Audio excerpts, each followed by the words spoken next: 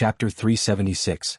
Dean, I haven't gone to the Magic Association to confirm my strength.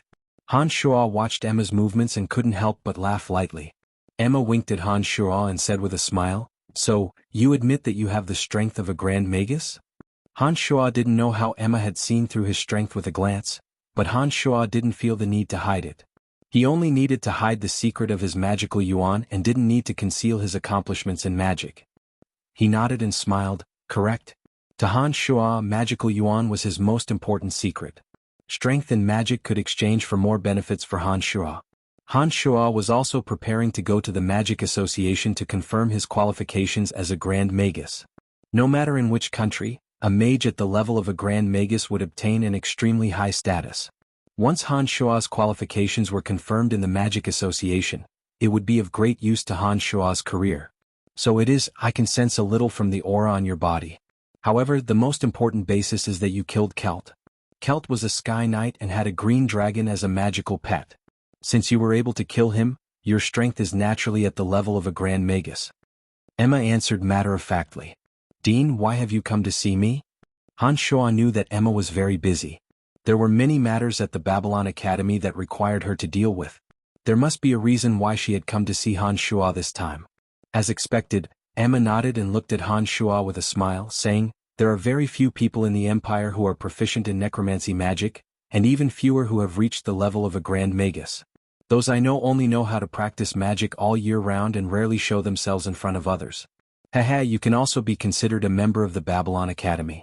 Moreover, you've promised Fanny that you would guide the students in the department when you have time. I hope that you aren't just speaking casually and will guide them seriously when you have time." Dean, Emma, don't worry.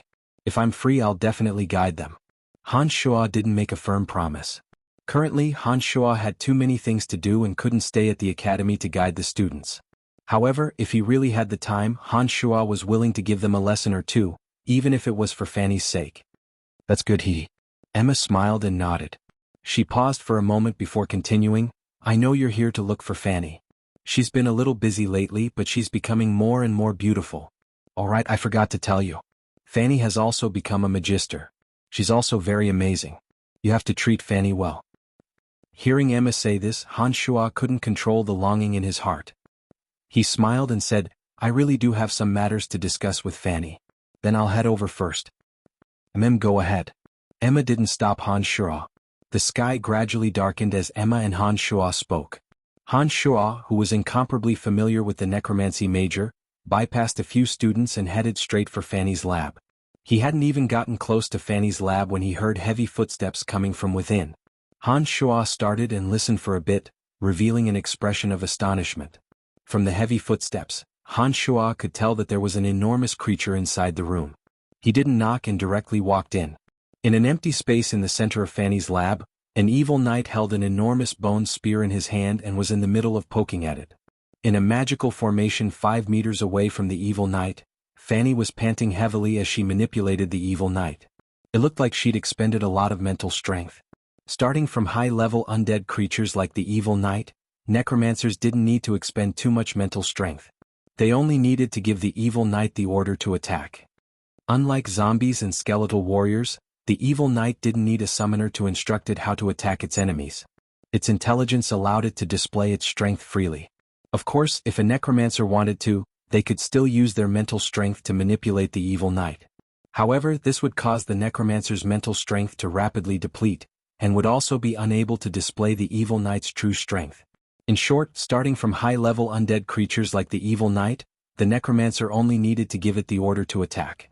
There was no need to use their mental strength to manipulate it like they did with zombies or skeletal warriors. That would instead hinder the evil knight's ability to freely display its strength. Fanny had obviously fallen into a misconception.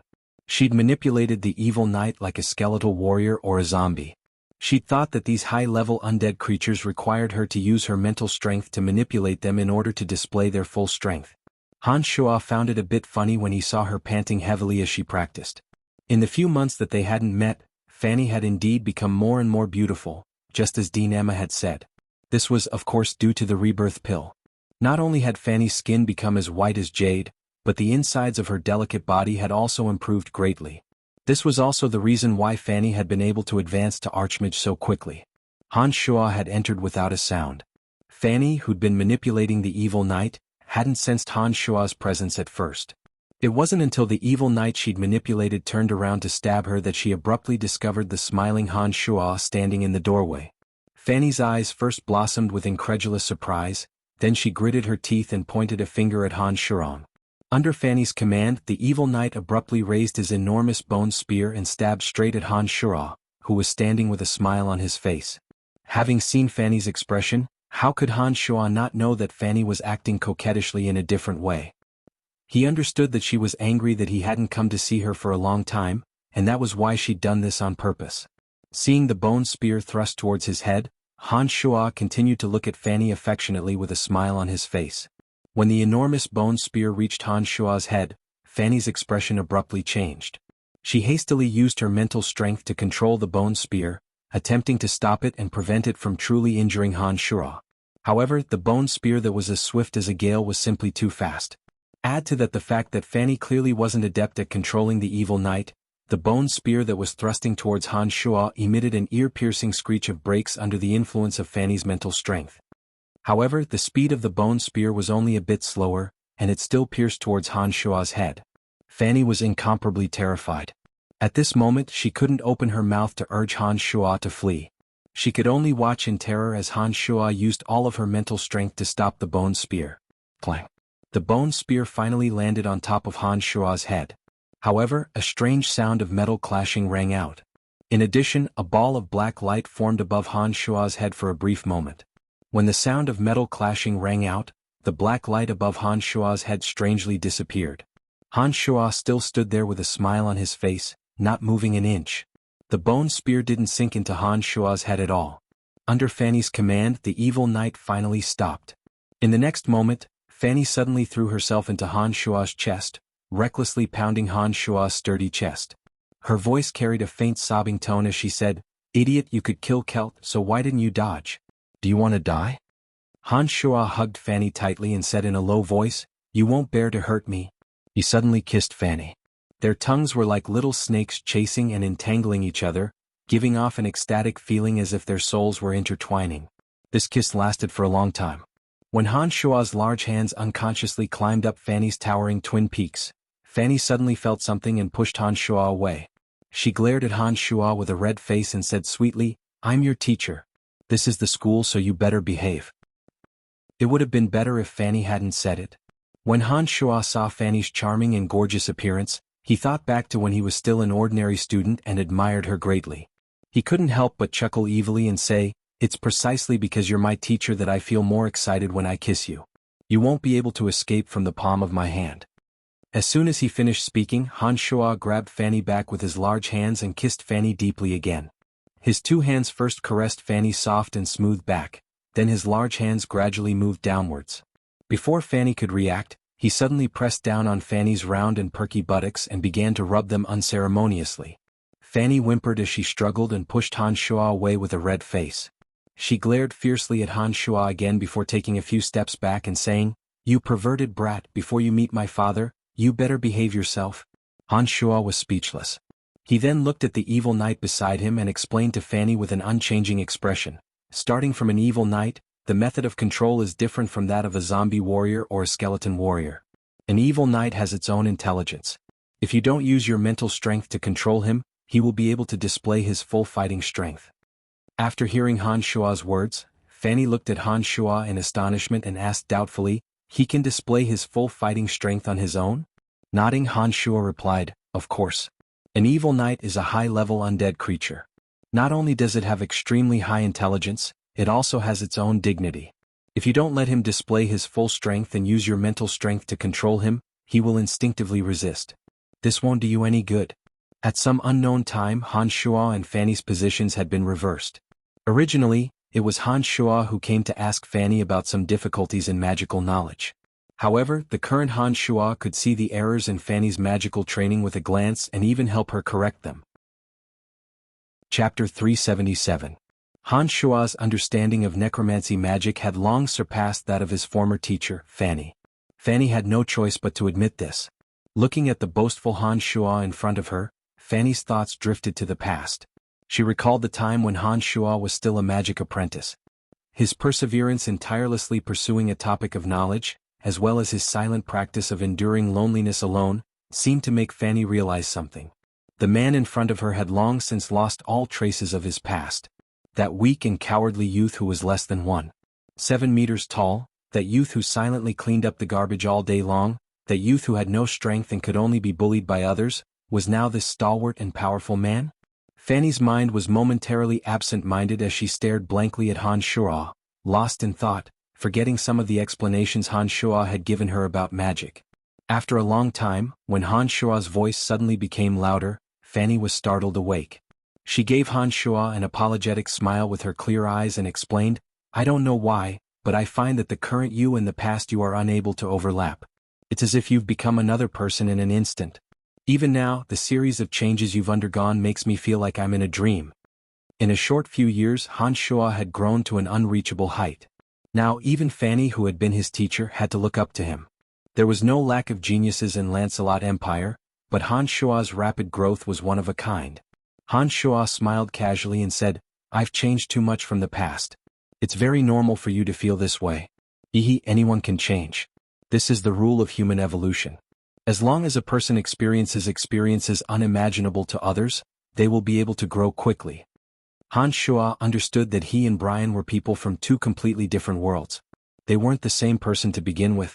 Their personalities and experiences were also completely different. Fanny's feelings would certainly be different. It was normal for her to feel that way, so he found an excuse to dispel the doubts in Fanny's heart. "Brian, I've always been in the academy these past few years, but you've rarely practiced in the academy. I've always wanted to know what you've been doing all these years. Why is it that every time you return to the academy you surprise everyone? According to what you've just said, you must have experienced something unimaginable. Otherwise you wouldn't have changed so quickly. Can you tell me?" Fanny stared blankly at Han Shuo, inquiring about the things that had happened in those days. Hearing Fanny's question, Han Shuo thought for a moment and said, "I've experienced too many things. It's not good for me to tell you all of them. But as you guessed, my experiences these past few years have been very rich. Simply put, I've been in danger at every moment. It's precisely because of this danger that I've been constantly improving." "Brian, it seems that you've been through a lot these past few years. I've never asked, but that doesn't mean that I don't care about you. It's just that I don't know how I can help you." Fanny looked up at Han Shuo, speaking in a soft and gentle voice. She reached out her hand to gently stroke Han Shuo's firm face, as if she wanted to use this method to soothe Han Shuo's hardships these past few years. Allowing Fanny to gently stroke his face, Han Shuo closed his eyes in comfort. There wasn't a trace of lust in his heart. He was only slowly going through everything that had happened since he entered this world. Han Shuo even thought of his parents from another dimension. Han Shuo didn't violate Fanny again that night. Instead, it was mainly Han Shuo explaining some of the difficulties that Fanny encountered in her magical knowledge. Fanny listened to Han Shuo's detailed descriptions in detail. She listened attentively at first, but gradually became absent-minded until a sweet smile hung at the corners of her mouth. She gradually fell asleep in Han Shuo's arms. Seeing that Fanny had fallen into a deep sleep, Han Shuo maintained the same posture that made Fanny feel comfortable. He took out a necromancy magic book from his space ring and diligently studied it again. When one reached Han Shuo's level of magical cultivation, sleep gradually disappeared from Han Shuo's life. No matter how tired his body and mind were, he could recover with a short period of magical cultivation. He no longer needed to sleep to replenish his strength and mind. It was because of this that Han Shuo had more time and energy to improve himself. Add to that the fact that his brain had been greatly expanded. Those cryptic and difficult magical books under Han Shuo's quiet study caused each and every one of them to pulse with wondrous characters. They were slowly comprehended by Han Shuo. Books were the most precious legacies left behind by predecessors. However, those who wrote books were all extraordinarily intelligent people, especially in the field of magic. If a fool wanted to find the correct path of cultivation through the books left behind by predecessors, it wasn't an easy task. If everyone could improve themselves through books, then there would be no need for the Babylon Academy of Magic and Force to exist. However, for someone of Han Shuo's level, it wasn't easy for him to find a mentor who could give him pointers. Only the books left behind by predecessors to guide him through the maze was the fastest way to break through his own limitations. However, magical books had always been synonymous with cryptic and difficult to understand. The higher the level of a magical book, the more so it was. Take the necromancy magic book in Han Shua's hands for example. Ordinary people who weren't intelligent enough would be muddle-headed just by looking at the symbols and incantations, not to mention understanding the exact meaning of each symbol. After Han Shua's brain had been expanded by magical magic, his comprehension, memory and comprehension abilities were far superior to ordinary people. When he calmly studied those books, his comprehension speed was several times faster than other necromancers of the same kind. It was also because Han Shua used all the time he had to sleep to practice magic, in addition to the fact that his brain was much stronger than ordinary people, that he was able to grasp the ancient phase summoning spell so quickly. Early the next morning, Han Shua didn't wait for Fanny to wake up and quietly left the laboratory, heading straight for the Magic Association. When he arrived at the Magic Association, Han Shua once again met the young girl he had received last time. When the young girl saw Han Shua enter, she immediately shouted excitedly, "You're Count Brian Wright. I know you. You came here last time. Why are you back in Asen City?" I heard that you annihilated many bandits in Bretel City. You're so awesome." When Han Shua advanced to Archmage Necromancer from here last time, it was also this young girl who had received Han Shua. She seemed to have a very deep impression of Han Shua. When she saw Han Shua enter the Magic Association this time, she immediately shouted excitedly. The young girl's cheer attracted the attention of many people. In the hall on this floor, there were several mages wearing different colored mage robes, including a few swordsmen with decent strength. Some of them were from the Magic Association, while others should have come to the Magic Association to confirm their magic rank. Now that they heard the young girl's excited shout, each and every one of their gazes suddenly focused on Han Shua, their eyes filled with amazement. Han Shua first swept a glance over these people, then smiled at the young girl reservedly and said, "I'm going to the Magic Association to confirm my rank. Right, is Mr. Aries here? Please wait a moment. Mr. Aries is helping Mr. Carlos confirm his rank. I think he'll be done in a moment."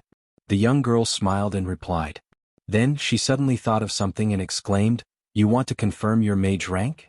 Grand Archmage Necromancer?" The last time Han Shua had advanced to Archmage Necromancer, it hadn't been more than 2 years. This time Han Shua had come to confirm his rank again. This clearly shocked the young girl. Not only the young girl but even the surrounding mages were all looking at Han Shua in shock. Each of them looked at Han Shua as if they were looking at a monster, their eyes almost popping out of their sockets. Archmage and Grand Magus only differed by one word. However, the actual distance between the two was very clear in the hearts of all mages. Generally, mages who could become archmages had their talents and wisdom recognized. Otherwise, it was absolutely impossible for them to become archmages. However, even if these people wanted to advance from Archmage to Grand Magus, it definitely wasn't something that could be done in 2 years. Depending on each person's aptitude and understanding of magic, this process generally required 10 to dozens of years. To be able to advance from Archmage to Grand Magus in a short 2 years, this speed was simply shocking. It was no wonder that so many mages in the room were looking at Han Shua as if they were looking at a monster. If the time Han Shua spent practicing magic was included, then Han Shua had used only 4 years to go from a person who knew nothing about magic to a Grand Magus who could command the winds and clouds of any country. This speed seemed to be something that no one had ever been able to achieve before. Just as the young girl was crying out in shock, the person in charge of the Magic Association, Aries Hussein, came down from upstairs. In addition to Aries, there was also a thin young man with long flowing hair who looked to be less than 30 years old. This young man walked silently with a carefree smile on his face. He wore an ash-white magic robe. Han Shua only glanced at the symbol on his magic robe and immediately understood that he should be the Carlos who was looking for Aries to confirm his rank. This person had clearly just become a Wind Grand Magus. He seemed to be in an incomparably good mood as he walked down with Aries with a smile on his face. The two were even cheerfully discussing. Aries unintentionally glanced downstairs and suddenly saw Han Shua standing there like a javelin. He immediately cheered, "Hey young man, you're Brian Wright? I remember you. What business do you have in the Magic Association?" Nodding his head with a smile, Han Shua calmly said, "Mr. Aries, I want to reconfirm my mage rank. I think I should have the qualifications to wear the Grand Magus Necromancer medal." Like everyone else in the room, Aries was also incomparably astonished. He carefully sized up Han Shua a few times before scratching his head and asking doubtfully, "If I remember correctly, the last time you came here to confirm your Archmage rank was only 2 years ago. Don't tell me that you're going to confirm your rank as a Grand Magus Necromancer so soon? Nodding his head affirmatively again, Han Shuo said, that's right. Inconceivable, truly inconceivable. The Magic Association is really lively today. Hehe, the Lancelot Empire really does have a lot of geniuses. Carlos became a Wind Grand Magus before the age of 30. Who would have thought that another one would come? I don't know if you can create a miracle. I think you're definitely not 30 yet, right? Ares couldn't help but shake his head in wonder as he looked at Han Shuo and sighed. When Han Shuo possessed Brian's body, Brian was only 16 years old. Up until now, only 4 years had passed. According to the exact numbers, Han Shuo's actual age in this world should only be 20 years old. However, because Han Shuo had experienced too many life and death battles, and because Han Shuo was already 20 years old before he possessed Brian's body, his appearance appeared to be a bit more mature. That's not the main point. The main point is whether or not I can confirm the rank of a Grand Magus Necromancer. Han Shuo didn't care much about this kind of empty reputation and said to Ares with a smile. So you're that Bretel City Lord Brian. I've been looking forward to meeting you for a long time. I'm very happy to meet you here. I'm called Carlos. At this time, the Wind Grand Magus Carlos who had walked down with Ares suddenly smiled and greeted Han Shuo. Han Shuo politely returned the greeting and said with a smile, that's right, I'm Brian. It's very nice to meet you, Carlos. Han Shuo seemed to have heard someone talk about this Carlos when he was at the Dark Mantle headquarters last time. However, Han Shuo didn't pay much attention to it last time. He was able to become a Wind Grand Magus before the age of 30. Han Shuo was certain that this person must be very famous in the Lancelot Empire. He thought to himself that when he returned to the Dark Mantle headquarters, he should find some time to investigate this person. Young master, we should leave. In the hall, an old man who looked like a butler said to Carlos, don't worry. I want to wait for Brian to confirm his rank before leaving. Carlos turned his head and smiled at the butler. He then smiled at Han Shuo and said, Brian, if you don't mind, can you let me take a look? Han Shuo saw that apart from the people from the Magic Association, everyone else on this floor seemed to be Carlos's servants. He thought that this person's identity must be extraordinary. He first frowned, then smiled and said, no problem. Chapter 378. There was no difference from the previous test. First was the test of mental strength. Han Shuo's mental strength had indeed reached the Grand Magus level, so he easily passed the mental strength test. The next necromancy magic test was just as simple. Necromancy magic of the necromancy Grand Magus level was most representative of an even more powerful summoning technique. After Han Shuo's incantation, an old Fey zombie suddenly descended from another dimension. The old Fey zombie's unique appearance represented everything. Without a doubt, the appearance of the old Fey zombie proved Han Shuo's strength. Ares stared deeply at the old Fey zombie and felt the dense aura of death coming from it. He nodded his head in astonishment and said to Han Shuo, not bad. You have indeed become a Grand Magus Necromancy. Unbelievable. Carlos' eyes sparkled with a strange light as he stared deeply at Han Shuo. After a while, he sighed and said, your reputation is well deserved. It seems that your achievements today were not due to luck. Congratulations, Brian. Han Shuo politely nodded his head to Carlos and said with a smile, many thanks. All right, there are no problems. Wait a moment, I will immediately help you with the proper procedures. Ares said this to Han Shuo, then went straight up to the next floor. He should be busy with Han Shuo's ranking at the Magic Association. After Ares left, Carlos looked at Han Shuo and hesitated for a while. Then he opened his mouth and said to Han Shuo, Brian, are you on very good terms with Prince Lawrence? Han Shuo was startled. He didn't know why Carlos would say this. He nodded his head and looked at Carlos in astonishment, saying, that's right. What's the matter? There's something I don't know if I should say or not. Carlos had a difficult expression on his face as he hesitated. No harm. Just say it. Han Shuo smiled. The doubts in his heart grew larger and larger. Carlos' expression turned serious. He looked deeply at Han Shuo and said, then I'll be straightforward. Among the 4 princes, Prince Lawrence has the least hope of inheriting the throne. In addition, due to Lawrence's special identity, he would be the first to suffer if His Majesty passed away. Forgive me for saying too much, but it's best if you don't get too close to Prince Lawrence. Playing it safe is the best course of action for your Bretel City. Before coming to Asen City, Han Shuo had already understood Lawrence's predicament from Emily's letter. When Han Shuo first came into contact with Lawrence, He understood that such a day would come sooner or later due to his illegitimate status. Candide had also reminded Han Shuo before.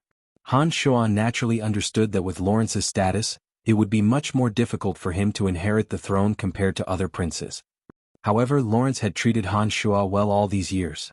Han Shuo had also promised Lawrence that he would do his best to help him. When Han Shuo had entered Bretel City, Lawrence had spared no effort to help him. Now that Lawrence had truly fallen into a predicament, Han Shuo couldn't just sit by and do nothing no matter what. Thank you for your reminder. However, I am a person who knows how to repay favors. Prince Lawrence has helped me before. When he is in danger, no matter how dangerous or disadvantageous it is to me, I will still help him. This is my principle of conduct and will never change. But thank you. Han Shuo looked at Carlos with a smile, expressing his attitude.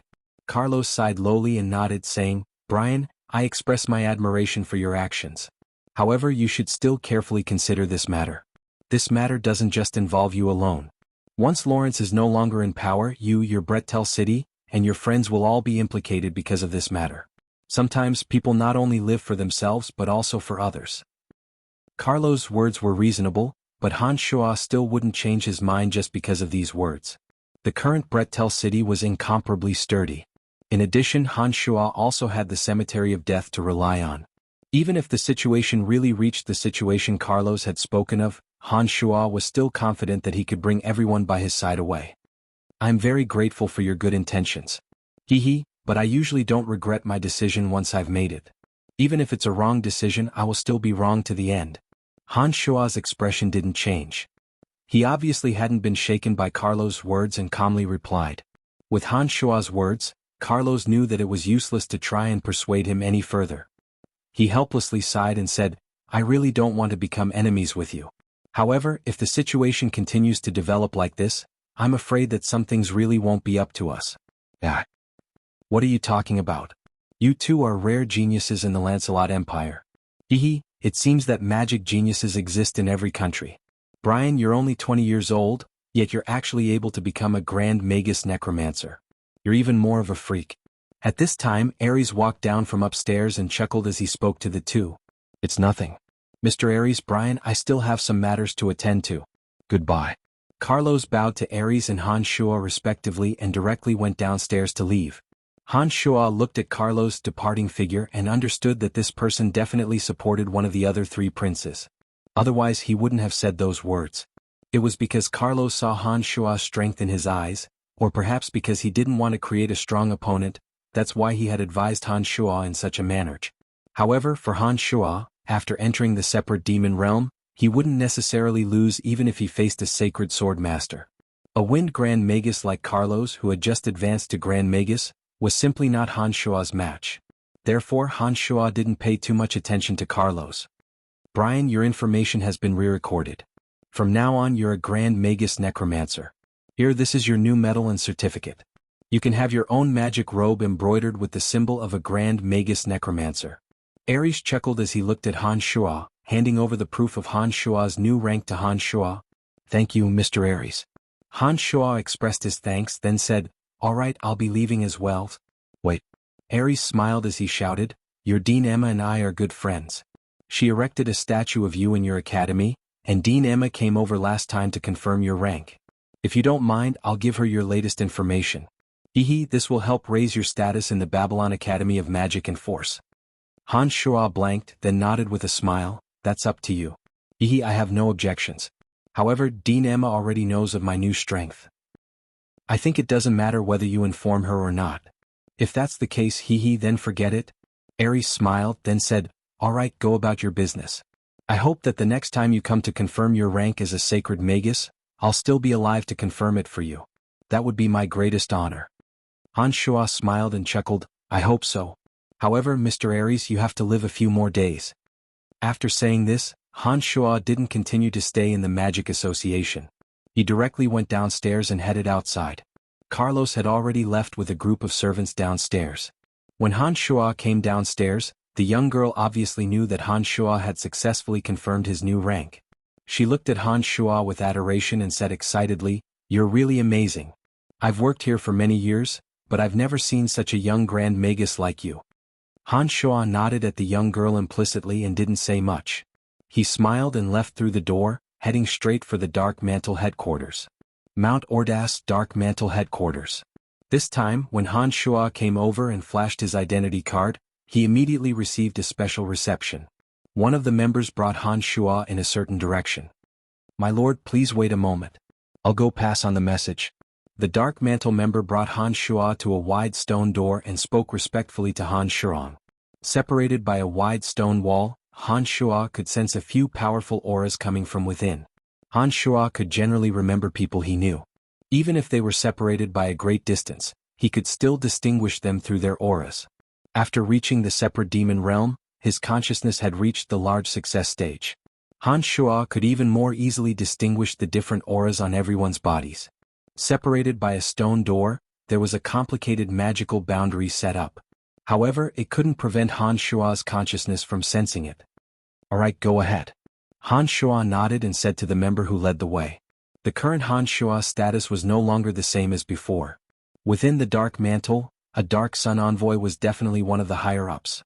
Han Shuo had successfully advanced to a second Dark Sun envoy after disrupting Kelt's operation in the underground world.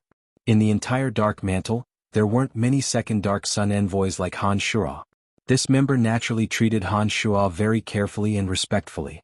From this member's mouth, Han Shuo learned that the three heavyweights of the Dark Mantle had gathered here. Even some of the retired senior figures were present. It seemed that they were discussing some important matter. In the entire Dark Mantle organization, the lowest rank that could participate in this discussion was a third Dark Sun envoy. However, this member knew that Han Shuo's identity was a bit special, so he went in to inform him. Han Shuo's consciousness could sense the presence of Candide and Emily, as well as the not-so-friendly Cecilia. Other than that, he was unfamiliar with the other presences. However, for these people to gather here, there must be something important to discuss. This much was certain. The Dark Mantle headquarters was heavily guarded, and there were even more complicated and strange magical boundaries set up inside. Han Shuo didn't release his mystical demons to eavesdrop, but only stood outside and waited. After a while, that member and another person walked out. This person was extremely robust and in the prime of his life. From his coarse palms, one could tell that he used a heavy weapon. He had a luxuriant beard. After coming over, he nodded at Han Shuo and said, "Brian, right? Follow me." After saying this, he said to the member who brought Han Shuo over, "All right, there's nothing else for you to do here." As they walked inside, the robust man opened his mouth to introduce himself. "Like you, I'm also a second Dark Sun envoy. There's an oral order from above. Bring you in." This was an extremely spacious passageway. The walls of the passageway were lined with powerful crossbows and all kinds of small magical cannons, as well as all kinds of hidden magical boundaries. If one didn't have the qualifications to enter, Han Shuo dared to guarantee that if an unfamiliar person were to accidentally enter, only death would be waiting for them. After passing through this spacious passageway, they arrived at another large door guarded by two members. The member who led the way pointed at the open door and said to Han Shuo, "You can go in." Han Shuo was startled. He looked at this person and said, "You're not going in with me?" He smiled wryly and shook his head, helplessly replying, "I don't have the qualifications to enter. Although I'm a second Dark Sun envoy like you, I can only stay here to guard." Who asked you to have a good guide? The higher-ups didn't allow me to enter." After hearing his words, Han Shuo couldn't help but become speechless. He then smiled apologetically at him and didn't say anything else as he walked inside. As soon as Han Shuo's footsteps landed, a formation suddenly activated. When a white light flashed, Han Shuo found himself in a sealed spacious stone room. The stone room was the size of a basketball court. There were tables and chairs made of white marble in the surroundings. The tables were filled with all kinds of snacks and fruits. Around a large rhombus-shaped table were 13 chairs. Each chair had a person sitting on it.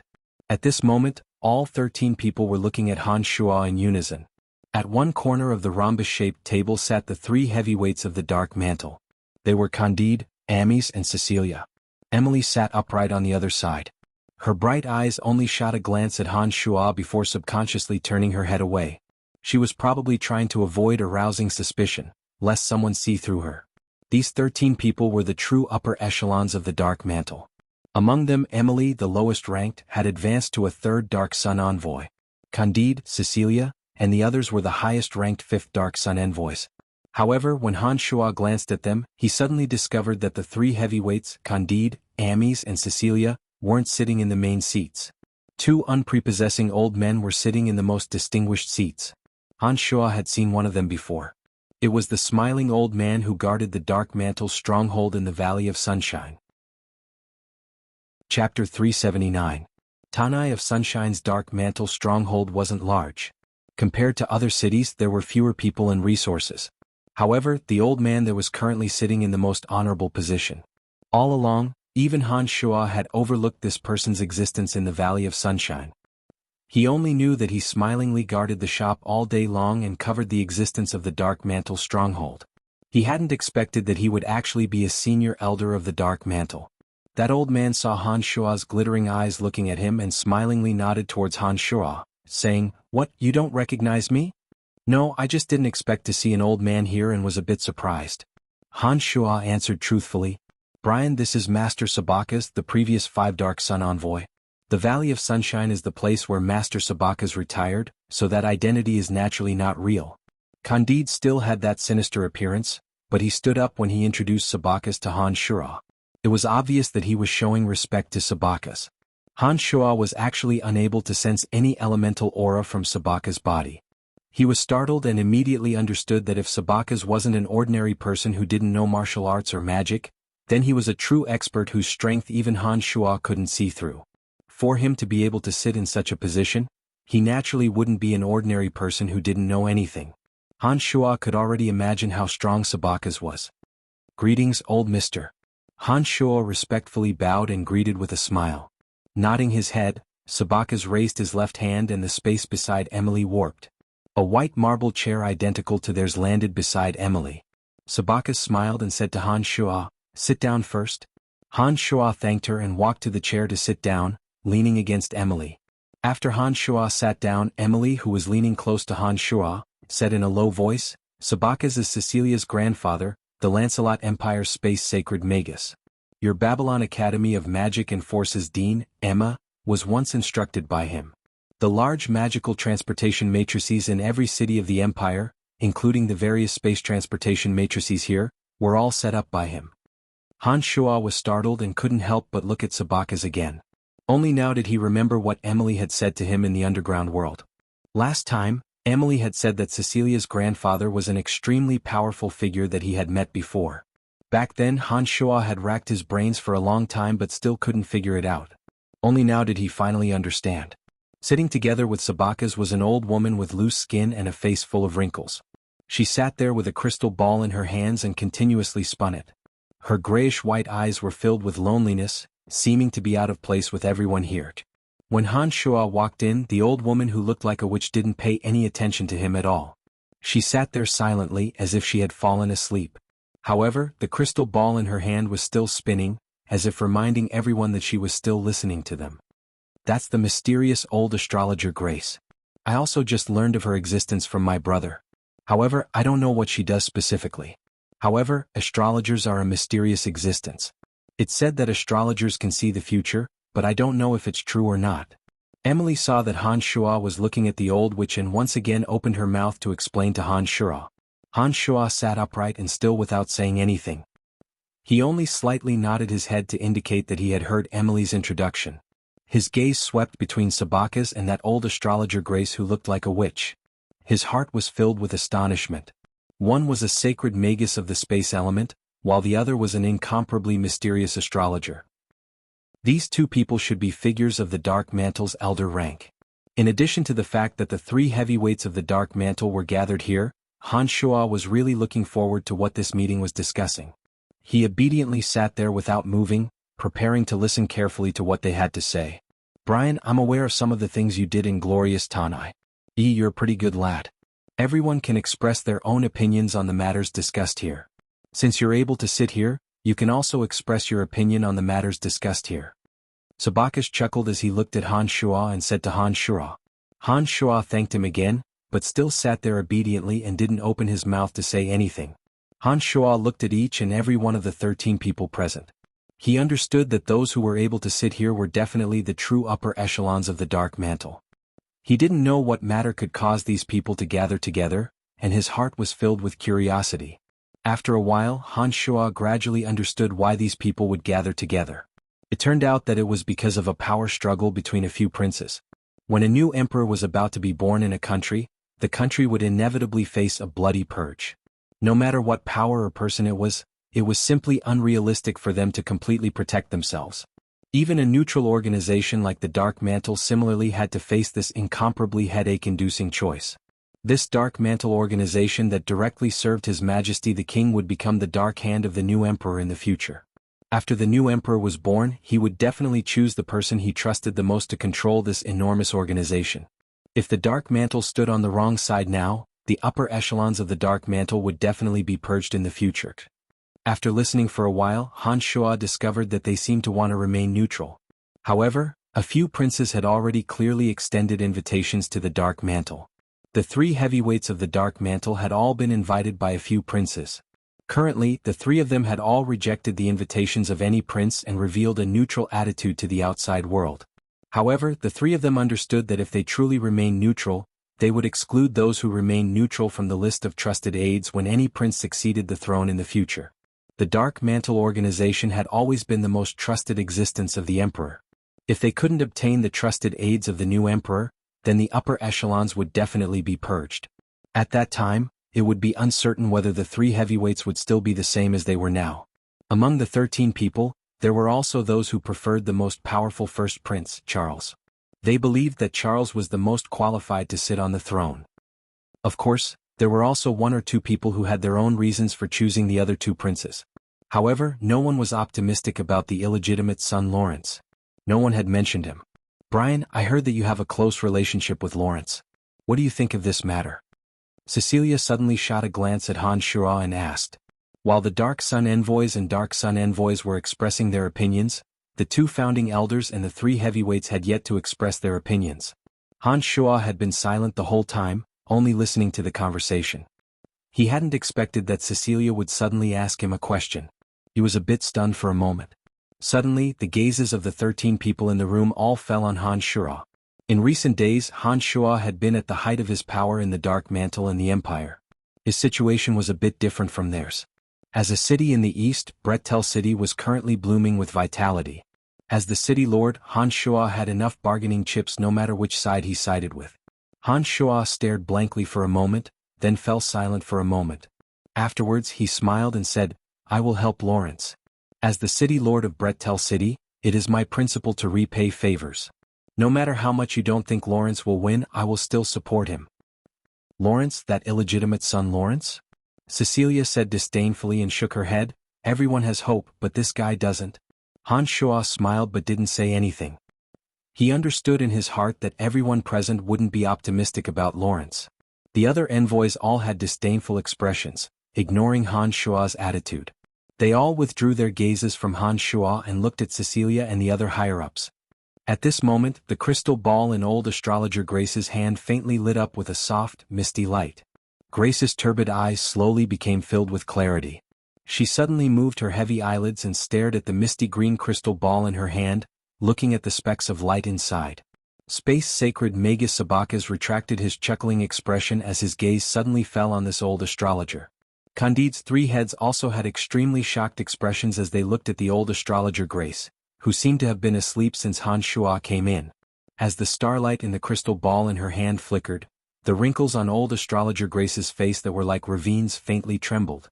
She started coughing violently, as if her life could be extinguished at any moment like a candle in the wind. Her coughing was heart-wrenching and she finally spat out a mouthful of fresh blood onto the crystal ball.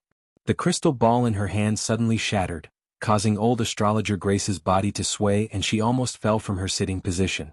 After a while, her violent coughing gradually stopped and her eyes were once again filled with a lifeless grayish-white color. It was as if she was so old that she couldn't see her surroundings clearly. The envoys in the room only felt that it was strange.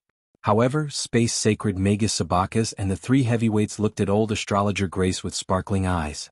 They didn't even dare to breathe loudly as if they were waiting for something. Old astrologer Grace, who hadn't said a word since the beginning of the meeting, looked at Sabakas and the 3 heavyweights with her turbid and lifeless grayish-white eyes. Finally, her gaze actually landed on Han Shuo who was sitting in the corner.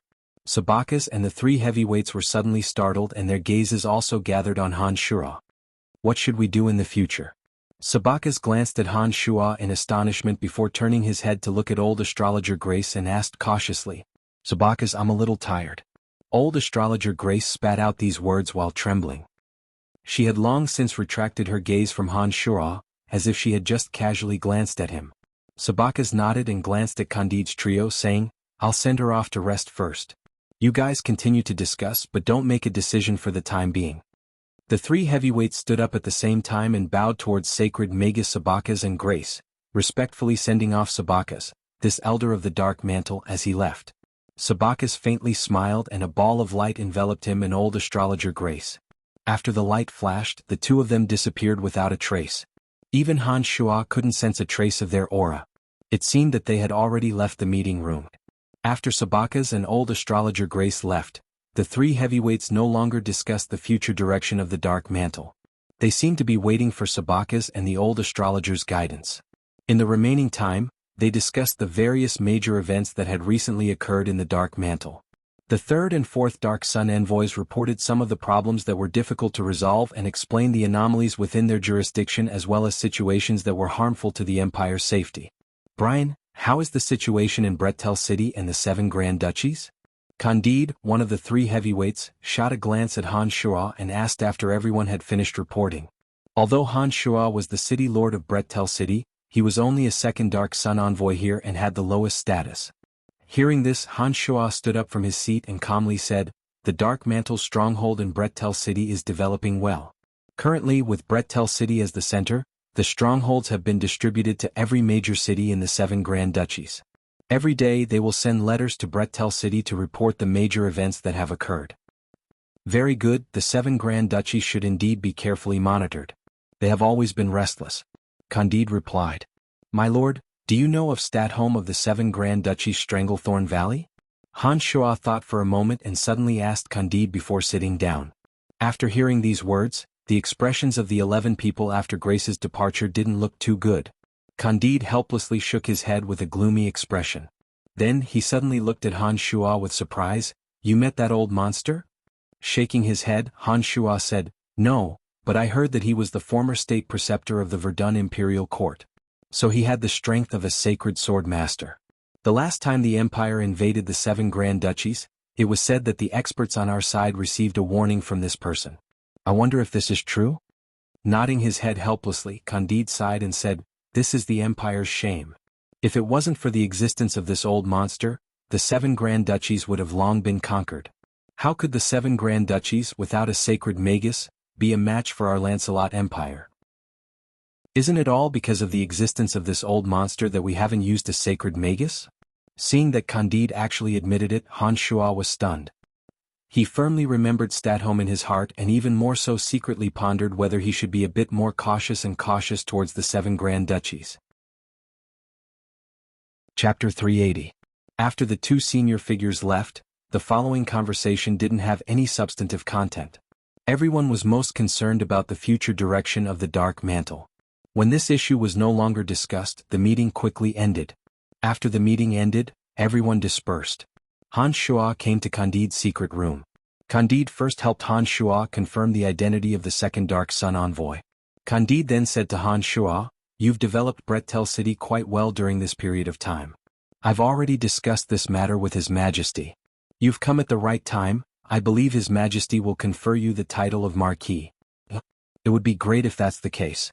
Currently there are many things waiting to be done in Brettel City. I need to report to His Majesty and see if we can build a large-scale transportation matrix in Brettel City. This way Brettel City can develop even faster.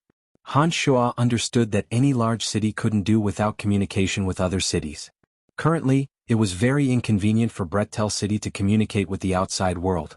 Only with its own transportation matrix would it be able to develop even faster. Candide felt a bit of a headache when he heard Han Shuo's words. He thought for a moment and said, I can't guarantee whether His Majesty will agree or not. Although Brettel City has defeated some bandit groups, they are only bandits in the end. Before Brettel City can display the strength to resist the 7 Grand Duchies, I believe His Majesty won't feel at ease building a transportation matrix in Brettel City. Once the 7 Grand Duchies broke through Brettel City, if there happened to be a transportation matrix in Bretel City, the 7 Grand Duchies could spend magic crystal stones to transport their troops to other cities in the Lancelot Empire. This would be a disaster, and His Majesty would definitely treat it with caution. Han Shuo also understood Candide's meaning. He nodded and said, "It looks like His Majesty won't feel at ease before Bretel City defeats the 7 Grand Duchies. His Majesty's health is getting worse and worse. I don't think he can hold on for much longer. Did you come back from Bretel City this time for that, Lawrence?" Candide sighed, then clearly asked Han Shuo. Han Shuo didn't hide anything as he nodded. "That's right, Lawrence and I have a good relationship. It is my principle to repay a debt of gratitude. Lord Candide, you don't need to persuade me otherwise." "I'm not trying to persuade you, I just feel that you should seriously consider this. Your reputation in the Empire isn't small right now. As long as you can stabilize Bretel City, your future will be limitless.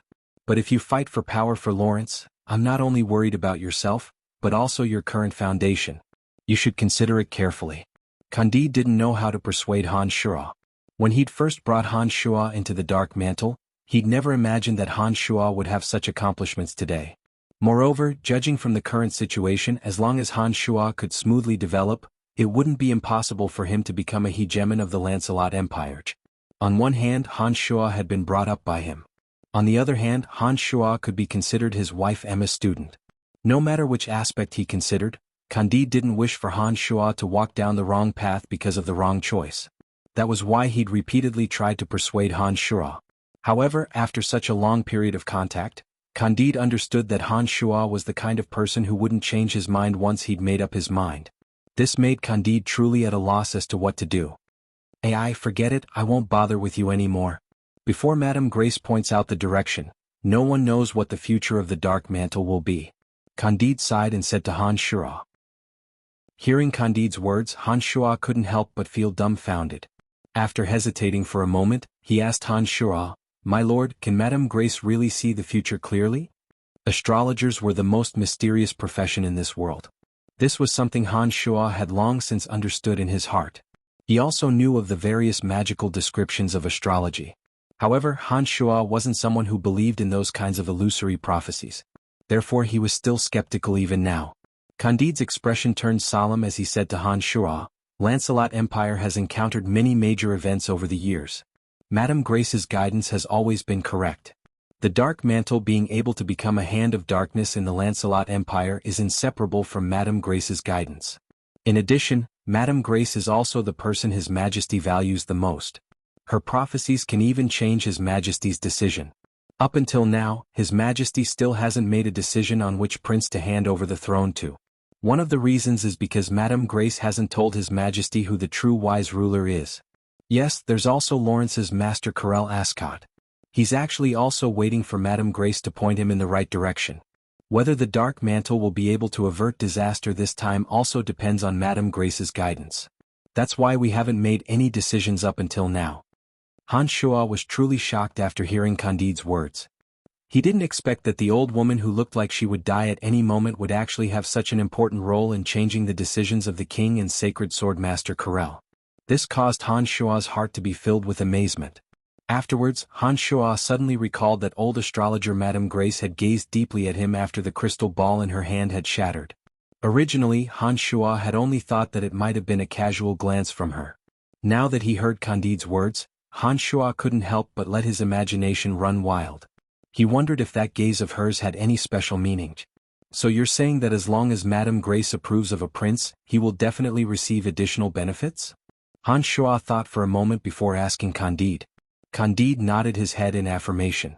In order to highlight the importance of old astrologer Grace, he made an example. Even if it's that Lawrence, as long as Madame Grace says that he can bring prosperity and strength to the Lancelot Empire, he also has a great chance of inheriting the new throne. I hope the old astrologer can really support Lawrence. Who knows, I can see that Lawrence has the aura of an emperor. Han Shuo mocked himself before asking, "What's going on with that stat home?" Candide's already gloomy expression became even more gloomy when he heard these words. He hesitated for a moment before saying to Han Shuo, "When the Empire entered the 7 Grand Duchies last time, apart from sacred swordmaster Karel Ascot, there was also Earth's sacred Magus Dempus Gale. Originally, Everyone believed that they would definitely be able to take down the 7 grand duchies that were in a state of disunity. The situation on the surface was similar to the rumors. Due to the sudden alliance of the 7 grand duchies, the empire's army was obstructed everywhere. However, because the empire secretly believed that the 7 grand duchies didn't have any sacred magus, they once wanted to violate the continent's convention and use forbidden magic to reverse the situation. Afterwards, before Earth's sacred magus Dempus Gale could make a move, that old monster Statholm came looking for him. That old monster Statholm openly challenged Sacred Sword Master Karel Ascot that we are so proud of. Apart from Earth's sacred magus Dempus Gale, no one else witnessed that battle. No one knows the specifics of the situation. However, Sacred Sword Master Karel and Earth's sacred magus Dempus Gale did not take action in that battle. The Verdun Imperial Court had existed for many years. As the state preceptor, Statholm had long since possessed the strength of a sacred sword master. He hadn't died for so many years and was able to make Sacred Sword Master Karel and Earth's sacred magus Dempus Gale of the Lancelot Empire feel apprehensive the moment he made a move. This was already sufficient to prove his strength. That's right, there was a soldier who saw that old monster and said that his appearance wasn't as old as people imagined. On the contrary, he had the appearance of a handsome youth. It was precisely because of this that we called the state preceptor of the Verdun Imperial Court, Statholm, an old monster from then on. Candide continued to explain. Han Shuo was silent. He furrowed his brows and thought for a while before saying, I understand. All right, I'll leave this place first. If there's anything you need, just look for me. I'll be staying in Asen City for a period of time. All right, be careful. Asen City isn't very peaceful right now. Candide nodded. Seeing that Han Shuo was about to leave, Candide hesitated for a moment before suddenly saying, Wait. Han Shuo stared blankly for a moment before turning his head to look at Candide and said, Is there anything else? That you better be careful between you and Emily. Amis isn't an easy person to get along with. In addition, the Han family is also one of the largest families in the empire. For the sake of you and Emily, you better be careful. Candide sighed softly and said, Sigh, everything about you is good, except that you're a bit too romantic. There's also that Fanny, you have to be even more careful when dealing with her. I heard from your dean a while ago that her father is actually the commander of the Howling Legion, Firenze. That fellow is famous for being a ruthless butcher. He's even more difficult to provoke than Amis. There's also that Phoebe, she's Sacred Sword Master Carol's most beloved disciple. What kind of women have you found? I don't even know how to help you anymore. After hearing Candide's words, Han Shuo's expression changed. He was clear about the identities of Emily and Phoebe. The only one he didn't know was Fanny. He never would have thought that Fanny's background would be even greater. Her father was actually the commander of the Howling Legion, Firenze. As the second Dark Sun envoy of the Dark Mantle, Han Shuo had naturally heard of this thunderous name in the Lancelot Empire. Firenze's Howling Legion was without a doubt the strongest legion in the empire. As the commander, Firenze was ruthless, cruel, and sinister. He was famous in the Lancelot Empire for being a ruthless madman. For so many years, Firenze's Howling Legion had always been stationed at the southern border to resist the barbaric orcs. The number of orcs that died at the hands of his Howling Legion numbered in the tens of thousands. Within the Orc Empire, Firenze's name was synonymous with demons and nightmares. It could be said that he was feared by everyone and cursed by everyone. Even within the empire, Firenze's reputation was similarly outstanding. This person didn't have the etiquette and elegance that a noble should have. At the noble His Majesty the King's private banquets, Firenze even dared to rudely beat up any noble he disliked. However, this person was highly regarded by His Majesty the King, Uhtred. It was precisely because of his existence that the barbaric orcs were forever isolated. Although Firenze had offended many nobles and even publicly cursed Grand Duke Ashburn for being hypocritical, despicable, and obscene, he was still living well for so many years. Once, because he wanted to beat up Grand Duke Ashburn during a banquet, His Majesty the King couldn't bear to watch any longer and imprisoned him. However, when this news spread from the Lancelot Empire, the barbaric orcs immediately cheered and celebrated. Afterwards, their army pressured the borders and invaded the various cities of the southern border. His Majesty the King dispatched several generals to defend, but in the end, no one was able to maintain the situation.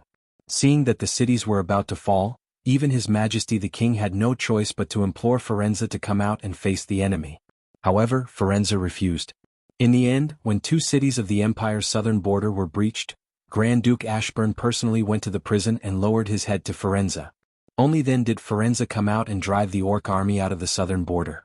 In the southern border region, this Firenze was a godlike existence. In the entire Lancelot Empire, apart from His Majesty the King, the person Ashburn was most apprehensive of and most afraid of was Firenze. Hans Schoa had long since seen this information from the Dark Mantle's intelligence. Now that he heard that Fanny's old man was actually Firenze, he was immediately dumbfounded. His mouth became somewhat dry and he couldn't help but nervously ask Candide, "Are you sure that he's Fanny's father?" "It's him. This information came from your Dean Emma. I only found out about it recently. So good luck to you. I've long since told you not to be too fickle. Let's see how you end up in the future." Candide also had a bitter smile on his face as he helplessly said to Hans Schoa, "It looks like it's indeed somewhat difficult to handle. Master Fanny is such a gentle and virtuous person. How could she have such a crazy father? This world is truly mystical." Hans Schoa sighed with a headache. "Fanny's mother passed away early. Firenze dotes on her exceedingly. I think you should start with Fanny. If you can make Fanny obedient, you might be able to escape this calamity," Candide unexpectedly said. Hans Schoa frowned and sighed. Then an idea flashed through his mind as he suddenly asked Candide, "If I can deal with Emily, Phoebe, and Fanny, Emily has old Hans' family and Amy's behind her.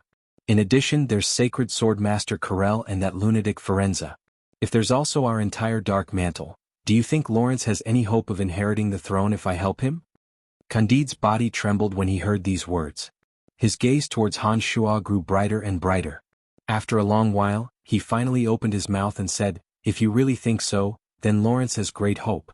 If Madame Grace also helps him, this is practically in the bag." "All right, do you think Lawrence knows about the matters between you and the three women?" Hans Schoa stared blankly for a moment.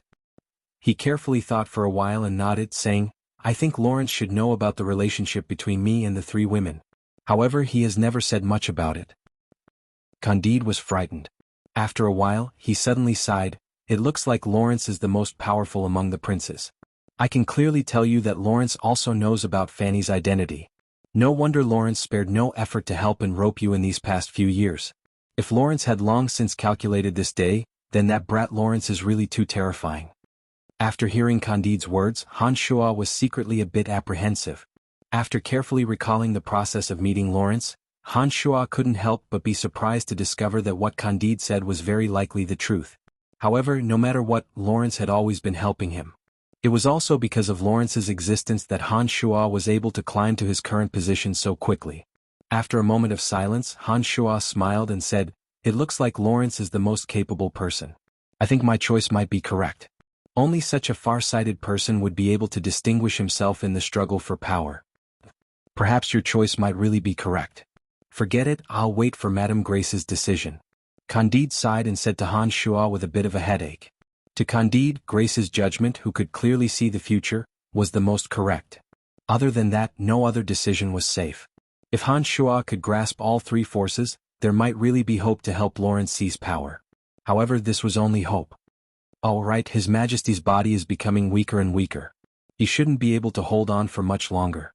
The last time I went to see His Majesty still couldn't forget about your miraculous martial technique and was trying to understand it in hopes of using it in the military. What do you think about this matter?" Candide thought for a moment and asked Hans Schoa, "I will carefully consider this matter and give you an answer after a period of time." Hans Schoa already knew that King Uhtred would definitely mention this matter. To Hans Schoa, demonic arts was his greatest secret. However, if he wanted to establish a demonic sect in this world, Hans Schoa becoming its master wasn't necessarily something that couldn't be considered. Yes, think about it carefully. His Majesty seems to attach great importance to this matter," Candide said. Nodding his head, Hans Schoa finally opened his mouth and said, "All right, I'll leave now. I need to carefully think about what you've said to me." Chapter 381. Assen City, Hans Schoa's own mansion. As soon as Hans Schoa returned to the Count's mansion, Steward Kalas immediately reported to Hans Schoa that the third prince, Lawrence, had been waiting for him. Lancelot Empire's King Uhtred originally had 3 princes, eldest Prince Charles, second Prince Cyril, and youngest Prince Bifuli. Among the 3 princes, eldest Prince Charles was valiant and skilled in battle, second Prince Cyril was a standard refined nobleman, and youngest Prince Bifuli was only 15 years old, still a child. After Lawrence's identity was made public, he became the third prince. However, this third prince was only what everyone called him on the surface. Only those people knew how they cursed him in secret. As soon as Han Shuo returned to the count's mansion, he learned from Steward Kalas that Lawrence was waiting for him. He couldn't help but marvel at Lawrence's information network. After entering Asan City from Bretel City, Han Shuo only made a trip to the Babylon Academy of Magic and Force and the Dark Mantle headquarters. He basically didn't show his face in front of anyone. The news from Bretel City shouldn't have arrived so quickly. Lawrence obviously had another sensitive information network. Compared to his previous cheerfulness, Lawrence's expression was a bit more gloomy. Perhaps it was because he hadn't lived as he wished recently, but Lawrence's temperament had become even colder. However, when he saw Han Shuo walk in, he still laughed heartily and came over to hug Han Shuo. After a deep conversation with Candide, Han Shuo gained a new understanding of Lawrence's farsightedness. Seeing Lawrence come over to hug him, Han Shuo also had a happy expression. He suddenly hugged Lawrence tightly, laughing heartily as he greeted Lawrence with greetings. Han Shuo waved his hand to dismiss the servant who brought him refreshments. He lightly took a sip of the fragrant tea from the south of Odin Empire, then looked at Lawrence and said, "It hasn't been long. I didn't expect the situation to have already reached this point. Brian, there's finally news of you. During this period of time, my days in the imperial capital haven't been good. Charles has been pushing me around. Currently, apart from my adoptive father and Uncle Boris, there aren't any other nobles supporting me. Due to my awkward status, I know those nobles look down on me. However, I can't escape from this situation. Otherwise, Charles and the others will definitely not let me off." Lawrence didn't pretend to say too much and went straight to the point, telling Han Shuo about the predicament he was facing. Among the other three princes, eldest Prince Charles had the support of Grand Duke Ashburn. In addition, his mother was the Empress, making him the most promising candidate to inherit the throne. The second prince, Cyril, had a good relationship with the various nobles in the imperial capital. He seemed to be kind and knew how to win people's hearts, and he had a bunch of nobles supporting him. Although little Prince Bifuli was still a half-grown child, his mother was the woman His Majesty loved the most. With that woman constantly whispering in His Majesty's ear, Uhtred seemed to love Bifuli very much. Although little Prince Bifuli was still a child, his mother was the woman His Majesty the King doted on the most. With that woman constantly blowing wind into His Majesty's ears, Uhtred seemed to dote on Bifuli very much. Actually, if it wasn't for his awkward status, the third Prince Lawrence who had interfered, would have had the support of his father and uncle. In addition, his master was Sacred Sword Master Corel. Unfortunately, due to his status as an illegitimate child, these weren't considered too heavy of a bargaining chip and basically couldn't guarantee him anything. From Candide's words, Han Shuo knew that old astrologer Madame Grace had a decisive say. The reason why Lawrence's master Corel hadn't expressed his stance seemed to be because he was waiting for astrologer Madame Grace's opinion. Lawrence didn't seem to know about this matter. Han Shuo came over and listened to Lawrence's sighing narration. After a while, Han Shuo opened his mouth and said, "I've just returned from the Dark Mantle and obtained an extremely important piece of information. There's a senior astrologer Madame Grace in the Dark Mantle. One word from her can bring you enormous benefits. The reason why your master hasn't expressed his stance yet is perhaps due to consideration for the Lancelot Empire's overall situation." After Han Shuo described what he had seen and heard in the Dark Mantle to Lawrence, Lawrence knitted his brows and pondered for a while. He then looked deeply at Han Shuo and said, "Thank you, Brian. This piece of information is extremely important. Madame Grace is my father's personal astrologer. I've heard some rumors about her. However, astrology is too vague and insubstantial. No matter what, I must make early preparations." Nodding his head, Han Shuo understood that for some people who were passionate about power, that mysterious astrology wasn't something they would fuss over too much.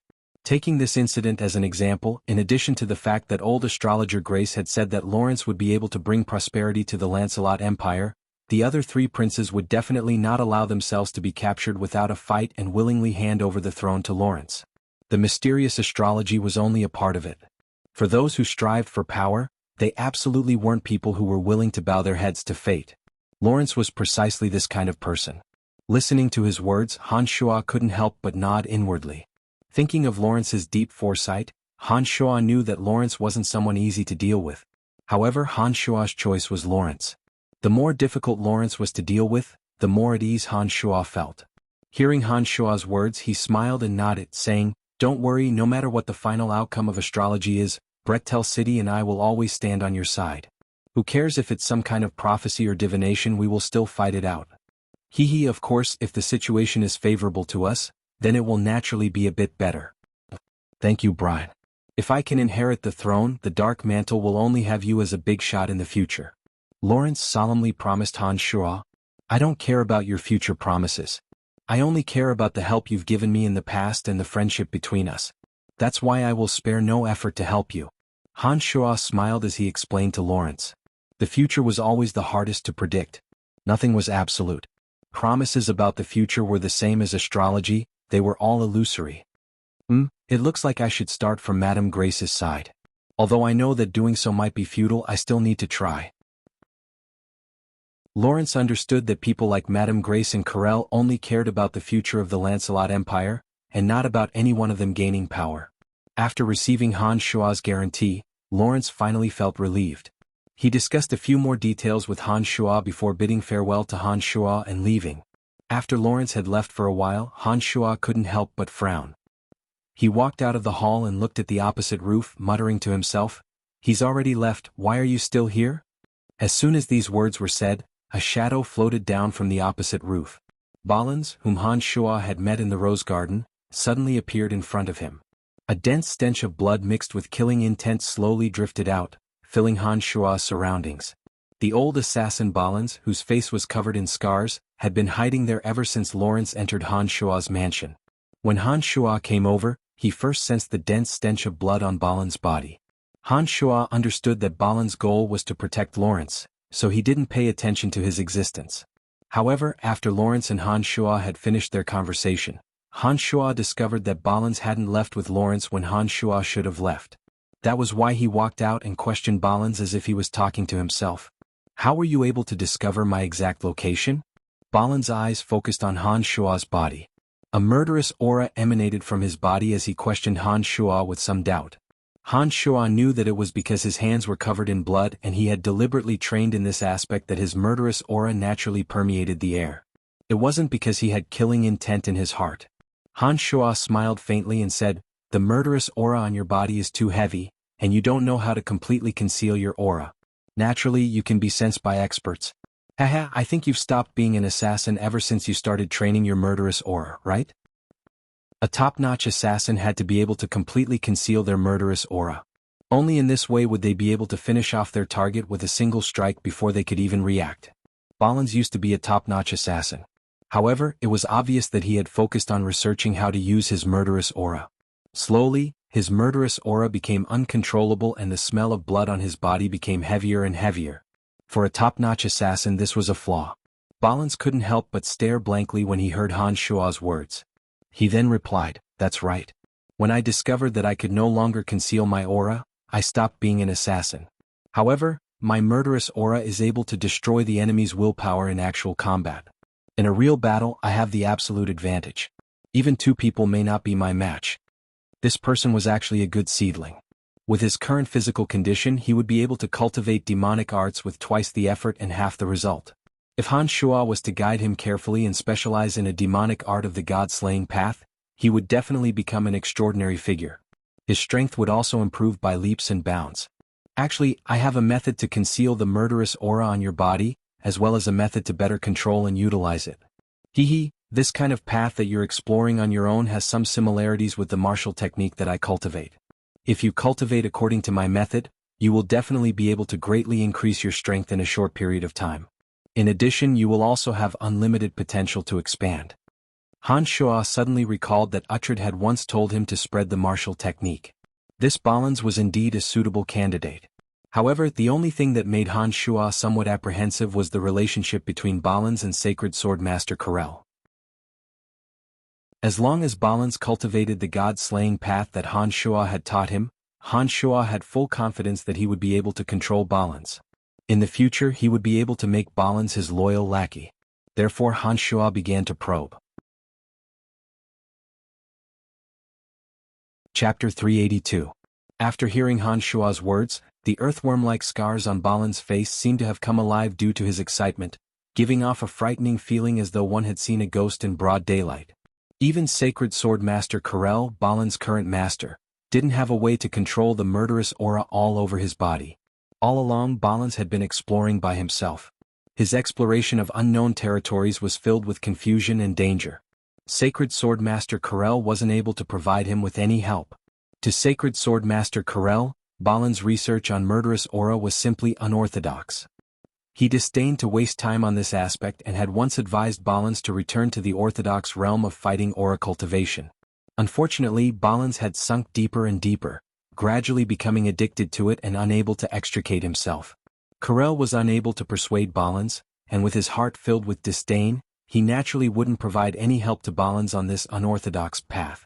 Now that he heard that Han Shua possessed a martial technique that could conceal and control this kind of murderous aura, to Balans, who had been wandering alone in unfamiliar territories for a long time, Han Shua's words were like the sound of heaven to him. It tore open a deep hole in Balans' many years of solitude. Balans immediately became unable to control himself. You're speaking the truth? Balans' face trembled even more due to his excitement. His tone was filled with disbelief. Previously, Balans had seen Han Shua's battle with Brute Merchant Alliance's Lia Kane. Including the miraculous performance he had when he first met Han Shua, it gave Balans a pleasantly surprised feeling as though he had met a soulmate. Otherwise, he wouldn't have stayed for so long after Lawrence left, attempting to have a detailed discussion with Han Shua to see if he could obtain something he was looking forward to from Han Shua. Nodding affirmatively, Han Shua confidently said, "Not only do I use my own killing intent, I also have a way to absorb the killing intent of soldiers on the battlefield. I believe that I am the only one in the entire profound continent who is proficient in this kind of martial technique." As soon as he finished speaking, the murderous aura around Han Shua's body abruptly overflowed. Clouds of blood-red mist suddenly overflowed from Han Shua's body. The blood-red mist contained a ruthless murderous aura of despair and endless resentment, causing one's soul to tremble. Under the control of Han Shua's mind, the balls of murderous aura turned into sharp blades. With Han Shua as the center, a blood-red flower of evil bloomed as if it was real. Balans's pupils bulged as he stared fixedly at Han Shua. The crisscrossing scars on his face were like earthworms wriggling on his face. The thick smell of blood on Balans's body uncontrollably spread out. However, he would never be able to skillfully manipulate this bizarre aura like Han Shua could.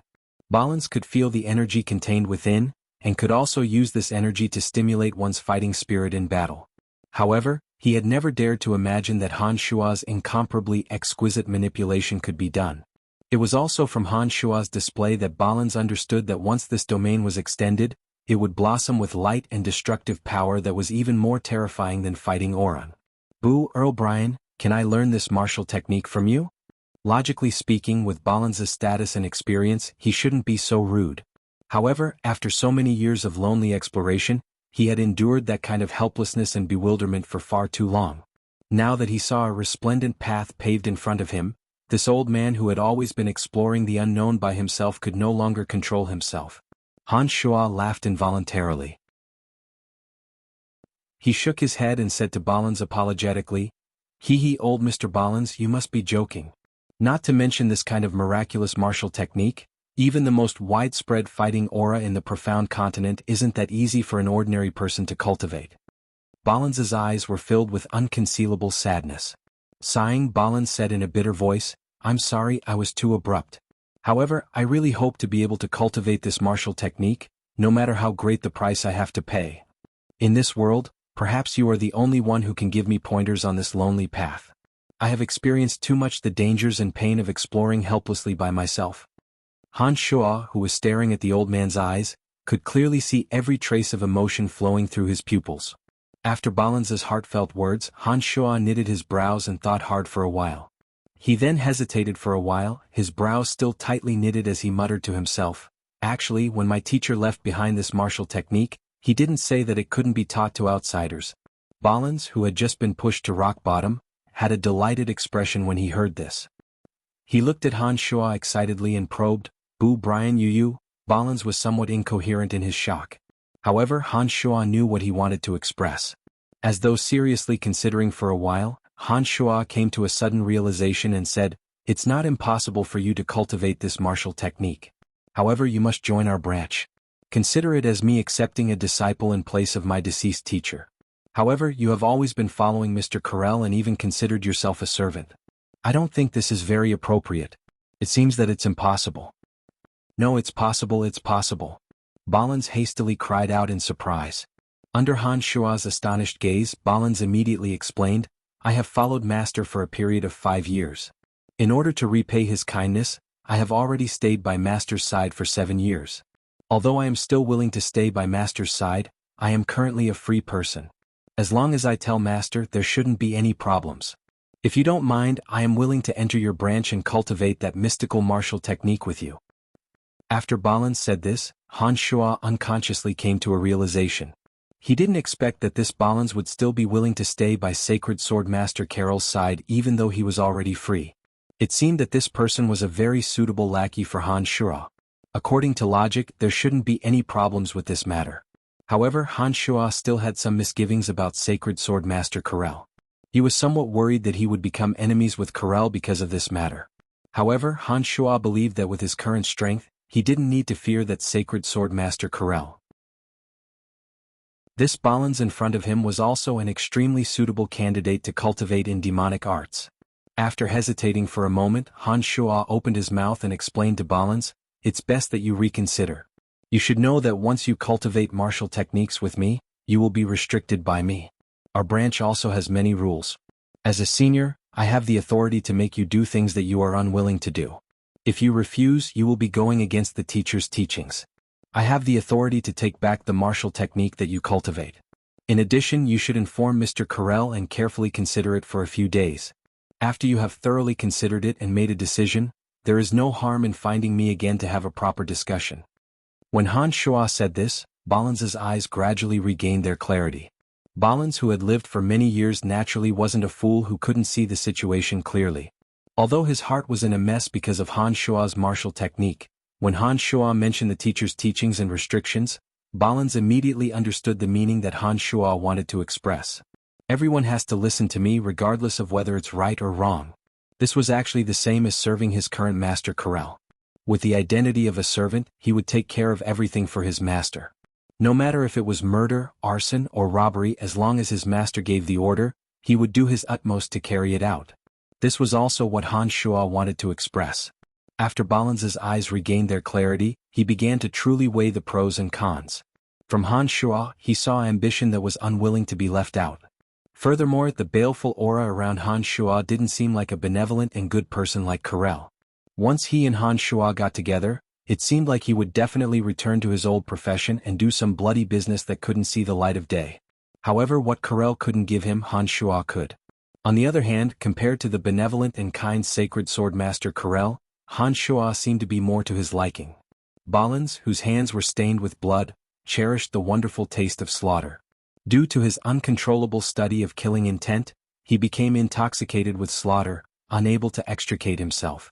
Having stayed by Carol's side for many years, Balans still couldn't forget that taste. Han Shua's appearance could give him another path, a path that he longed for. After hesitating between rationality and temptation, Balans was unable to immediately make a decision. In the end, he opened his mouth and said to Han Shua, I will carefully consider your suggestion.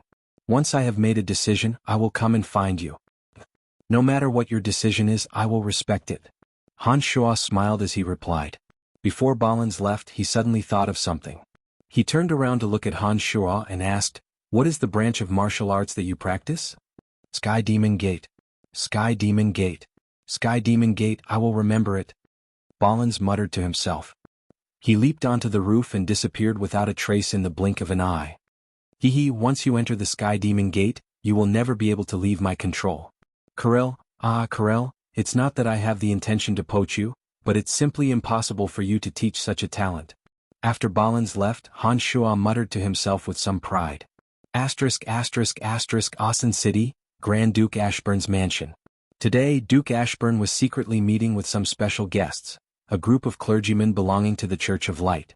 The Church of Light's Lancelot Empire Red Archbishop Koss, along with a few temple knights and white-robed priests, were in Duke Ashburn's mansion, happily chatting with Ashburn and First Prince Charles. As the most influential religious organization on the continent, the Church of Light had various military organizations in many countries on the profound continent. Any country that had a Temple of Light would have holy knights guarding it. Depending on the size of the temple, the number of holy knights guarding it would vary. In the Oden Empire, the headquarters of the Church of Light, the Temple of the God of Light had tens of thousands of temple knights. For many years, the continent had always had the existence of 10 great knight orders. The temple knights of the Church of Light had always had an illustrious reputation. There were even rumors in the outside world that the temple knights were the strongest knight order in the continent. Apart from that, the strength of the Church of Light's numerous light priests was equally astonishing. For example, a person like Red Archbishop Kas who possessed a divine weapon was a nightmare to anyone, especially some dark and necromancy mages. When they encountered Red Archbishop Kas who possessed a divine weapon, they basically allowed Kas to proclaim the greatness of the God of Light, proving their lowliness. The power of religion was inconceivably strong in the profound continent. Faith was the most illusory and difficult to understand thing. It could often cause a normal person to become crazy and paranoid, and then do some unreasonable things. What the Church of Light was most adept at was using the power of faith to give ignorant people and even aristocrats a direction that wasn't necessarily correct. In the Lancelot Empire, the power of the Church of Light similarly couldn't be underestimated. Every city in the Lancelot Empire had a temple of the Church of Light. Where there was a temple, there would naturally be the armed forces of the Church of Light. Those private forces that completely believed in the God of Light were actually an unstable factor for any empire. However, perhaps it was because the influence of the Church of Light was too great. In any country, the Church of Light's private armed forces were actually a legal existence. This was the voice and need of those who believed in the God of Light. Even His Majesty Uhtred of the Lancelot Empire had tacitly approved of it. Fortunately, the Church of Light wasn't the main church in the Lancelot Empire. Other than that, the people also believed in the goddess of nature, the goddess of ice, and other gods. These messy churches were distributed in every city in the Lancelot Empire, but they were unable to shake the foundation of the empire. When the Lancelot Empire sunk into the struggle for power among the princes, there were times when religions had no choice but to make a choice. The correct choice could bring direct benefits to their own church, and it was even possible for them to dominate the Lancelot Empire. It was precisely because Kas had taken a fancy to eldest Prince Charles that he appeared in Duke Ashburn's mansion. Having the support of such a huge church like the Church of Light was naturally a joyous matter for Duke Ashburn. Eldest Prince Charles was similarly very happy. As an Orthodox knight, he originally had a favorable impression of the Church of Light. When the Church of Light intended to help him, this favorable impression would naturally multiply. After a round of discussion regarding promises of power and support, both parties were perfectly satisfied. They were satisfied with the cooperation between the two sides. While Duke Ashburn and eldest Prince Charles were warmly entertaining these members of the clergy, Kas suddenly sighed and said, "Brettel City's Earl Brian, I wonder what his lordship thinks of this? He's only a lucky person who fawns on the rich and powerful. In addition, this fellow doesn't have any foresight. I think his good days will soon come to an end." Duke Ashburn's face was gloomy as he faintly smiled, giving a conclusion to Han Shua. "His lordship is wrong. This person is definitely not easy to deal with. The power behind this person is the Calamity Church. As an old enemy of our Church of Light that has been secretly fighting for hundreds of years, we are fully aware of how terrifying the Calamity Church is. To tell you the truth, I once personally took action and led a few temple knights to apprehend this person. However, I returned in failure twice and even suffered some injuries." Speaking up to this point, Kas sighed and continued, "The Pope has given instructions for our Lancelot Empire's personnel to eliminate this person at all costs. I hope that his lordship will be able to help us." When Kas mentioned the Calamity Church, Duke Ashburn and eldest Prince Charles glanced at each other, their expressions not looking too good. A great noble like Ashburn was naturally aware of the existence of the Calamity Church. It was an evil nest where a group of true demons gathered. Ashburn didn't expect that Han Shua actually came from there. This caused Ashburn to feel somewhat apprehensive. However, Ashburn and eldest Prince Charles had already taken action last time. The two believed that Han Shua already knew about this. Regardless of whether it was Han Shua or the Calamity Church, both were ruthless people who would seek revenge for the smallest grievance. This made the two understand that Han Shua had already become a mortal enemy. Although the Calamity Church had an illustrious reputation, the fact that the Church of Light was able to suppress the Calamity Church for hundreds of years amply proved that the Church of Light was similarly a powerful religious organization. Now that he heard Kas talk about eliminating Han Shua, Ashburn immediately and frankly replied, "The last time we tried, we were careless and failed. This person supports that illegitimate child. I believe that sooner or later he will die. Mr. Kasa's intention is to make him disappear earlier? Nodding his head, the red-robed archbishop lamented pitifully, this person is an unstable factor in the profound continent. His existence will bring disaster to the profound continent. Our Church of Light's objective has always been to eliminate all existences that go against God's will. He is precisely the target that we must immediately eliminate. In that case, His Lordship, do you have any good ideas? Ashburn waited for Koss to finish his agitated speech before taking advantage of the situation to continue asking. This is my plan. However, I will need to borrow the strength of the two of you. Red Archbishop Koss nodded and began to describe his plan to the two. Chapter 383. Asan City, Count Han Shua's mansion. In a secret room, Han Shua held the white bone staff and chanted a necromancy incantation. After a long and tedious incantation, a mummy lord stood in front of Han Shua. The mummy lord stared at Han Shua in a stupefied manner. The entire secret room was suddenly shrouded with a dense aura of death overflowing from his body. Of the 3 summoning techniques of the Grand Magus realm, Han Shua had already grasped 2 of them. He could skillfully summon both the old Fei Fei and the mummy lord. Only the bone demon summoning technique, due to his lack of understanding of the bone demon's body structure and habits, Han Shua was temporarily unable to successfully summon it into this world.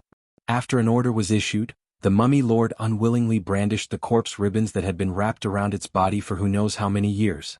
It moved its body in front of Han Shua according to Han Shua's command. Nodding his head, Han Shua knew that he had completely grasped the mummy lord's summoning technique. With a wave of the white bone staff in his hand, the mummy lord returned to the necromancy paradise under Han Shua's incantation. Putting away the white bone staff, Han Shua took out the white bone staff he had obtained from the cemetery of death. After fiddling with the white bone staff for a while, Han Shua hesitated for a moment and decided to use the skeletal staff to summon the old Fei Fei and the mummy lord. This skeletal staff wasn't quite the same as the white bone staff. Chanting the necromancy summoning technique while holding the skeletal staff could often double the power of the summoning technique. Han Shua could only save some mental strength by holding the white bone staff, but he was unable to summon the 2 old Fei Fei to the profound continent. However, if he chanted the necromancy incantation through the skeletal staff, he should be able to instantly search for the 2 old Fei Fei. Han Shua had the experience of using the skeletal staff to summon an evil knight. He believed that the old Fei Fei would be the same as summoning an evil knight, and could also summon 2 old Fei Fei in an instant. Han Shua hesitated for a while, then began to chant the necromancy incantation to summon the old Fei demon. When Han Shua's incantation connected to the necromancy paradise and the syllables were chanting to search for the old Fei demon, Han Shua's spiritual world suddenly sensed 2 distant targets. These 2 targets were both old Fei demons. However, the distance between the 2 old Fei demons was incomparably far. In a split second, the 2 old Fei demons simultaneously sensed the existence of Han Shua. That aura that threatened their freedom poured into their souls, causing the 2 old Fei demons to instinctively struggle. Han Shua was terrified. He first focused his mental strength on one old Fei demon to suppress it. As the other old Fei demon was too far away, Han Shua's mental strength couldn't focus on it at the same time. He was somewhat dizzy from the other old Fei demon's frantic resistance. It was precisely because of this that Han Shua's suppression became somewhat strenuous. At this moment, Han Shua realized that he had overlooked a crucial problem. The temperament of the old Fei demons was vastly different from that of the evil knights. Although the evil knights were similarly high-ranked undead creatures, they were extremely numerous in the netherworld. In addition, the evil knights were considered to prefer to live in groups. When Han Shua used the skeletal staff to summon the evil knights, he would often find 2 or 3 evil knights at the same location and summon them to the profound continent. However, the old Fei demons, which were even higher-ranked existences, weren't as common in the netherworld as the evil knights. In addition, the old Fei demons, which were such high-ranked existences, all lived in one area and became the master of that area. Basically, it was very rare for 2 old Fei demons to live together in the same area.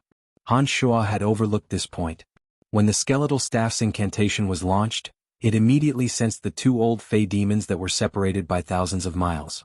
As the distance between the 2 old Fei demons was too great, Han Shua simply couldn't attend to both of them at the same time.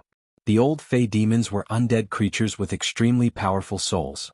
When Han Shua focused on one of them, the other old Fei demon suddenly rose in revolt, causing Han Shua's mental strength to be somewhat unable to suppress it. This scene really happened too quickly. The time it took for the necromancy summoning to end was too short. Because Han Shua hadn't anticipated the current situation, he simply didn't have a way to deal with it in a short period of time. When the two old Fey demons sensed that Han Shua's mental strength was somewhat chaotic, they even more frantically rose in revolt. His mind suddenly felt a sharp pain. In a daze, Han Shua's consciousness was somewhat scattered. He felt that he had instead become a strand of a peculiar existence. Guided by the souls of the two old Fey demons, he passed through the space-time tunnel and descended into the unknown undead world. Han Shua had experienced the same experience once. When it happened a second time, Han Shua immediately reacted. His mental strength tightly wrapped around that strand of consciousness, preventing it from being invaded by the harmful substances of the space-time tunnel. He couldn't help but descend into that deathly still and mysterious world. In a world that seemed to be eternally gray, white, and black, a thick layer of gray clouds covered the horizon. This was a deathly still forest filled with swamps and withered trees. Those withered trees seemed to have experienced the merciless metamorphosis of tens of thousands of years. They had long since lost a trace of moisture and nutrients. Grayish-white spider webs hung on the tree trunks. One after another, bizarre miniature undead creatures were wriggling on the spider webs. In the swamps that covered the ground, the aura of death pervaded everywhere. Strange bubbles gurgled from within the swamps. From time to time, one or two zombies would stiffly crawl out from the swamps, aimlessly wandering around the empty and silent netherworld. The netherworld paradise was the home of the undead. The eternal aura of death had always been tirelessly nurturing all kinds of undead creatures. After every undead creature disappeared, the aura of death on their bodies would return to this world. After experiencing thousands of years of bizarre evolution, they would once again become other undead creatures. Han Shua's consciousness gradually recovered. Slowly, Han Shua looked around the deathly still scene that covered the swamps. During this process, Han Shua tried to absorb the aura of death from the cemetery of death, condensing a corporeal body for himself. However, Han Shua's entire body was floating in the air. Suddenly, Han Shua sensed the existence of Little Skull and the others. God knows how far away from here, Han Shua could clearly sense the existence of Little Skull, the Earth Elite Zombie, and the others. However, he could only sense the aura of the three evil knights that he had refined later on. Oh, lowly existence, you trespassed into my world without permission. I want you to suffer the burning of my wrath. Suddenly, an incomparably angry and shrill voice sounded in Han Shua's ears. This roar was filled with anger, giving Han Shua a big fright. Using his consciousness, Han Shua discovered a shadow rapidly approaching from the left. Han Shua focused his attention and discovered that it was actually one of the old Fey demons that he had just tried to summon. Surrounding this old Fey demon were hundreds of low-ranked undead creatures. Among them were ghouls, skeletal warriors, zombies, and even 3 hate demons. It seemed that this old Fey demon should be the overlord of this place. He still remembered the aura on Han Shua's body. When he suddenly discovered that Han Shua's soul had appeared in his territory, this old Fey demon suddenly flew into a violent rage. He immediately followed the aura on Han Shua's body that he had just sensed and rushed towards Han Shua at top speed. In the netherworld, the old Fey demon's strength could be displayed to the fullest. The rich aura of death everywhere could provide him with sufficient energy. However, Han Shua's consciousness had entered this space. Without a physical body, his demonic arts could not be put to use. He could only use his consciousness and necromancy magic to attack. Seeing that the old Fey demon was ferociously rushing over, its sharp claws that could tear through iron and stone, Han Shua's consciousness suddenly locked onto the old Fey demon's body and released its soul tremor magic. Bang! In midair, the old Fey demon's soul felt as if it had been bombarded by a heavy hammer. The sharp pain instantly spread to the depths of its soul. Without waiting for the old Fey demon to react, bone spears rained down from the sky, causing the old Fey demon to stagger and dodge. This was followed by another soul tremor magic, instantly stunning the old Fey demon. However, the soul of an old Fey demon that had sufficient aura of death in this other world was also very powerful. Although the mental attack of Han Shua's soul tremor could bring great harm to the old Fey demon, it was unable to truly kill it. In addition, the bone spears could only leave a few white scars on the old Fey demon's body and were unable to pierce through this high-ranked undead creature. In a place like this, Han Shua's mental strength was not limitless. If this situation continued, there would come a time when Han Shua's mental strength would be exhausted. At that time, the old Fey demon would no longer be under Han Shua's control. This kind of high-level old Fey demon would certainly be able to destroy Han Shua's soul, which had traversed an immeasurable distance to arrive at this place. After a row of bone spears and soul tremor magic, a bone prison suddenly formed, temporarily imprisoning the old Fey demon inside. Han Shua saw that the old Fey demon hadn't reacted to the soul tremor magic and didn't continue to stay in this area. His formless body quickly flew far away, like an ordinary resentful spirit drifting in the netherworld. In the dusky sky of the netherworld, resentful spirits often floated past. These resentful spirits only had the simplest consciousness and would often become the food of higher-ranked undead creatures. They were also the nutrients that Han Shua used to refine some magical creatures. Han Shua didn't expect that there would be a day when he arrived in the netherworld and that resentful spirits would actually rush over to besiege him. 5 misty white resentful spirits suddenly surrounded Han Shua. These 5 resentful spirits sensed that Han Shua's aura was different from theirs. It was as if they regarded Han Shua as a different species and tried to attack Han Shua. The formless Han Shua looked at the 5 resentful spirits coming over. From their simple consciousness, he could sense that the 5 resentful spirits were coming over. Han Shua only mobilized a very small portion of his mental strength and released the soul tremor magic. The 5 resentful spirits all turned into gray smoke with a pooh sound, turning into a deathly aura and returning to the earth. The rows of resentful spirits further away sensed the powerful energy that instantly erupted from Han Shua's body and immediately classified Han Shua as a higher-ranked undead creature. Each and every one of them avoided Han Shua from afar. Not a single resentful spirit dared to approach Han Shua anymore. On the peak of a towering dead mountain, who knew how far away from Han Shua was a majestic undead palace. Within a tall palace with a strict hierarchy, on the highest flight of stairs, Little Skull sat upright on an incomparably huge throne covered in spikes. Beside Little Skull were the Earth, Fire, and Wood elite zombies, as well as a somewhat timid Water elite zombie. Extending below Little Skull's feet were 6 evil knights and 2 bone devils, including the mummy lord that Han Shua had subdued last time. They all knelt on one knee and lowered their heads to face Little Skull. On the ice-cold walls of the palace, the flying bone devil that Little Skull had modified hung upside down in a corner. Many gargoyles curled up their bodies and remained motionless. Behind the evil knights were a few numb-hate warriors and zombie warriors. They were like dutiful guards, standing ramrod straight with unwavering loyalty, as if they were ready to serve the little skeleton at any time. "My lord, why do you have to leave?" the mummy lord that he had subdued last time asked humbly with his head lowered. "You all look after this place well. I will return soon." Little Skull did not reply.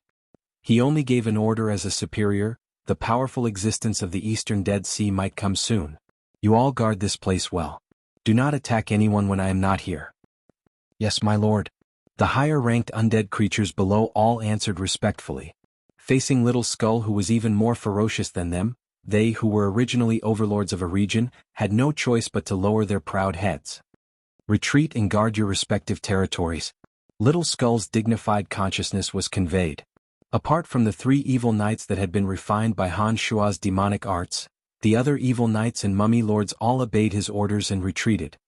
"Father is coming. This world is a bit different from the material world. Without a physical body, Father might encounter danger. I must go and protect him," Little Skull said to the Earth Elite Zombie and the others after the subordinates had retreated. "We'll go too." The Earth Elite Zombie rubbed his head and said naively, "We also want to see Father in this world. No, you all stay here and look after our home. Those subordinates don't have the strength to protect the safety of this place. I can only trust you all because we all have the same bloodline." Little Skull instructed and said, "Don't worry. After I find Father, I will bring him back." As soon as he finished speaking, the flying bone devil that was hanging upside down on the palace suddenly spread its wings and soared in front of Little Skull. The 7 bone spurs on Little Skull's back shook and shot at the bone devil that he had modified. The huge bone devil's wings, which were connected by rotten flesh, flapped and carried Little Skull away from the lofty peak of the dead mountain. Chapter 384. The boundless netherworld was always gray, always monotonous in color. There were all kinds of undead creatures fighting and killing each other endlessly. There was no sign of life. There was no alternation of day and night, no concept of time, only deathly stillness and desolation. Above the barren land and gray sky, the undead creatures followed their ancient beliefs and fought tirelessly for a vaster territory. However, they did not know the purpose of all this. Han Shuo followed his connection with the little skull and floated in the direction of the little skull. Since there was no concept of time, Han Shuo did not know how long he had been in this world. As he walked in the direction of the little skull, Han Shuo encountered all kinds of undead creatures along the way. Many of these undead creatures had extended their sharp claws and fangs at Han Shuo in an attempt to devour the weak and small Han Shuo. Low-level undead creatures would often be destroyed by Han Shuo's soul tremor magic that could directly impact the soul.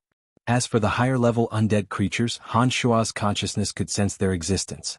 Through this, Han Shuo could determine the strength of these undead creatures. He would take the initiative to avoid these ancient undead creatures, detour around their territory, and continue in the direction of the little skull. After what seemed like a few days, Han Shuo sensed that the little skull was getting closer and closer to him. Based on the connection between the two, he knew that the little skull was rushing in his direction. This made Han Shuo feel a little touched. He was touched that the little skull had come all the way here to find him without any orders. In the netherworld where the aura of death was incomparably dense, Han Shuo, who was only in the form of a ghost, had been constantly refining his consciousness. He tried to use the power of his demonic consciousness to manipulate the aura of death in this world. Gradually, Han Shuo even began to grasp some insights. Demonic cultivators had the reputation of being immortal as long as their consciousness was indestructible. After reaching the separate demon realm, the soul would become a consciousness, possessing many special uses. Even if the physical body of a demonic cultivator was destroyed, as long as the consciousness was strong enough to attach to another body, they could use the new body to cultivate demonic arts again. After spending 100 years, they could recover to their original state. After escaping into this strange world, on one hand, Han Shuo was looking for a way to return to the profound continent. On the other hand, he was using this strand of consciousness to find a way to increase his strength. Before he could find a way to return to the profound continent, Han Shuo first needed to ensure that he could survive in this strange world. Slowly, Han Shuo discovered that his consciousness had a miraculous ability to sense the aura of death. As Han Shuo explored, Han Shuo discovered that he could completely absorb and manipulate the aura of death that existed everywhere in this world. He could even condense the aura of death into sharp weapons to attack those undead creatures that had ill intentions towards him. In the beginning, Han Shuo could only condense the aura of death into the form of arrows. Using Han Shuo's consciousness to activate the arrows, they could only pose a threat to some low-level skeletal warriors and zombies. They were even inferior to a simple bone arrow magic. As Han Shuo's consciousness gradually drew upon the aura of death, Han Shuo discovered that as long as he was given enough time, he could completely condense his consciousness into powerful attacks. The strength of those attacks could even surpass the soul tremor that Han Shuo deployed. After a few more days, Han Shuo gradually discovered that condensing the aura of death with his consciousness could produce even more wondrous uses. Han Shuo even tried to use some high-quality skeletons to condense a dense, crystal-like aura of death within the bones, forging a skeleton body that was as white as jade for himself. This pure white skeleton contained the aura of death condensed by Han Shuo's consciousness. Under the relentless compression of Han Shuo's consciousness, the aura of death condensed into crystal-like spots hidden within the bones. However, the quality of the bones that came from ordinary skeletal warriors really wasn't that great. When Han Shuo tried to condense more aura of death within them, the bones couldn't withstand it and exploded. Han Shuo's use of this sparkling and translucent skeleton really did frighten many undead creatures that tried to attack him. Even a few high-level evil knights retreated in fear when they saw Han Shuo's enormous skeleton flickering with brilliant white light. The evil knights obviously thought that Han Shuo's jade-like skeleton was the Skeleton King, the apex of the undead creature food chain. The Skeleton King was an apex existence just like the bone dragons. The Skeleton King's body contained an incomparably dense aura of death and possessed terrifying strength. Weak undead creatures were simply no match for it. However, Han Shuo knew that this skeleton body condensed purely from the aura of death absolutely couldn't be compared to the Skeleton King's body. Even the bones of a bone demon were much weaker. However, Han Shuo wasn't discouraged. While searching for a way to return to Profound Continent, he continued to silently study the application of his consciousness in this world. He could feel that the distance between him and the little skull was getting closer and closer. When Han Shuo passed by a desolate mountain with a dense aura of death lingering around it, his consciousness suddenly sensed several powerful presences. These presences were abnormally chaotic and unstable, as though a great battle was going on. There were many low-level undead creatures on the outskirts. These undead creatures were fighting each other, obviously from different camps. Looking at the desolate mountain valley from afar, there were clouds of dense blue gas amidst the dense aura of death.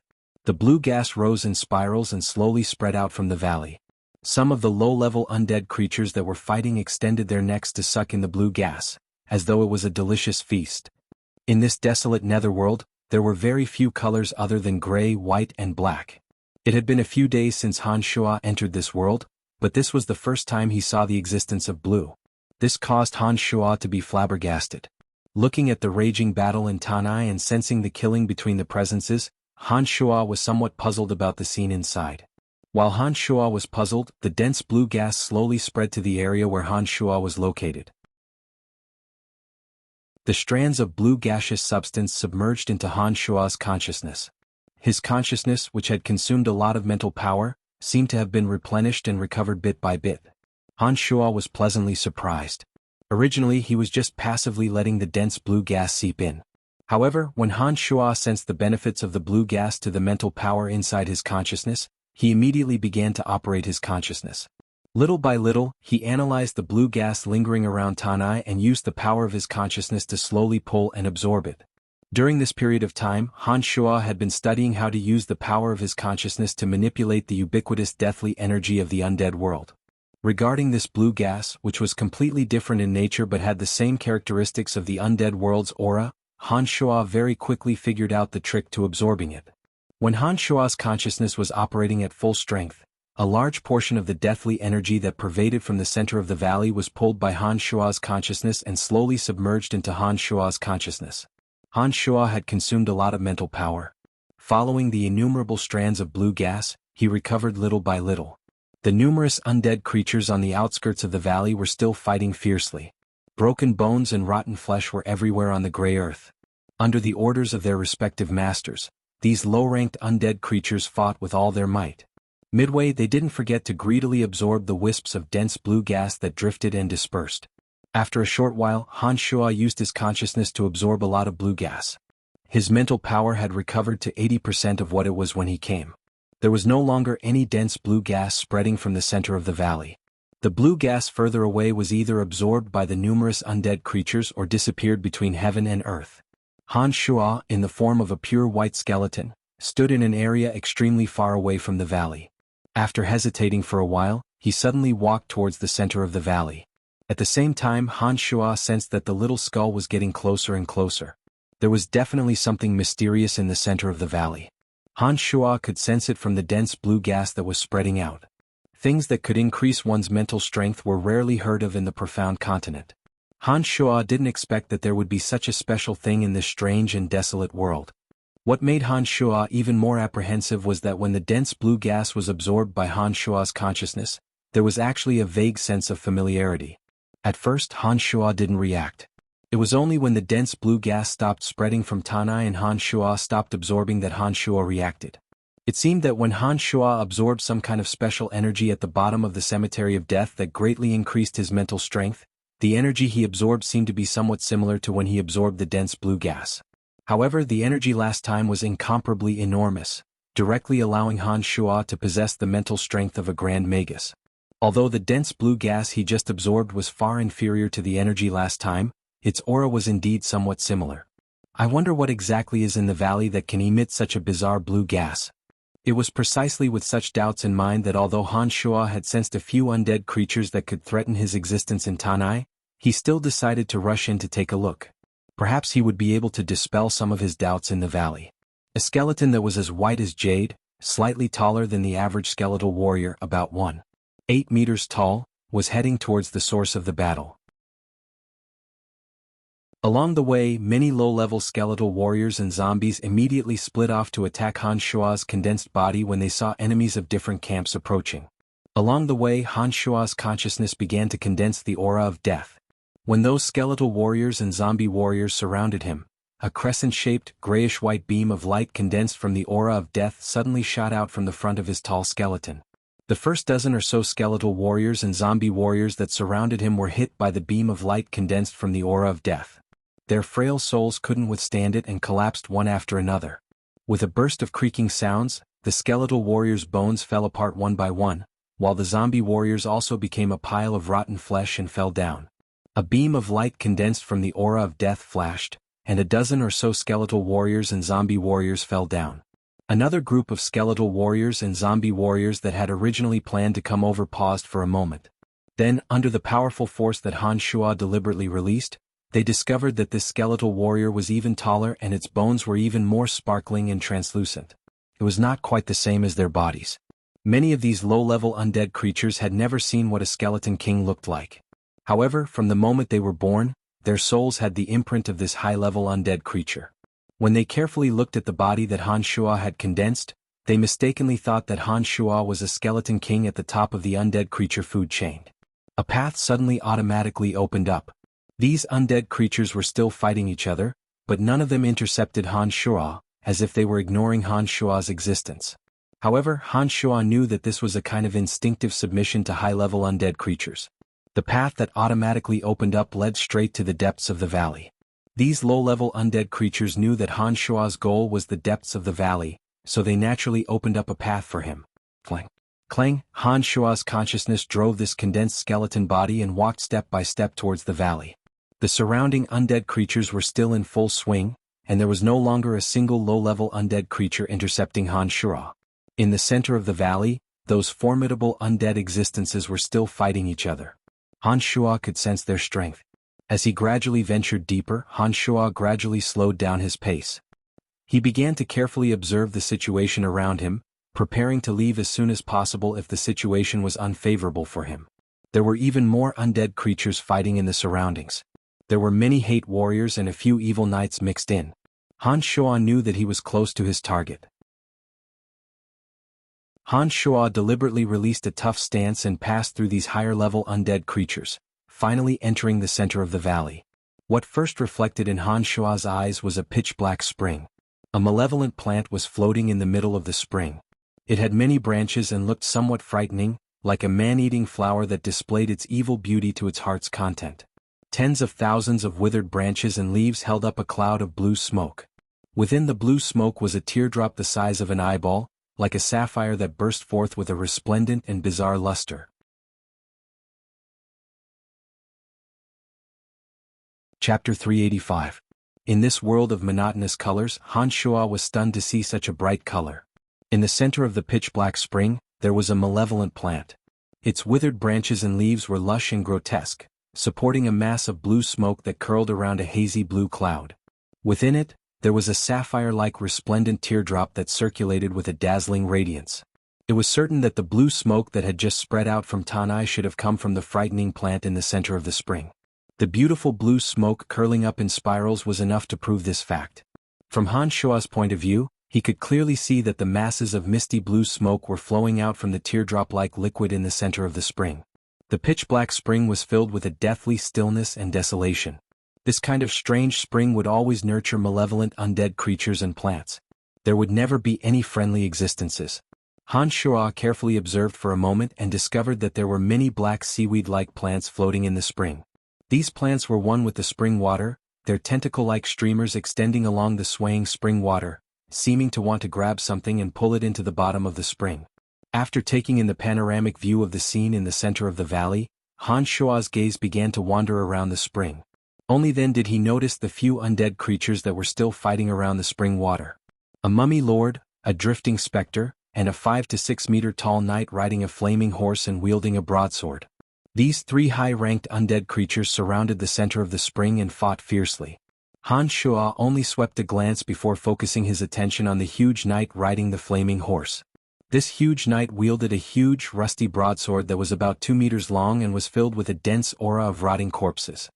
His appearance was somewhat similar to the evil knight, but his arms, knees and shoulders had barbs that were connected to his body. He was also much taller than the evil knight. Han Shuo had some impression of this huge knight. A long time ago, when the little skull was still not very powerful, Han Shuo had received a distress message from the little skull. At that time, Han Shuo had anxiously summoned the little skull to the profound continent. However, due to the power of the contract, Han Shuo could faintly see the powerful undead creature that was chasing after the little skull. That powerful undead creature was this huge knight. This strange knight was able to force the little skull to escape from the other dimension, so its strength was naturally very valiant. Han Shuo had never thought that he would encounter this powerful undead creature in the other dimension.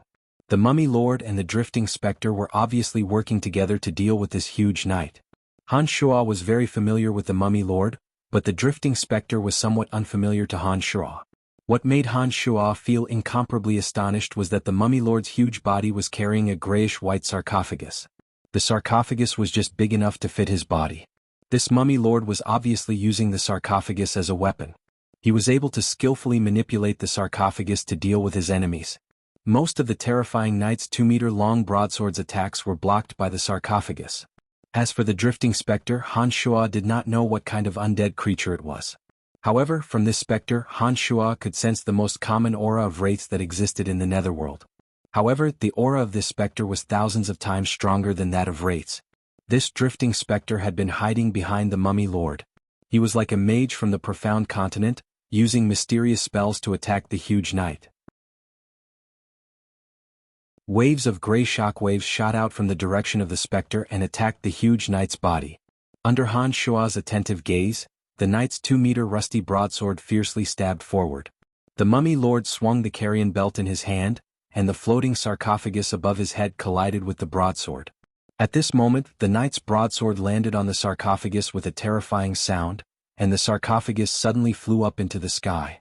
The knight took advantage of this opportunity to urge the flaming horse to charge towards the Mummy Lord. The flaming horse beneath him suddenly sprayed out a scorching flame, rolling towards the Mummy Lord. The Mummy Lord was clearly somewhat flustered. The sarcophagus flying above his head obviously could not be quickly mobilized. At this moment, the spectre behind him suddenly transmitted a bizarre soul fluctuation. Thousands of wraiths suddenly swam out from the spectre's body, arranging themselves in a neat square formation in front of the flame aura. They forcibly submerged the flames of the flaming horse and the numerous wraiths. The spectre blocked the flaming horse's flame aura, and the sarcophagus flying into the sky was caught by the Mummy Lord, just in time to block the evil knight's next broadsword attack. The three undead creatures immediately started fighting again, tangled together, with no clear winner or loser to be determined. Around Han Shuo, the lower-ranked undead creatures were still fighting fiercely. These undead creatures could clearly feel the powerful aura on Han Shuo's body, and all of them completely ignored Han Shuo's existence. This allowed Han Shuo to watch the battle without worry, taking in the entirety of the battle between the three strange undead creatures. Han Shuo stared at the spectre for a long time, and suddenly understood. To be able to control so many wraiths and still have the aura of wraiths on its body, this spectre was definitely a high-ranked undead creature that had evolved from wraiths. That especially strange giant knight was very likely to have evolved from an evil knight. In the netherworld, which had a strict hierarchy, high-level creatures generally possessed extremely high combat strength. However, this wasn't absolute. Low-level undead creatures also had the possibility of becoming high-level undead creatures through evolution. For example, a skeleton king that was as powerful as a bone dragon was mostly born by chance and coincidence. However, there were also skeleton kings that were formed from the lowest level of skeletons that had undergone countless evolutions. Although this probability was extremely small, it still existed. In the netherworld, souls could mutually devour each other. If a low-ranked undead creature could devour the soul of a powerful bone dragon, it would be able to greatly advance by a few stages. However, this probability was extremely low. Generally, weak undead creatures would only instinctively submit and flee when faced with an existence that was a level higher than them. They absolutely wouldn't dare to attack unless they had a master. Under the master's command, they would only attack without regard for their own lives. However, even if they attacked when faced with an even stronger undead creature that was a level higher than them, there was absolutely no chance of them surviving. They would definitely be killed by an existence that was a level higher than them, not to mention devouring the soul energy of a higher level. Those low-ranked undead creatures that could evolve, for the most part, happened to encounter a higher-ranked undead creature that was about to be killed by a stronger existence. When the stronger existence wasn't around, they took advantage of the situation and devoured the soul energy of a higher-ranked undead creature. For example, a powerful bone dragon could kill or seriously injure a group of hate creatures with a single breath. To a bone dragon, the soul energy of a low-ranked undead creature like a hate creature was simply uninteresting to them. If there was a zombie or skeleton warrior in the vicinity after the bone dragon left, They could take advantage of the situation and devour the soul of a high-ranked hate creature. When this extremely low probability of happening repeatedly to a low-ranked undead creature, the low-ranked existence that devoured the souls of many high-ranked undead creatures would gradually evolve into a high-ranked undead creature that transcended the restrictions of birth. This wisp of soul was perhaps this extremely astonishing luck. Han Shuo watched as the wisp of soul and the mummy joined hands to resist the knight's attack. He then looked at the drop of sapphire liquid that contained a strange energy held by the sinister plant's 1,000 hands in the center of the mountain spring. His heart was indecisive as he didn't know if he should take advantage of this opportunity to make his move. It seemed that these three powerful undead creatures were also preparing to fight over the drop of liquid in the center of the mountain spring. The enormous knight's strength was incomparably astonishing. Han Shuo's condensed body of a fake skeleton king shouldn't be able to withstand a single blow from the knight's broadsword. In addition, the wisp of soul and the mummy lord weren't benevolent creatures. Han Shuo didn't have the confidence to deal with them without his main body. However, the sapphire-like liquid in the center of the mountain spring let Han Shuo know that it could increase mental strength. This kind of good thing had never been heard of in the profound continent. Having finally arrived at this place with great difficulty, the greed in Han Shuo's heart couldn't be contained. Just as Han Shuo was hesitating again and again, Han Shuo sensed that the little skull was getting closer and closer. All of a sudden, the knight that was chasing after the mummy lord and the wisp of soul became extremely irritable. After a series of frenzied attacks with no results, the knight suddenly gave up and urged the flaming horse to charge straight towards the plant in the center of the mountain spring. The mummy lord and the wisp of soul paused for a moment, then hastily attacked the knight. The mummy lord's sarcophagus fell towards the knight with a loud bang, while the wisp of soul released thousands of wraiths that charged towards the knight. The enormous knight's rusty broadsword swept across, and a rotting aura that could topple mountains and overturn seas rippled out. The thousands of wraiths suddenly turned into ashes and smoke, and the sarcophagus was smashed into the air by his fist. Afterwards, a dignified consciousness spread out from the enormous knight's body. "You two despicable and cowardly existences. That fellow from the 10,000-meter Death Mountain Temple is coming. You two and I will kill him together. The serene luster gem in the dead water belongs to you. I only want that fellow's soul force. How about it?" When the mummy lord and the wisp of soul saw that the evil knight had given up and transmitted such a consciousness, they were clearly a bit flustered. The two fellows communicated with each other for a moment, and then the wisp of soul transmitted a faint consciousness. "All right, the three of us will make a vow together to abide by this agreement." Han Shuo watched the three powerful undead creatures communicate from afar. From their conversation, Han Shuo understood that the enormous knight had sensed the existence of the little skull. Their tone indicated that they were afraid of the little skull. Han Shuo didn't think that in this netherworld, the little skull from the 10,000-meter Death Mountain Temple would actually have such great power. The enormous knight, the mummy lord, and the wisp of soul had decided to join hands because they were apprehensive of the little skull's existence. The fact that the three of them dared to stay behind to deal with the little skull showed that they had some confidence in themselves. Han Shuo, who had been watching from afar for a while, thought for a moment, then walked out from the group of low-level undead creatures. "Me too, count me in." Han Shuo transmitted a message through his consciousness, expressing his opinion to the three undead creatures. At the beginning, Han Shuo was just standing together with a group of low-level undead creatures on the outskirts of the valley. Han Shuo, who had been deliberately hiding, watched for a long time. The three undead creatures that had been fighting didn't notice Han Shuo. When Han Shuo slowly walked out from afar, it immediately caused the three undead creatures to panic. The three undead creatures were clearly panicking at first, frightened by Han Shuo's skeleton king form. However, these three powerful undead creatures were different from the low-level undead creatures that had given way to Han Shuo. They could feel from Han Shuo's aura that was completely different from the skeleton king's. Moreover, Han Shuo's aura wasn't as frightening as the skeleton king's. After being startled, the huge knight reacted and transmitted a message to Han Shuo. "Cowardly peeper, what can you pay? What do you want?" "I want a third of the serene luster gems. I can help you deal with that guy together." Han Shuo transmitted a message through his consciousness. "That depends on whether you have the strength or not."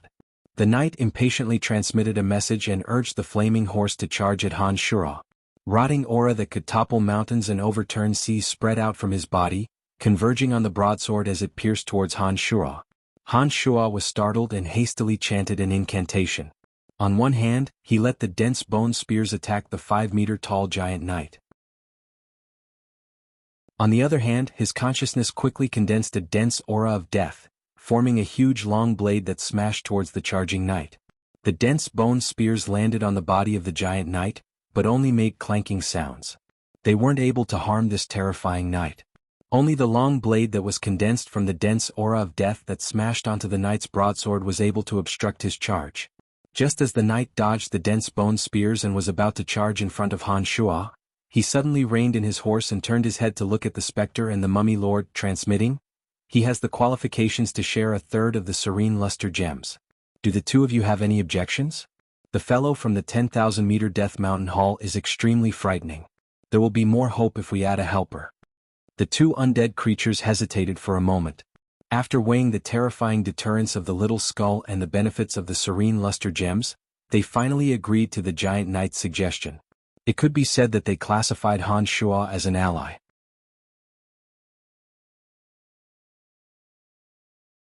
Chapter 386. As soon as the three undead creatures agreed to Han Shuo's participation, Han Shuo immediately began to communicate with the little skull. Due to the close distance, Han Shuo was able to easily convey his thoughts to the little skull. The little skull quickly flew over on the bone devil and very cleverly understood Han Shuo's intentions. Once the three undead creatures saw that Han Shuo had agreed, they didn't make a move on the serene luster gems in the spring water. Each and every one of them spread out in front of the spring water, causing the low-level undead creatures that were still fiercely fighting to stop and gradually encircle them. The two evil knights on the periphery slowly approached the huge knight wielding the 2-meter broadsword. There were also a few abominations standing in front of the specter and the mummy lord, completely guarding the area. They planned to kill the little skull on the spot. Gradually, an ear-piercing whistling sound came from afar. Under the dusky sky, a huge shadow slowly approached. The wings connected by the mutated bone devil were 5 to 6 meters long when fully extended. In addition to the frightening bone spikes all over its body, this bone devil that could fly had a very strong deterrent force. On the back of the flying bone devil, more than 10 sparkling and translucent white bones were gathered together to form a cushion. The little skull on top was holding onto a slender and sharp bone spike. Its purple demon eye shone brightly, and its small body emitted a terrifying might. The huge knight pointed the 2-meter rusty broadsword at the little skull that was flying over on the bone devil. Its angry consciousness spread out. "This time, you won't be able to escape. The current you is no longer my opponent. Surrender to me and I'll spare your soul." When the little skull arrived, it stood proudly in the air. Riding the bone devil, it looked down and conveyed its dignified consciousness. "Don't even think about it. I'd rather have my soul obliterated than become your slave." The knight bellowed and ordered the surrounding undead creatures that had surrendered to him, "Kill this damned skeleton for me." At the same time that the knight shouted, the mummy lord and the specter simultaneously gave their subordinates the order to attack. Hundreds and thousands of undead creatures rushed towards the little skeleton riding the bone demon like a swarm of locusts. Among them, the flying gargoyles formed an attacking formation and charged at little skull fearlessly. Looking down at the little skull that was charging at him with all kinds of low-level undead creatures, his purple demon eye suddenly circulated with a purple halo. Waves of ripples slowly extended from his purple demon eye, with the little skull as the center, gradually covering the distance. The entire space was filled with an evil and dignified aura. The low-level undead creatures that had rushed over suddenly froze on the spot when they felt the waves of strange aura. It was as if they had forgotten to attack the little skeleton. Even the groups of gargoyles that had been charging fearlessly at the little skeleton had circled around the little skeleton and gone far away. Lowly and weak existences backed down. A stiff and dignified consciousness suddenly came from the little skull's body and spread in all directions. The low-level undead creatures that were covered by the purple light of the purple demon eye were suddenly stunned. They hesitated for a moment as though they were afraid of the might of the little skull. They actually didn't follow the knight and the mummy lord's orders to throw away their lives and automatically opened up a path. However, the two evil knights seemed to be barely able to resist the corrosion of the purple demon eye's strong light on their consciousness. After being stunned for a long time, they unexpectedly rushed towards the little skull again. Halfway through, the two evil knights casually picked up a few skeleton warriors beside them, dismantled their bones, and shot them at the little skull who was riding the bone devil in the sky. Pah, pah, pah. Before the bone spikes could get close to the little skull swept the extremely long bone spike in his hand, and an earth-shattering aura of death surged forth. The bone spikes that were shooting towards him all exploded in the air. The little skull didn't seem to care about the two evil knights at all. He continued to look at the four undead creatures, including Han Shuo, from afar, and transmitted his consciousness. If you don't submit, then your soul will disappear. The bone demon beneath him suddenly flew out, aiming straight for the 5-meter-tall knight. The 3-meter-long bone spear in Little Skeleton's hand was tightly gripped in Little Skeleton's hand. An enormous aura of death accompanied by a dense killing intent assaulted Little Skeleton's face. The Mummy Lord's sarcophagus was the first to be thrown, and it smashed towards the bone devil under the little skull. Once again, thousands of wraiths flew out of the ghost's body, and neatly arranged themselves to entangle with the little skull. The giant knight spurred his flaming horse forward, raising his head to look at the little skeleton whizzing towards him. The 2-meter-long broadsword flew out of his hand along with the momentum of his charge, chopping down at the little skeleton. That tremendous force contained an impressive momentum, appearing to be full of power. The knight pulled the spear back, and the spear absorbed the dense death aura around it like a sponge absorbing water. Then the spear stabbed forward like lightning, and the knight's broadsword fell to the ground with a clang. The bone devil's wings, which were connected by the rotten corpses, flung the Mummy Lord's sarcophagus to the side. As for the wraiths that were attacked by the ghost, they were blocked by the purple light of the purple demon eye before they could even get close to the little skull. It was as if an invisible barrier had suddenly formed, and the hundreds of wraiths could not break through the barrier at all. Han Shuo cooperated and shot out 2 rows of bone spears. Similarly, the bone spears could not penetrate the invisible barrier formed by the purple light of the purple demon eye, and they fell from the sky one after another. This surprised Han Shuo. He couldn't figure out how the eye of the demon Dadera, who was worshipped by the forest troll, could have such a magical effect under the control of the little skull. Han Shuo's mental power was at the level of a grand magus, so the bone spears shot out were full of momentum. Although they could not pierce through some incomparably solid physical defenses, this kind of invisible barrier should be able to block the wraiths in the state of nothingness, but it should not be able to block the bone spears with full penetrating power. However, the truth was so inconceivable. Han Shuo gradually felt that the little skull was becoming more and more mysterious. The little skull blocked the attacks of the 4 creatures, including Han Shuo. The bone devil turned around and flew towards the Mummy Lord and the ghost. At this time, the knight who had just caught the falling broadsword was still some distance away from the Mummy Lord and the ghost, so he could not help them in time. Instead, it was Han Shuo who was approaching the Mummy Lord and the ghost. Seeing the ghost and the Mummy Lord's panicked state, Han Shuo took the initiative to send a message, "I'll help you." As soon as this message was sent by Han Shuo immediately rushed towards the Mummy Lord and the ghost. He had already prepared the soul tremor spell. He had already communicated with the little skull and was ready to wait for the little skull to attack the Mummy Lord. Then he would take the opportunity to cast the soul tremor attack on the ghost. No matter the form of an undead creature, the soul was their most fundamental existence. The special ghost was the same. As long as it was caught off guard and got hit by Han Shuo's soul tremor, even if its soul was not destroyed, it would be severely injured. At that time, Han Shuo and the little skull could easily eliminate the ghost first. Then, with Han Shuo entangled with the Mummy Lord and the little skull killing the huge knight, the situation would be completely under their control. None of the 3 undead creatures would be able to escape from the hands of Han Shuo and the little skull. Han Shuo's wishful thinking was very good. If the situation really developed according to this plan, it would be very satisfactory. However, when Han Shuo's consciousness was firmly locked on the ghost and was ready to eliminate it at any time, his consciousness suddenly felt a slight fluctuation from the bottom of the dark spring. That fluctuation was very slight, as if it was accidentally leaked out due to the soul being overly excited. If not for the current realm of Han Shuo's consciousness, he might not have been able to detect that slight fluctuation. Within this slight fluctuation, there was an ancient aura. It was obvious that there was another powerful undead creature hiding at the bottom of the spring. This powerful undead creature was not detected by the surrounding knights, ghosts, and even the little skull, which was enough to prove its strength. Han Shuo's consciousness spun rapidly in the blink of an eye. He carefully and attentively sensed that inadvertently leaked aura. Suddenly Han Shuo was shocked. In an instant, he connected that aura with a powerful undead creature recorded in necromancy books. In the netherworld, the strongest existence that necromancers knew of was the bone dragon. There was a bone dragon hiding at the bottom of the dark spring, and it was an extremely cunning bone dragon. The bone dragon had always been a domineering undead creature in the netherworld. Apart from some unknown and even more terrifying existences, the bone dragon, skeleton king, and zombie king were synonyms for the highest level of undead creatures. In the profound continent where Han Shuo was from, necromancers that could summon a bone dragon could only be a sacred magus necromancer. The bone dragon had always been synonymous with the strongest undead creatures. This bone dragon that had been hiding at the bottom of the spring had always concealed the aura on its body.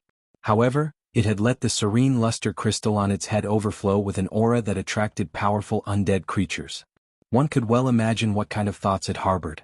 It seemed that the drop of serene luster crystal at the center of the dark spring had always been the bait that the bone dragon used to lure some powerful undead creatures. The enormous mummy Night Lord, as well as that wisp of specter Han Shuo, had all fallen into the bone dragon's trap. If it wasn't for Han Shuo's consciousness suddenly sensing a slight fluctuation that was caused by the bone dragon's excitement, Han Shuo knew that the ultimate winner this time would be the bone dragon.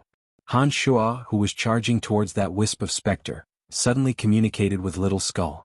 He described everything that his consciousness had just sensed to Little Skull, and then asked Little Skull if he had the strength to defeat the bone dragon.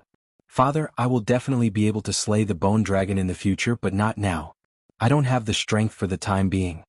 Little Skull sent a message. On one hand he explained that he had unlimited possibilities to evolve, and on the other hand he stated the fact that he didn't have the strength for the time being. When he heard that the current Little Skull wasn't a match for the bone dragon, Han Shuo's mind quickly turned. As he charged towards the specter, he immediately gave another order to Little Skull. The Mummy Lord's sarcophagus fiercely smashed towards Little Skull. That wisp of specter drifted back erratically. It was unknown how he released magic, but the wraiths that floated out of his body suddenly condensed into a huge wraith's net, trapping towards Little Skull. Han Shuo released a white bone shield. The huge ferocious white bone shield suddenly blocked in front of the Mummy Lord, establishing a solid defense for the Mummy Lord and the wisp of specter. With that, the Mummy Lord and specter let out a sigh of relief, and continued to attack Little Skull with all their might. Little Skull, who was riding on the bone demon, was about to be wrapped up by the wraith's net cast by the wisp of specter. However, the bone demon suddenly changed its direction and fell towards the direction of the dark spring. Then, before the undead creatures could react, the 7 bone spurs on Little Skull's back suddenly burst out, shooting towards the ferocious plant. The 3-meter-long javelin-like bone spur in his hand fiercely pierced into the center of the spring. A terrifying roar suddenly came from the bottom of the lifeless spring. The pitch-black spring water instantly boiled, setting off huge waves. The bone spear condensed with the surrounding surging death aura fiercely sank into the bottom of the boiling spring. It seemed to have pierced the extremely cunning bone dragon, causing the bone dragon to temporarily be unable to fly out from the bottom. At this moment, the 7 bone spurs on Little Skull's body shot towards the sinister and strange plant, completely cutting off the plant's roots. The serene luster crystal that was held up by thousands of withered branches and leaves began to emit faint blue smoke. The 7 bone spurs that had cut off the plant took the opportunity to hold up the serene luster crystal. In the blink of an eye, it flew into Little Skull's hand. The 3-meter-long bone spear suddenly flew out from underground and returned to Little Skeleton's hand like a bolt of lightning. Little Skeleton didn't even spare a glance at the rapidly boiling pitch-black spring water as he commanded his bone devil to fly towards Han Shuo's location. "Sinister and despicable skeleton, I, Bone Dragon Zasika, will exterminate you." A huge roar came from underground. A huge bone dragon, whose entire body was made up of long bones that were like steel bars, suddenly rose from the spring. A powerful aura of death spread throughout the entire valley. The giant knights and the Mummy Lord Spectre, who were originally preparing to surround Little Skull, all looked at each other in fear. They no longer cared about Little Skull and hurriedly fled towards the periphery of the valley. The lower-ranked zombie warriors, including the hate warriors, all froze in place as if they were scared silly. They instinctively surrendered and didn't dare to move at all.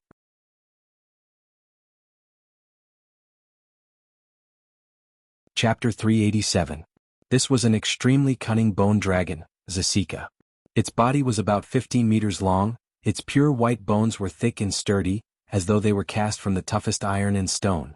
Its entire body overflowed with strands of concentrated death chi. When it roared loudly, all of Tanai's high-level undead creatures scattered and fled in all directions. Those low-level undead creatures stood there motionlessly, trembling under the pressure of the bone dragon's enormous aura. The bone dragons of the netherworld were different from the ordinary dragons of the profound continent. They were special existences of the dragon race that were born in the netherworld. From the moment they appeared, they possessed extremely powerful strength. Because their entire body was cast from pure white bones, they were immune to the vast majority of physical and magical attacks. The peculiar environment of the netherworld created such a peculiar creature. At the same time, they were also adroit manipulators of the death chi in the netherworld. They even possessed some of the mystical attack power of the dragon's breath. Compared to the ordinary dragons of the profound continent, their strength was much higher. The gigantic knight and the mummy lord spectre that originally planned to besiege the little skull had already started to scatter and flee in all directions when the bone dragon's roar sounded. They no longer cared about besieging the little skull. Taking advantage of the fact that Bone Dragon Zasika wasn't paying attention, he retrieved the little skull's serene luster gem and directly flew towards Han Shuo. When he was about to reach Han Shuo's side, Han Shuo abandoned the skeleton body condensed from the death chi. His consciousness floated to the side of the little skull. When Han Shuo's consciousness fell beside the little skull stuffed the serene luster gem into Han Shuo's consciousness in the form of a vengeful spirit without a second thought. Then he urged the bone devil to similarly flee into the distance. As soon as the bone dragon flew out from the pitch-black spring, it first emitted the imposing aura of a high-ranked undead creature.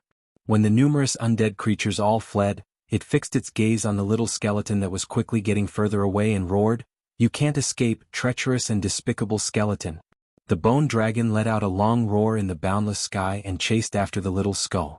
The bone devil beneath the little skull was also transformed by the little skull using the bones of a super-ranked magical beast from the forbidden land of the profound continent. In such a netherworld, the transformed bone devil's flying speed was actually extremely fast. The bone dragon Zasika that was rushing over like lightning was unable to catch up in a short period of time. At this moment, the serene luster gem that the little skull had casually stuffed into Han Shuo's consciousness suddenly blended with the mental strength within Han Shuo's consciousness. In a split second, a mysterious mental strength energy surged into Han Shuo's consciousness, gradually converging and fusing with the mental strength within. Han Shuo quivered and shuddered. He suddenly reacted. This method of increasing mental strength was exactly the same as the feeling when Han Shuo received mental strength from the Cemetery of Death. In a split second, Han Shuo was almost certain that the mental strength that poured into Han Shuo's mental strength in the Cemetery of Death was also a serene luster gem. However, this wasn't the time to ponder why the Cemetery of Death would have a serene luster gem. Having experienced it last time, Han Shuo immediately absorbed the mental strength that flowed into his consciousness from the serene luster gem to his heart's content, desperately seizing the opportunity to digest the mystical power of the serene luster gem. Suddenly, an incomparably enormous mental strength surged into Han Shuo's consciousness at an extremely fast speed. A piercing pain instantly spread and soon after Han Shuo felt dizzy and his vision blurred, not knowing what to do. "Ow!" A loud and clear cry of pain sounded. On the profound continent, Han Shuo's main body held the skeletal staff in his hand and howled incessantly. His originally muddle-headed eyes gradually regained clarity. An enormous mental strength was still flowing in his brain. Han Shuo suddenly felt that his left hand was holding a hard object. When he lowered his head to look, it was actually that mysterious skeletal staff. Han Shuo was startled, but soon after he became wild with joy. He understood that he had inexplicably returned to the profound continent from the netherworld. Amidst his excitement, Han Shuo didn't think too much about it. He hastily discarded all distracting thoughts and merged the pure mental strength that had flowed into his consciousness with his original one. His heart was filled with an enormous sense of joy. After an unknown amount of time, Han Shuo gradually sensed that the mental strength he had obtained from the netherworld's serene luster gem had been completely absorbed. Then, an intense call from Little Skull from the netherworld was transmitted over. Han Shuo suddenly recalled his experience when he had just escaped into the other dimension. He recalled that Little Skull was still being chased by that bone dragon Zasika. Little Skull's call from the other dimension was obviously a distress signal. Without any hesitation, Han Shuo chanted the lowest grade necromancy summoning spell. Little Skull, who was riding the bone dragon, suddenly descended into this underground secret chamber. Little Skull was safe and sound. However, the bone demon he was riding had more than 10 bones broken. It seemed that it was destroyed by that bone dragon. As soon as he descended from the other dimension, Little Skull patted his chest like a human and sent a message to Han Shuo, that cunning bone dragon is really very scary. However, I will definitely make him pay the price in the future. Han Shuo looked at the little skull in front of him. His heart was filled with endless emotions. This little skull, who had the ambition to slaughter the bone dragon, was this the guy who helped him throw the trash in the middle of the night? Father, how did you enter my world? Little Skull's purple demon eye glistened as he stared at Han Shuo and asked. Han Shuo gradually got used to the way Little Skull addressed him. Hearing this, he smiled bitterly and shook his head, saying, I don't know either. However, I understand that it has something to do with this skeletal staff. For the time being, I still haven't figured out what's going on. However, I think I will figure out the situation very soon. Han Shuo explained to Little Skull. Then he frowned and asked Little Skull, do you know what the serene luster crystal that I absorbed is? This kind of serene luster crystal is also a very rare thing in our world. It can temper our soul and make our soul more pure. It is very beneficial for our evolution. Little Skull explained, paused for a moment and then continued, Father, in our world, there are also some special things and special life forms. For example, that specter was evolved from a vengeful spirit. That tall knight was a soul from another plane that fell into our world and absorbed the aura of death, using the body of the evil knight to evolve. Little Skull seemed to be planning to explain the world he was familiar with to Han Shuo. He patiently explained the situation of the undead world to Han Shuo, as if to clear away Han Shuo's misunderstanding of the undead paradise. From Little Skull's description, Han Shuo gradually understood that his understanding of the undead world was still a bit one-sided. It turned out that the undead creatures that existed in the undead world were not just those that he knew from necromancy books. Those undead creatures that he knew from necromancy books were originally known by the ancient necromancers, and they were also undead creatures that had found the correct summoning incantations. In addition, there were some evolved or mutated undead creatures, or strange undead creatures that were naturally born from the aura of death in special situations and special places. These were undead creatures that the necromancers had never known or successfully summoned. These special existences were equally powerful, and some were even more powerful than the bone dragons. However, as the necromancers of the past had never encountered them, nor did they have the means to summon them, they did not exist in the necromancy books. However, Little Skull, who had lived in the undead paradise for so long, naturally understood some of the peculiarities that the necromancers of the past did not know about. According to Little Skull's narration, Han Shuo also knew that the undead world was also divided into regions and territories.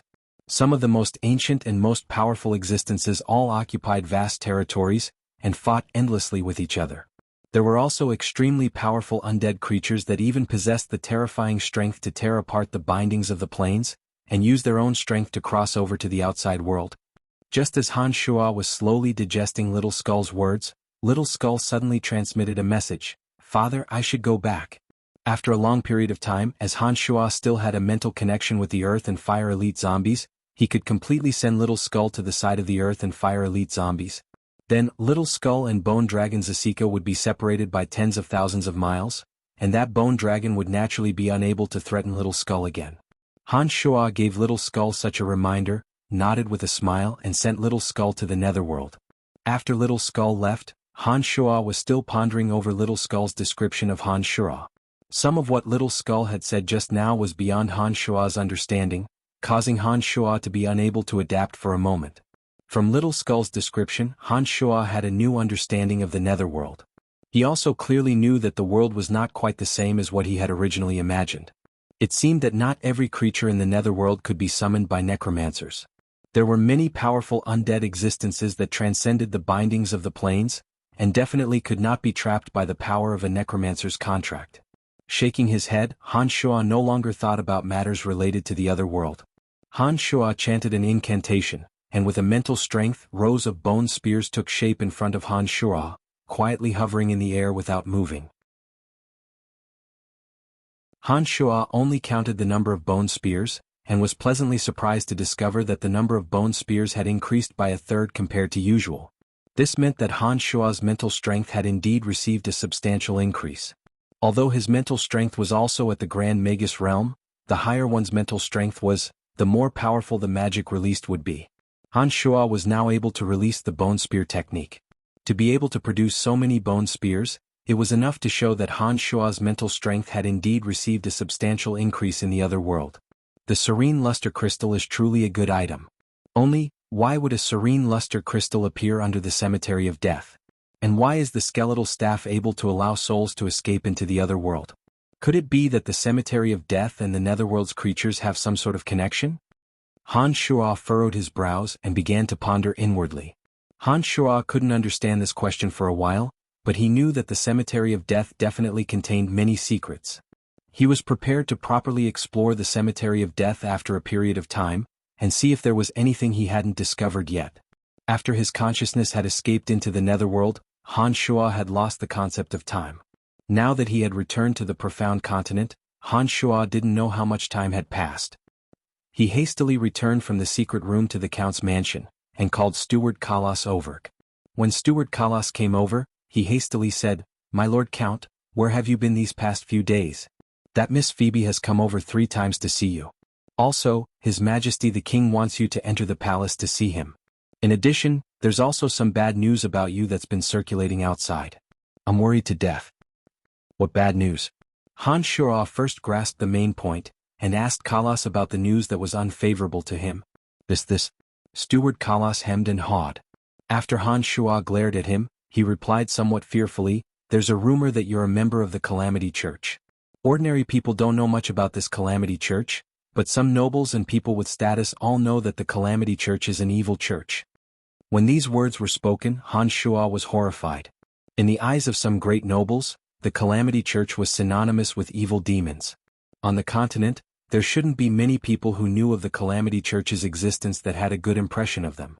Han Shuo had never dared to have too much contact with people from the Calamity Church because he was afraid of leaving people with this kind of impression.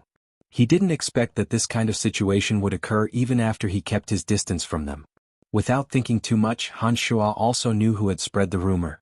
Apart from the Church of Light and some of Lawrence's political enemies, Han Shuo didn't have many enemies in the Lancelot Empire. These days Han Shuo was at the peak of his power in the Empire, and it was precisely this rumor that could destroy Han Shuo. This matter was a bit thorny. Han Shuo hesitated for a moment, and then said to Steward Kalas, "I understand. You can leave first. Invite Prince Lawrence and Miss Phoebe for me. Tell them that I want to have a talk with them tonight." After instructing Kalas, Han Shuo immediately left the mansion. After hesitating for a moment, he went straight to the Dark Mantle headquarters to find Candide. When Candide saw Han Shuo, he opened his mouth and said, "Why have you only appeared now? Come, follow me to the Imperial Palace first. I already know about your matter. I've already communicated with His Majesty earlier. This matter can be big or small, we must treat it with caution." On the way to the Imperial Palace, Candide pointed out that this rumor was spread by the Church of Light, first Prince Charles and the Duke together. As one of the 3 heavyweights of the Dark Mantle, it was naturally very easy for Candide to investigate this matter. Han Shuo and Candide discussed for a moment, then directly entered the Imperial Palace through the Dark Mantle's transportation matrix, heading straight for His Majesty Uhtred's palace.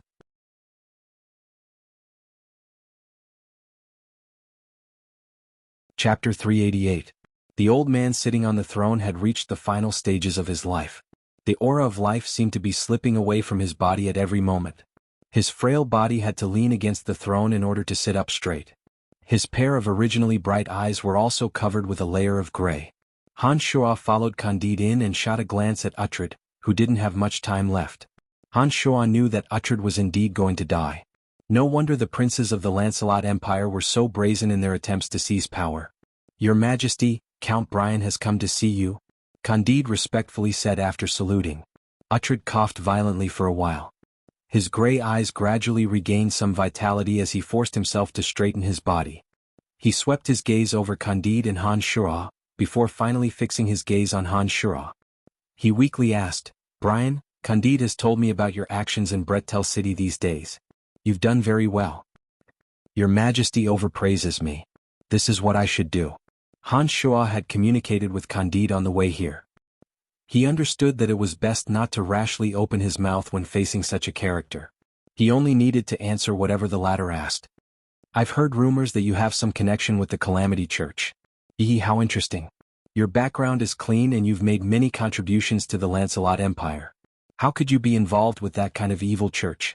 Uhtred muttered to himself as if he was only speaking to himself. "Your Majesty is wise. That is purely a rumor spread by some enemies. Han Shuo replied. Then do you know who is spreading this rumor and what their intentions are? Uhtred looked at Han Shuo and asked. Shaking his head, Han Shuo said, I don't know. Candide, you can leave first. I have some things I want to discuss with Brian alone. Uhtred didn't pursue this matter. Instead, he shot a glance at Candide and softly instructed. Candide didn't waste any words. He kowtowed towards Uhtred and turned to leave the hall. However, when he passed by Han Shuo, Candide gave Han Shuo a meaningful glance, hinting that Han Shuo shouldn't say anything he shouldn't say. After Candide left, Uhtred suddenly sighed and said, Among my sons, I feel that I owe Lawrence the most. I heard that you and Lawrence are very close. Is that true? Han Shuo was startled. He couldn't quite understand Uhtred's meaning. Most nobles in Asen City knew about his relationship with Lawrence. It wasn't strange at all for Uhtred to know about it. Han Shuo hesitated for a moment before honestly nodding his head and replied, Yes, your majesty. Then you must be supporting Lawrence? Uhtred asked again. Yes, your majesty. Han Shuo replied once again. Uhtred was silent for a long time. His eyes were staring deeply at Han Shuo. Only when Han Shuo felt a little uncomfortable did Uhtred open his mouth and say, Brian, there are some things I want to discuss with you. Your majesty, if you have any matters, feel free to instruct me. As your subject, I will naturally share all of your troubles. Han Shuo replied once again. Uhtred sighed. He suddenly stared at Han Shuo and said, Brian, I hope you can promise me that no matter how my other 3 sons treat you, please spare their lives. Han Shuo was speechless. He looked at Uhtred in puzzlement and asked, Your Majesty, why do you say this?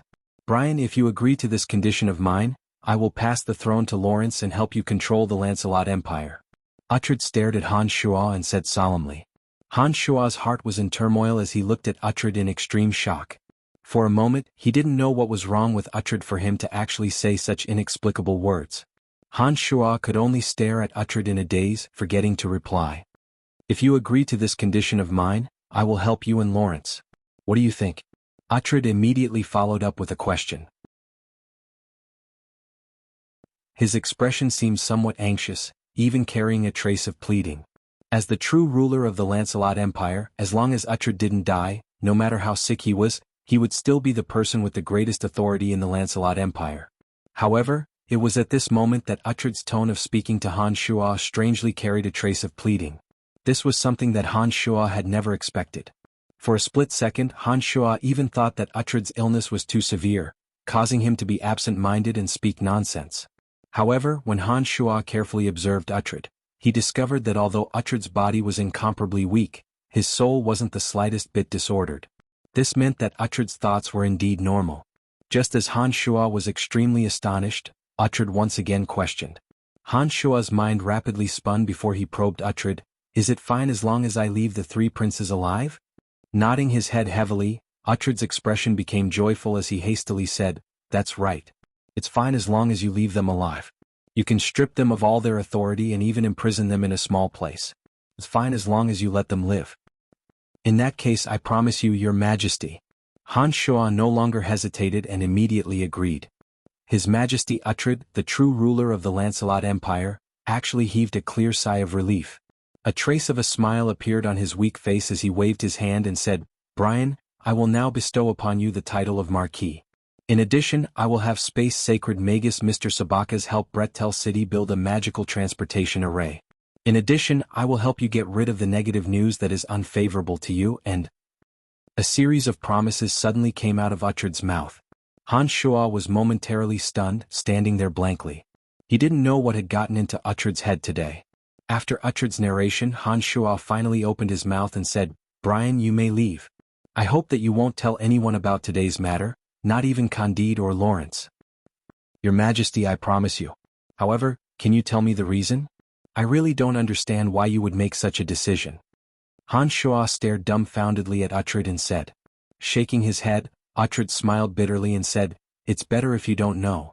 I'm doing this out of consideration for you. You may leave. Han Shuo felt as if he had fallen into the clouds. He looked at Uhtred in bewilderment and stared blankly for a moment before creasing his brows. He bowed towards Uhtred and retreated. His heart was filled with doubts, but he didn't know who he should confide in. After Han Shuo left, Uhtred seemed to have aged a lot more. He sighed and said, As a father, I have done everything that I can for the three of you. I hope that you will be able to continue living after my death. Space Sacred Magus Sabakas and Old Astrologer Madame Grace suddenly appeared in front of Uhtred. Old Astrologer Madame Grace's face was pale, as if she was going to die before Uhtred. Her entire body seemed to be devoid of life. Uhtred sighed again when he saw the two appear. He looked at Old Astrologer Madame Grace and said, "Teacher, in all these years, I have never doubted your judgment. Do you think that this Brian can really help the Lancelot Empire prosper and become strong?" Grace's lips wriggled as if trying to get rid of the wrinkles on her thick lips. She replied in a weak voice, "Your Majesty, I have been entrusted by you to expend my life force to divine wants. I only know that whoever this person helps will become the new king. As long as he is in the Lancelot Empire, the Lancelot Empire will not perish. That's all. This is already enough. I didn't expect that the person who will decide the future of my Lancelot Empire would actually be such a young fellow." Uhtred muttered to himself before looking at the astrologer and Sabakas. He suddenly opened his mouth and said, "My days are numbered. I hope that after I die you can promise me one thing." "Your Majesty, you don't have to remind me. I think that I will leave this world before you do. After so many years I am also tired. My life should finally come to an end." Old Astrologer Grace sighed slightly and said helplessly to Uhtred, "Teacher, I'm sorry. You have expended your life force for the Lancelot Empire." Uhtred understood that every time Old Astrologer Madame Grace divined the future, she would expend her life force. The more involved the matter, the more life force would be consumed. This time, the divination of the fate of the entire Lancelot Empire could be considered to have completely exhausted all of her life force. Her death could be said to have been caused by Uhtred. However, for the future of the Lancelot Empire, Uhtred had no other choice. He could only let the old astrologer give him a clear indication. Even without old astrologer Madame Grace's divination, the matter might still have proceeded according to the original trajectory. However, the struggle for power between the princes would inevitably cause irreparable damage to the Lancelot Empire's national strength. In that case, even if Lawrence, who was supported by Han Shua, succeeded in seizing power, the Lancelot Empire's strength would be greatly reduced. Uhtred was precisely afraid of such a situation occurring. That was why he was willing to let the old astrologer expend her life force to predict the future. This was to minimize the damage to the national strength, allowing the Lancelot Empire to remain as prosperous as before after Lawrence succeeded the throne. "You don't need to apologize. My teacher also toiled to death for the sake of the Lancelot Empire's national fortune. I'm afraid that this is the fate of us astrologers." Sigh. Old astrologer Madame Grace helplessly sighed before looking at Sabakas and said, "In the short time I have left, I hope that you can bring me to see some places that I have never been to." "Don't worry. No matter where you want to go, I can bring you there," Sabakas replied with a benevolent smile. He then turned his head to look at King Uhtred of the Lancelot Empire and asked, "Your Majesty, what did you want to tell me just now? If Brian doesn't keep his promise, I hope that you can help me kill him." Uhtred hesitated for a moment before saying to Sabakas, "Your Majesty, I promise you that I can only do my best. I might not be able to deal with this youngster in the future. I hope that you can forgive me." Space Sacred Magus Sabakas seriously considered for a moment before replying to Uhtred. At Sabakas's level, he was already considered to have transcended authority. Even the king of the Lancelot Empire didn't have the authority to order him to do things that he wasn't willing to do. Sabakas vaguely understood some things from Astrologer Grace's prophecy, which was why he replied Uhtred in such a manner. Uhtred nodded and said with a smile, "Then I'll have to thank Master. All right, your Majesty should have many matters to attend to. We won't disturb you any further." Sabakas replied in a manner that was neither overbearing nor servile. He glanced at old astrologer Grace and a white light enveloped the two of them. The two of them instantly disappeared without a trace. Unbeknownst to Han Shua, King Uhtred of the Lancelot Empire had already started to help Lawrence pave the way. After Han Shua returned to his mansion from the Imperial Palace, he discovered that Lawrence and Phoebe had already been waiting for him even before nightfall. It seemed that they were extremely anxious to see Han Shua. Phoebe's bright eyes glistened, her gaze never leaving Han Shua. After Han Shua dismissed the servants and led the two into the living room, Phoebe angrily pouted coquettishly, "You bastard, why didn't you come looking for me after arriving at Asen City? Are you having too much fun in Brettel City that you've forgotten about an old friend like me?" Han Shua's mind was a little muddled along the way. He kept thinking about what His Majesty Uhtred had said to him. He couldn't figure out what was wrong with Uhtred for him to have such a strange suggestion. Now that he heard Phoebe pouting coquettishly, Han Shuo finally reacted. He couldn't help but smile bitterly and say, "Eldest miss, I can forget anyone but you. Do you know that whenever I have something good, the first person I think of is you? Otherwise, how could that starry sky have fallen into your hands so quickly?" Hearing Han Shuo's words, Phoebe's beautiful face became more joyful. Her voice also became much gentler as she snorted, "Then what shameful things have you been doing in Asen City for so long? I've come here a few times already, but the housekeeper said that you weren't in the mansion. That's because I have official business to attend to. Most of the time, I've been attending meetings at the Dark Mantle headquarters. I've just made a trip to the Imperial Palace. In short, I haven't been idle." Han Shuo explained to Phoebe. All right.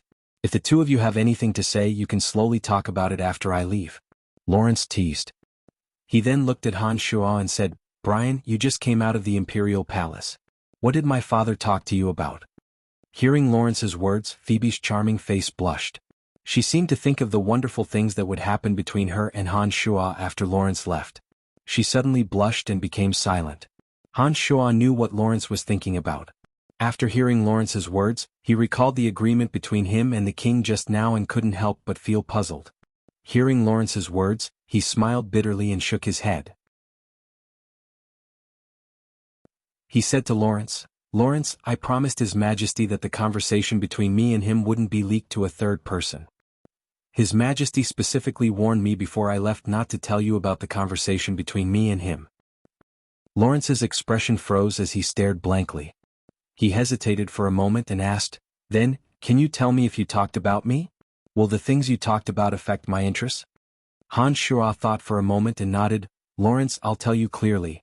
The main point of the conversation between His Majesty and me was you. However, it was all beneficial to you. I think your chances of seizing the throne will greatly increase." Really? Brian, are you serious?" Lawrence was obviously ecstatic when he heard these words. He suddenly stood up from his chair and couldn't contain the ecstasy in his heart. Lawrence directly walked in front of Han Shuo and stood on his tiptoes to press his hands on Han Shuo's shoulders. He looked up at Han Shuo and inquired anxiously. Nodding his head heavily, Han Shuo said with certainty, "That's right. Although I can't reveal the specifics of our conversation, I can guarantee that your royal father will definitely pave the way for you. Lawrence, your luck has come this time." Lawrence laughed wildly. He, who had been oppressed for a long time, revealed his wild side at this moment.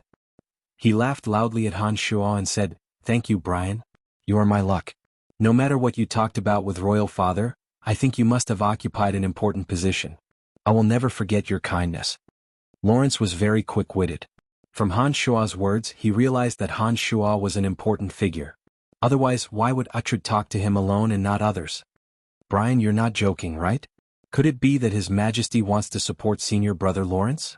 Phoebe recovered from her charming reverie and looked at Han Shuo in astonishment, as if she didn't quite believe Han Shuo's words. "Don't ask me about the specifics. To be honest, even I don't dare to believe it until now. However, you will know the truth very soon."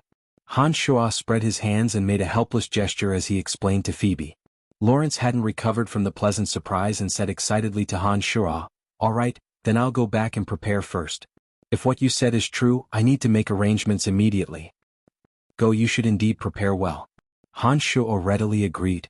"Senior brother, you only remember your own matters. Have you forgotten what we just discussed? Brian is in a very dangerous situation right now. If you don't help him at this time, it's very likely that he'll be labeled as a member of an evil church by Charles and the others."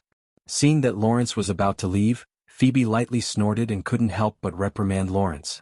Lawrence slapped his head, only now remembering the purpose of his visit. He first smiled apologetically to Han Shuo, then said with a grave expression, "Brian, there are currently some rumors that are very unfavorable to you. I think we should properly come up with a plan to deal with them. This matter was spread by the Church of Light's Cos and Charles. Their goal is to destroy the reputation and image you've painstakingly built up in Brettel City. Let's not worry about these things. His Majesty the King will help me clean up this matter. He has already promised me," Han Shuo said to the solemn Lawrence. Lawrence and Phoebe looked at each other in dismay, both of them looking stunned. Seeing Lawrence's expression, Han Shuo couldn't help but say with a smile, "All right, you can leave first. Go to your own things and don't worry about me. Your royal father will help us. Alright, I won't disturb you two then. Lawrence understood and winked at Han Shuo and Phoebe, chuckling as he walked out. Hey, what's with that look? Damn it, you've been led astray by Brian. Phoebe's charming face was bright red as she loudly cursed at Lawrence's back. After Lawrence left, Han Shuo walked towards Phoebe with a grin on his face. He pulled Phoebe into the carriage and carried the screaming Phoebe into the bedroom. Along the way, his hands began to move restlessly up and down Phoebe's naked body. After the deed was over, Phoebe was exhausted and lazily curled up on Han Shuo's broad chest. She didn't have the slightest bit of strength left in her. However, Han Shuo was in high spirits and didn't look tired at all. Instead, he casually pulled out a necromancy book and diligently studied it. Phoebe hadn't used up a single bit of fighting aura within her body. Her exhaustion was purely physical. Looking at the spirited Han Shuo, Phoebe had a sweet smile on her face. The complaints from the past few days had all disappeared and the extremely satisfied expression on her face couldn't be concealed. She was obviously very happy. A strand of strange energy flowed into Phoebe's body and slowly circulated within Phoebe's limbs and bones. It nourished Phoebe's body and gave Phoebe an extremely comfortable feeling. That feeling was as if that strand of energy was nourishing her body, helping her body to gradually recover and even become stronger. Phoebe carefully savored the nourishment of the energy on her body. She suddenly realized that this strange energy came from Han Shuo. In the past, every time she had sex with Han Shuo, Phoebe seemed to feel the existence of this strange energy in a daze. It was just that she had been too tired the past few times and had immediately fallen into a deep sleep. She had never felt it so clearly like this time. However, Phoebe could feel that her body was getting better and better. Her body that had been tempered by the Nirvana pill seemed to be even more refined. Her training of fighting aura was twice as effective as before. Even Phoebe's rapid advancement to Great Sword Master seemed to be thanks to the changes in her body. After slowly feeling for a while, Phoebe couldn't help but look at Han Shuo, who was solemnly studying magic books with a burning gaze. She suddenly understood that after every time they had sex, Han Shuo had transferred a strand of energy that she didn't know about into her body, helping her to change the toughness of her body and making her body's condition better and better. Brian? Phoebe suddenly whispered softly, raising her head to look at Han Shuo. Han Shuo, who was studying the habits of bone demons, softly grunted when he heard this. He looked at Phoebe with a smile, and his big hand conveniently patted Phoebe's perky and round buttocks. He teased, "What? Do you still want it?" Phoebe's beautiful face blushed, and she shyly pulled at the thin blanket that covered her body, covering her perfect curves that could make one spurt blood. She said in a low voice, "No, I don't have any strength left in my body, you damned fellow." "Haha, then what do you want to say?" Han Shuo put down the necromancy magic book in his hand, and gently pulled up the thin blanket with his left hand to cover her fair, jade-like skin. He narrowed his eyes and asked with a smile, "Did you leave something special in my body every time you made love to me?" Phoebe asked Han Shuo in a low voice with a red face. "Of course I did leave something special behind. Heh, that is the seed of life, the most original essence that created the human race. It's just that it hasn't germinated yet. Why are you asking about this? Could it be that you want to ask why your belly isn't big? Oh, you can't blame me for this, you're the one who didn't live up to expectations, right?" Han Shuo replied to Phoebe with an evil smile on his face. When Phoebe saw the evil smile on Han Shuo's face, she knew that he must have misunderstood her meaning. She couldn't help but blurt out in embarrassment, "I'm not talking about that thing, I'm talking about the energy that helped me change my body." Hearing Phoebe's words, Han Shuo suddenly realized and said, "So that's what you wanted to say. Haha, don't worry, that energy will only be good for your body, absolutely no harm. You don't need to care so much, you just need to know that it will make your body better and better." "I know, of course I know that the energy will benefit my body, I'm just worried that it will harm your strength." Phoebe naturally understood the changes in her body, but as a young great swordsman, Phoebe understood that no matter what kind of energy left the body, it would have an effect on the owner. She was worried about whether Han Shuo would be injured. "Haha, you don't need to worry, this is called body fusion. When I transfer energy to you, I actually get some energy from your body, it's just that you don't know it. Otherwise, why would I make you take so many special postures? This is actually a kind of martial skill and you keep thinking about it." Han Shuo explained to Phoebe with a smile. When Han Shuo said this, Phoebe's blush spread from her neck to her whole body. She couldn't help but hit Han Shuo's chest and said, "Nonsense. What kind of martial skill is cultivated like this? You made me take so many embarrassing postures to satisfy your special hobbies. You perverted fellow, you still want to lie to me? Helplessly shrugging his shoulders, Han Shuo explained with a bitter smile, Eldest miss, I really didn't lie to you. There are many martial skills that you don't know about, but they do exist. The postures I made you take do indeed have a special effect, but you didn't carefully comprehend them and were instead lost to your desires. Next time, if you can carefully comprehend them, you'll know that I'm not lying. After Han Shuo's explanation, Phoebe was a bit skeptical and looked at Han Shuo in a daze. When she discovered that Han Shuo didn't seem to be joking, she made a fuss and softly said, Brian, are you serious? Is that really a kind of martial skill? Nodding his head, Han Shuo said with a smile, Of course, it is through this method that our love will help each other increase in strength. Don't worry, the energy in your body won't harm me in any way. Although Phoebe was astonished by Han Shuo's explanation, she didn't continue to pursue the matter. Instead, she furrowed her brow in deep thought. After a while, Phoebe suddenly thought of something and her bright eyes stared deeply at Han Shuo. She asked, Brian, there's a question I've been suppressing for a long time. Today you have to tell me. Speak, what is it? Han Shuo's large hands groped Phoebe's smooth back as he said lazily with narrowed eyes. What's the matter with Emily? Don't tell me that there's no relationship between you and Emily. I've seen her a few times. Her skin and body are exactly the same as mine. Brian, I hope you can tell me honestly about your relationship and don't lie to me. Phoebe's bright eyes stared fixedly at Han Shuo as she asked aggressively. When Han Shuo heard the three words Emily, he couldn't help but shiver. When Phoebe finished speaking, his mind abruptly became a mess. After thinking quickly for a moment, Han Shuo sighed and said, Since you already know, then I won't hide it anymore. Last time in the dark forest, because I went berserk in my martial arts training, I lost control of my mind and raped her. At this point, Han Shuo knew that no amount of concealment would be of any use. He described everything that had happened between him and Emily in full detail. As expected, you really did have an affair with her. I was wondering why her skin was as white and lustrous as mine. Great, so it was all because of you. Brian, oh Brian, you're really amazing. You even dared to rape the daughter-in-law of the Han family. Phoebe glared angrily at Han Shuo and made a ruckus. She ignored Han Shuo's obstruction and was about to put on her clothes and leave. Han Shuo hugged Phoebe tightly and hurriedly explained, I had no choice in that situation. You must know that you're the most important person in my heart. Emily and I only got together by chance. I don't think it's that simple. This Emily has a seductive look on her face. Is she really good in bed? Are you dizzy from the fascination? Do you know that she's the daughter-in-law of the Han family? Her brother is that scary guy Amis? Han Shuo nodded and then explained, but when I raped her, I only thought that she was a spy from the Empire. Shaking off Han Shuo, Phoebe quickly put on her clothes.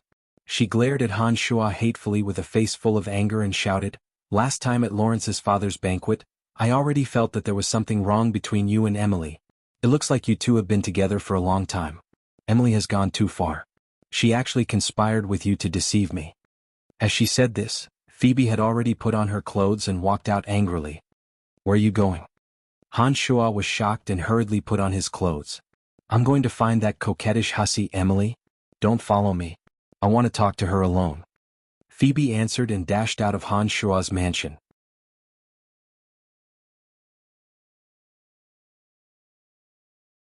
Chapter 389.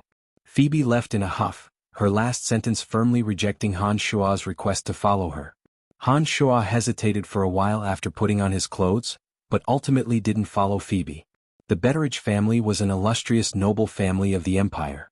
Even if old Han had retired from the military, his influence was still there. Phoebe wanting to talk to Emily alone might not cause any big problems. However, if Han Shuo were to follow her, it would be hard to say what would happen between the two women and Han Shuo. Han Shuo didn't want to be targeted by the two women within the Betteridge family.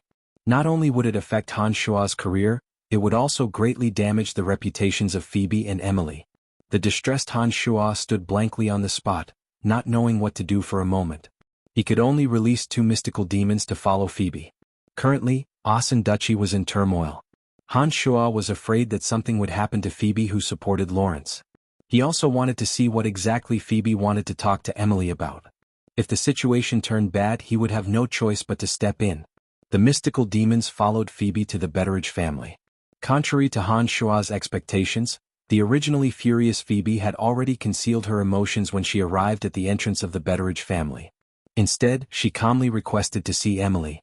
Han Shua couldn't help but heave a sigh of relief when he saw that Phoebe didn't make a ruckus the moment she arrived at the Betteridge family.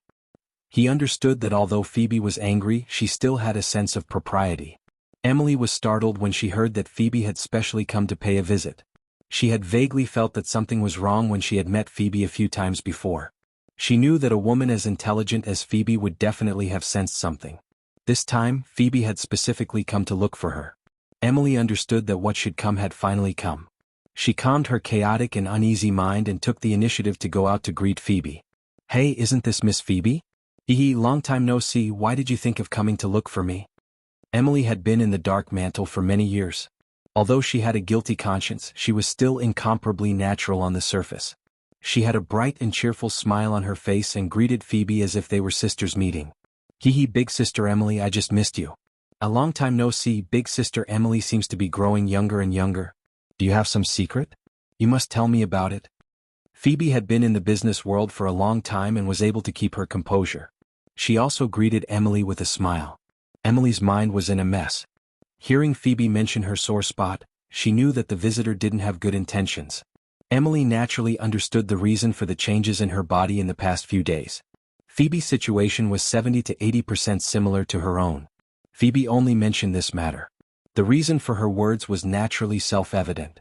"Miss Phoebe overpraises me. Perhaps it's because there's nothing going on recently and I'm so bored that I've been sleeping a little too much. How am I young?" Emily smiled as she prevaricated. She looked around and saw that there were still guards around. She couldn't help but chuckle as she walked towards Phoebe. She smiled sweetly and said, "It's rare for you to come over. Come, let's go inside and talk about some intimate matters." "That's exactly what I was thinking."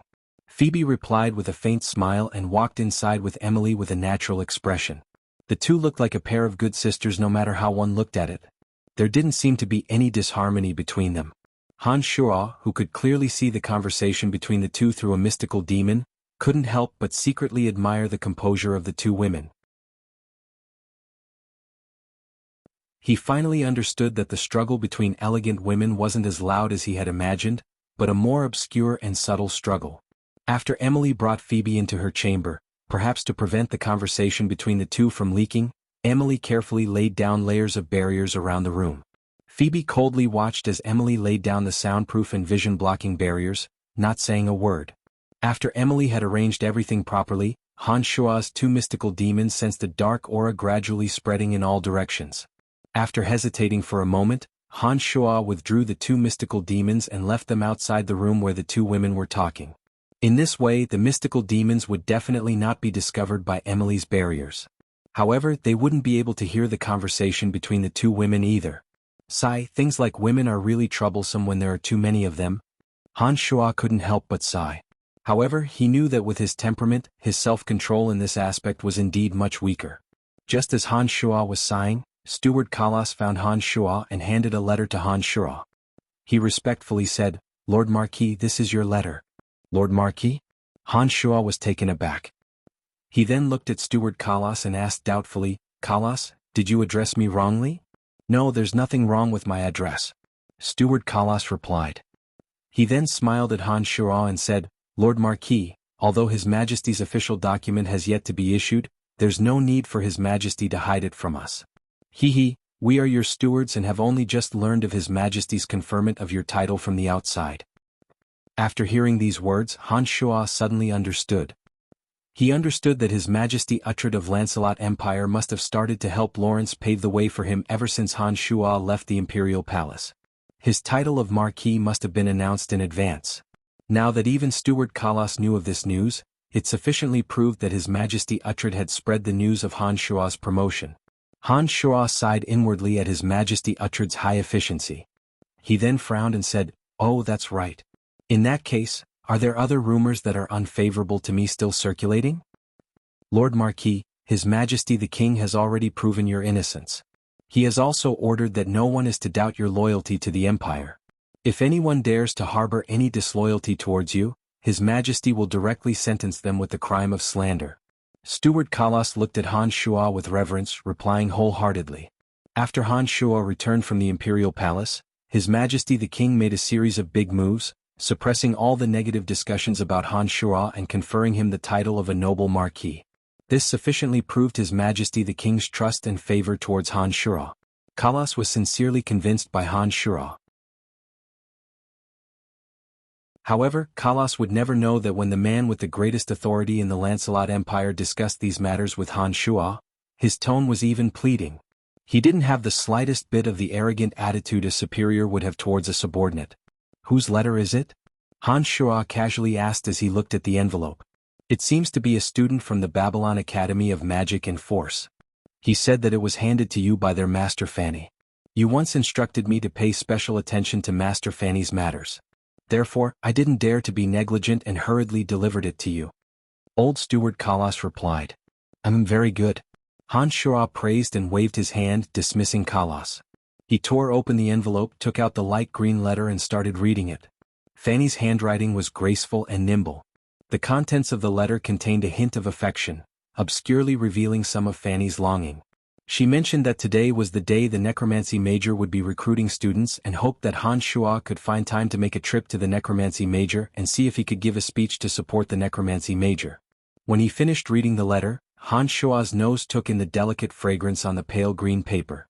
It was as if he could smell Fanny's body fragrance that refreshed the heart and refreshed the mind. Recalling Dean Emma's expectations of him a few days ago, Han Shuo hesitated for a moment and decided to make a trip to the necromancy major of the academy. Winter had passed and spring had arrived. Everywhere was brimming with the scent of spring. The Babylon Academy of Magic and Force's annual recruitment was in full swing. Whether it was a noble or a commoner, the Babylon Academy of Magic and Force, as the greatest cradle of talents in the Lancelot Empire, was a place they all yearned for. To be able to become a noble mage or knight was the goal of every young person.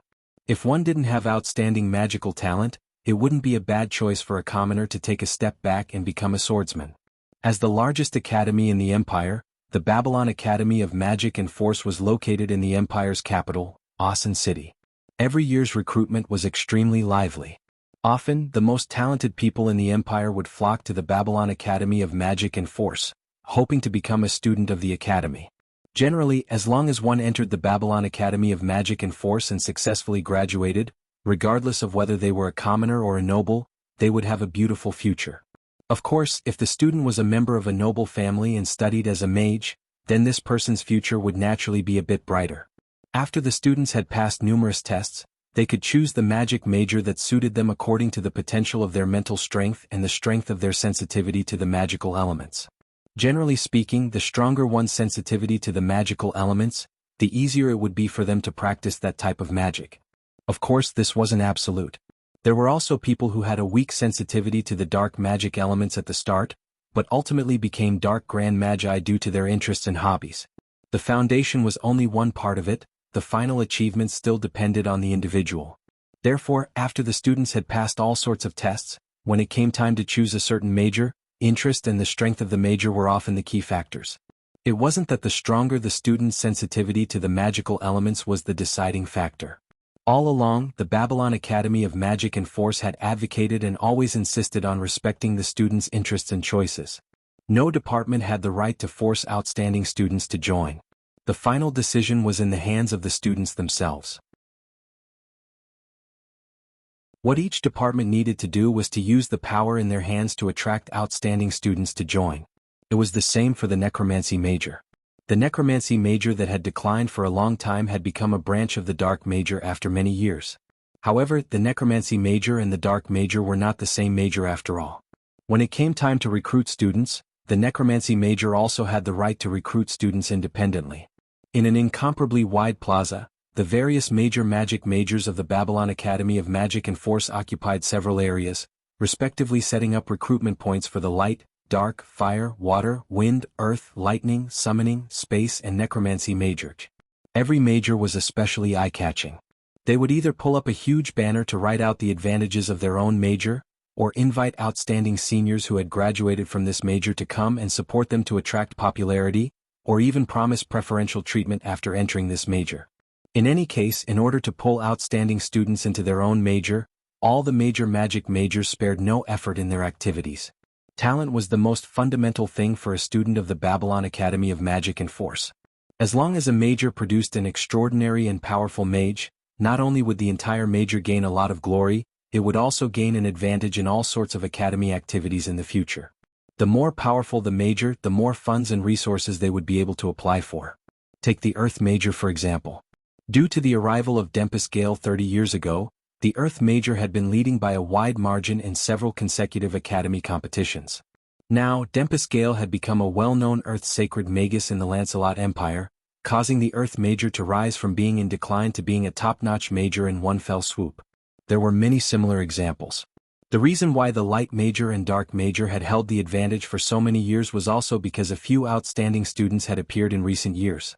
The Necromancy Major, which had always been weak and bullied, had also stood out due to the appearance of Han Shura. There were faint signs that the Necromancy Major was going to walk out from the shadow of the Dark Major and become an independent major. In the remote northeast corner, 5 tall and large skeletal warriors raised a large banner with the words, "The Necromancy Major welcomes you to join," written on it. Behind a large long table, the 2 teachers, Fanny and Jean, sat upright and still. Lisa, Amy, and Athena, as well as a group of Necromancy Major students, were shouting at the top of their lungs. "Why did they arrange for us to be here? This place is obviously away from the central area. Those fellows from the Dark Major are clearly trying to squeeze us, humph." Lisa angrily shouted. She turned her head to look at the calm Fanny and asked, "Teacher Fanny, do you think that fellow Brian will come? It's been a long time since he's come to the Necromancy Major. Now that he's become a popular person in the Empire, has he forgotten about his friends like us, and you?" After being here for so long, Lisa had long since walked out of her resentment towards Fanny and Han Shura. However, whether or not Lisa was still bitterly in love with Han Shura was something that only she knew. Even Fanny couldn't quite see through Lisa. After experiencing the tragedy of her family, Lisa was much stronger than Fanny had imagined. She was no longer that willful little girl who only knew how to cause trouble, and had truly calmed her heart to practice necromancy magic. Now, Lisa had actually become a journeyman mage with Fanny's help. Fanny smiled as she glanced at Lisa, explaining, "Didn't I have Derek deliver a letter to him? If he receives my letter and happens to have nothing else to do, I think he should come over. Don't worry, although our necromancy major's location is a bit remote, I think there will still be students who come because of our reputation." Fanny naturally wouldn't tell Lisa that she was the first person Han Shua went to when he returned from Brettel City. Back then, when Han Shua had told her that as soon as he entered Asen City from Brettel City, he had immediately gone to the Babylon Necromancy Major to look for her, Fanny had been secretly delighted for quite a while. During this period of time, Han Shua was like the sun at high noon in the Empire. The nobles and commoners of the Empire were all talking about Han Shua's impressive military exploits, especially the matter of Han Shua killing Dragon Knight Kelt and the Green Dragon together. This matter had spread to every corner of the Lancelot Empire. Han Shua's rising status had allowed the Necromancy Major to bask in the limelight. Currently within the Academy, there really wasn't a single major that dared to openly bully the Necromancy Major. Even Dean Emma was obviously biased towards the Necromancy Major, which made Fanny feel much more relaxed. "Master Fanny, how many new students do you think we'll be able to recruit this year?" Jean and Fanny sat together. Jean had originally been infatuated with Fanny, but after accidentally seeing Fanny and Han Shua's intimacy last time, in addition to Fanny becoming an archmage necromancy, those feelings had gradually faded. No matter how one looked at it, as a noble of the Empire, Han Shua, whose strength was at the peak of his power as a grand magus necromancer, wasn't someone that a mere necromancy adept mage teacher could compare to. When Fanny also became an archmage necromancer, Jean had completely given up on her. In this way, Jean had truly put his energy into his career. On one hand, he had diligently delved into magical knowledge, and on the other, he had tried to carry forward the teaching profession. During this period of time, he had contributed greatly to the development of the Necromancy Major. Last time when he'd returned to his hometown, Jean had said that he was the former teacher of Brettel City's Count Brian. This had immediately caused a stir in the small town. Jean had basked in Han Shua's limelight, and his status seemed to have risen a few notches. This had caused Jean's resentment towards Han Shua to slowly dissipate. Who knows? Perhaps there will be a few. Fanny smiled as she responded to Jean. "Excuse me, is this the Necromancy Major? Did the Empire's Grand Magus Necromancer Count Brian graduate from here?" A youth dressed in exquisite clothing, with a steward behind him, came over and asked in a refined and courteous manner. "That's right, Brian graduated from our major?" Jean was overjoyed and hastily responded. "Ha, I finally found it." "Why is it so remote?" The youth cried out in pleasant surprise, then said excitedly, "My mental strength test was excellent, and the dark magic element was the strongest. However, I've chosen the necromancy major. I hope you'll accept me." After the youth had finished speaking, he loudly called out to his companions who were pacing back and forth in the distance, "Friends, I've found the necromancy major. It's over here, all of you come over." As soon as the youth's words fell, the faces of the other boys and girls all lit up. They excitedly ran over to Fanny's side. After the mental strength test, these people's potential was extremely great. Their backgrounds were also incomparably noble, and they were figures that the teachers of various majors had coveted for a long time. Who would have thought that they would all run over to the necromancy major?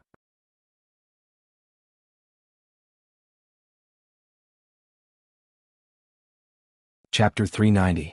Haha, welcome, welcome. Choosing the necromancy major was the correct decision. Jean hurriedly stood up with a chuckle when he saw the young students heading their way. He took out a few small booklets and handed one to each of them. He smiled, "Fill in your information. Haha, our necromancy major doesn't have that many rules and the tuition is the lowest." These youths had obviously come because of Han Shua's fame. When they heard this, all of them excitedly leaned on the table and filled in their information. There were a few youths that had been pacing back and forth in the distance. They didn't seem to be with this group of people, but their goals were the same. They were also searching for the necromancy major's location. When they heard the shouts, all of their expressions shook and they also walked towards the necromancy major's corner. "Hey Carlyle, your mental strength is excellent and your affinity with the dark element is also extremely high. As long as you're willing to practice dark magic, you'll definitely become a dark grand magus. Don't leave, our dark major has many benefits for students like you." A dark major teacher hastily shouted when he saw a youth walking towards the necromancy major's corner. "My apologies, I came because I thought that the dark major and necromancy major were together. I didn't think that the necromancy major could recruit its own students. My apologies, I came because I want to become a grand magus necromancy like Marquis Brian, not because of your dark major." This youth was able to know of Marquis Han Shua's identity so quickly. His family background was definitely not simple. He responded in a manner that was neither overbearing nor servile, performed a standard bow, and strode away from the dark major recruitment point without a trace of hesitation. Dark Archmage Deo, who was sitting at the back of the dark major's seat, gradually had an ugly expression on his face. Carlyle was a student that he had his eye on for a long time. When Carlyle had first entered the Babylon Academy to take the test, Deo had immediately determined that Carlyle was good material for practicing dark magic. In order to get Carlyle, Deo had even sent a few teachers to persuade him.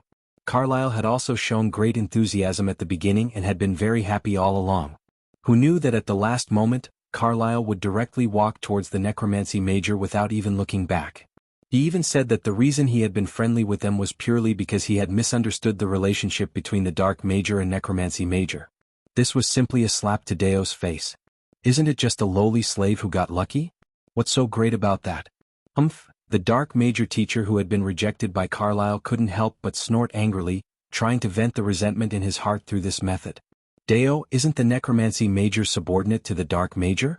No matter how I look at the situation, it seems that the necromancy major is faintly suppressing the dark major. I didn't think that after I wasn't in the dark major for so long, you wouldn't have made any progress. You actually managed the dark major to this extent?" Beside Deo, a tall and skinny middle-aged magus frowned as he berated the person in charge of the dark major. "Crowley, although you've become a dark grand magus, you've always been away from the Lancelot Empire. You used to be very famous, but the youngsters who know of you have long since disappeared. However, this Brian has recently been like the sun at high noon. In the hearts of the young children of the Empire, he is the true hero. Your era has passed." Deo shot a glance at the middle-aged magus and replied with a bitter smile. Crowley was once from the dark major of the Babylon Academy of Magic and Force just like Deo. Back then when Crowley was in the dark major dominated the competitions between the various majors in the academy for a few consecutive years. This person had advanced to an adept mage and became a dark archmage very soon after graduating, causing a sensation in the Lancelot Empire for a few years. However, Crowley had been unable to break through to become an archmage. Not long after, he left the Lancelot Empire and traveled to various countries on the Profound Continent. It was only a few years ago that he became a Dark Grand Magus. Deo was in the same batch as him back then, but he clearly didn't have as much talent as Crowley. Up until now he was still a Dark Archmage. This time, it was only because he heard that Crowley had returned to the Lancelot Empire that he invited him over to support him. It was a pity that Crowley had left the Lancelot Empire for too long. Even some of the elderly had forgotten his existence, not to mention the young students who worshipped him as a hero. He had been standing there for so long, and although Deo had deliberately introduced him, no one had noticed him. Deo, that kid called Brian, has he really become a Grand Magus Necromancer in such a short period of time? Mages that practiced dark magic would naturally have a sinister aura lingering around their bodies. Candide, one of the 3 heavyweights of the Dark Mantle, was like this. This Grand Magus Crowley was also the same. He looked at Deo with a gloomy expression that would definitely cause an average person to feel some fear. When Deo heard Crowley's question, although he was extremely unwilling to admit it, there was nothing he could say. He could only force a smile and nod as he replied, "That kid is a monster." He really did become a Grand Magus Necromancer in such a short period of time. What's even more frightening is that he basically didn't stay in the Necromancy Major for too long. He only appeared once or twice during crucial moments. Nobody knows how he actually trained. So it's like this. It's really somewhat interesting. It's a pity that this person isn't here. Otherwise I would really like to meet him. I've been forgotten by the people of Lancelot Empire for far too long. I really need to find an expert to practice my skills. Only then will more people know that I've returned. Crowley muttered to himself with a pensive expression. Deo glanced at Crowley and instigated, "That's right, Crowley. Right now, that kid's reputation is like a rainbow in the Lancelot Empire. If you want to make a name for yourself, defeating him will be the fastest way. You really can try. That kid has just advanced to Grand Magus Necromancer. I think he definitely isn't your match." Deo and Crowley were in the same year. Deo was very clear about Crowley's personality. He knew what Crowley was thinking with a single look at his expression and couldn't help but instigate Crowley. Back when Crowley was in the Dark Major, he was also a well-known arrogant character. Even after so many years, Crowley's temperament hadn't changed. Deo could see this. It's a pity that that kid didn't come today. Otherwise, I could take advantage of this opportunity to kill his spirit. Deo's suggestion was exactly what Crowley wanted. He had absolute confidence in his own strength and couldn't help but become restless. While the Dark Major was muttering, the teachers of the other major were also silently cursing. This was especially true for the Light Major. At this moment, the person in charge of the Light Major, Archmage Voigtlander, also had a deflated expression as he angrily shouted, "What's going on? Lika is so close to the light element, yet she actually went to the hostile Necromancy Major. Could it be that she doesn't know that the Light Major has the best future for her? How could a dark creature like the Necromancy Major be a match for light magic? This is simply preposterous." Behind the Light Major's seat, sat a familiar figure to Han Shuo, one of the 3 heavyweights of the Dark Mantle, Light Grand Magus Ames. At this moment, Ames was sipping on a pot of good tea, leisurely sitting there and looking at Voigtlander with a smile. He didn't express any opinion. Behind Ames there were 2 swordsmen protecting him. The 2 were doing their best to protect Ames and didn't pay attention to Voigtlander's words. In their eyes, Ames' safety was the most important. Voigtlander angrily grumbled before turning to Ames, who was invited over. "Lord Ames, don't you think this matter is preposterous? A small Necromancy Major actually snatched our Light Major student source because of a little errand boy's luck." Ames had originally graduated from the Light Major and had become a minister of the current Lancelot Empire who wielded great power. In the eyes of any noble in the Lancelot Empire, Ames was a god of plague that everyone feared. Once Ames set his sights on a noble, that noble would definitely suffer a great misfortune. However, to Ames, although he didn't have a good impression of Voigtlander, who was 2 realms younger than him, he still had some feelings for the Light Major. Therefore, after receiving Voigtlander's invitation, Ames did the honor of coming over. Now that he heard Voigtlander's complaints, Ames only smiled slightly and said elegantly, "Brian is a Marquis of the Empire and is highly regarded by His Majesty. You better be careful with your words." Han Shuo was a member of the Dark Mantle. Voigtlander didn't know this and rashly ridiculed Han Shuo in front of Ames. Hearing Ames' words, Voigtlander looked at Ames with some astonishment. not understanding why a person like Ames would speak up for Han Shuo. You better busy yourself with your own matters. Those students who enter the necromancy major all do so out of blind worship of heroes. After a few days, when they discover that they aren't suitable to practice necromancy magic, I believe they will still recognize the truth and return to the light major. You don't have to worry so much. As a member of the upper echelon of the Dark Mantle, Ames could see through the crux of the matter with a single glance and couldn't help but console Voigtlander. I just can't take this lying down. Voigtlander thought for a moment and understood that Ames' words were reasonable. However, he still angrily shouted in a low voice. Ames shot an obscure disdainful glance at Voigtlander. In his heart, he thought that the current Brian wasn't someone a mere light major teacher could contend against. After thinking for a moment, Ames reminded Voigtlander out of consideration for his relationship with the light major, "Voigtlander, I'll give you a word of advice. This Brian isn't someone you can provoke. Even if you can't take this lying down, you have to forcefully swallow it down. Otherwise it would be self-destruction." Ames controlled a department of the Dark Mantle and had a close relationship with His Majesty the King. He could already see some clues from His Majesty the King's series of arrangements today. He understood that before His Majesty the King died, no one in the Lancelot Empire would be able to touch Han Shuo. Even he, Ames, couldn't do so, let alone a mere light major teacher? This, Lord Ames, why do you say this? Voigtlander was startled in his heart and asked somewhat strangely. You can figure it out yourself. The reason why I'm giving you this advice is because you invited me here. Look at those dark major fellows on the other side. I guarantee that they will suffer a great loss sooner or later. Oh, it's not sooner or later.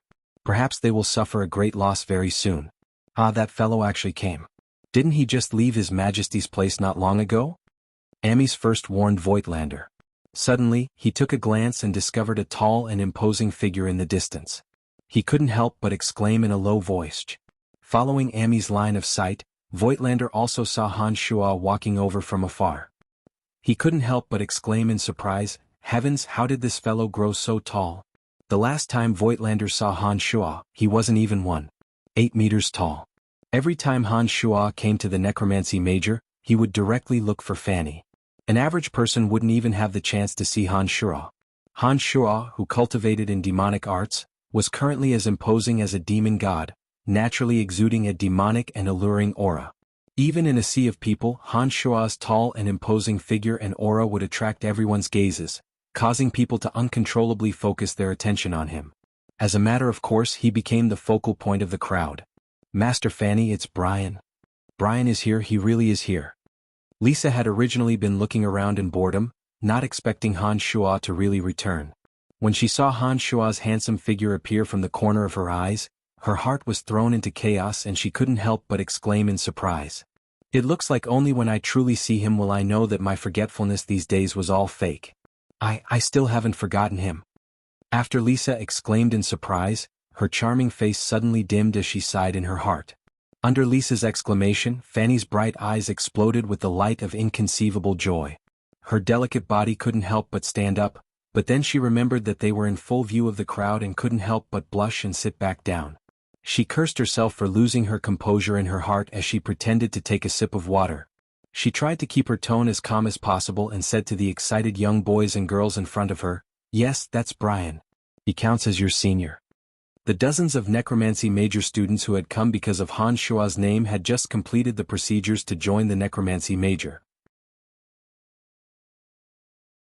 Hearing this, their faces all flushed red as they stood on their tiptoes, desperately trying to see further, searching for traces of the hero in their hearts. Their tender hearts were filled with excitement and agitation. As Han Shuo walked over, he discovered that due to his appearance, numerous gazes were uniformly focused on his body. However, Han Shuo's eyes swept around in a circle and didn't immediately see the necromancy major's recruitment point. He couldn't help but feel puzzled for a moment. However, Han Shuo understood that the necromancy major was affiliated with the dark major. The dark major's position was rather conspicuous. A mystical demon suddenly pulled up and looked down, only then did Han Shuo see Fanny's existence in a corner behind the dark major. 5 skeletal warriors were holding a banner. The words on the banner made Han Shuo feel somewhat amused. He thought to himself, why does the largest magic academy in the Lancelot Empire look like a vegetable market when it comes to recruitment? As he pondered, Han Shuo walked towards the necromancy major. Just as Han Shuo was about to pass by the dark major's recruitment point, Deo hastily pulled Crowley and said in a low voice, "That kid is Brian. If you're planning to seize this opportunity to become famous, defeating him is a good method."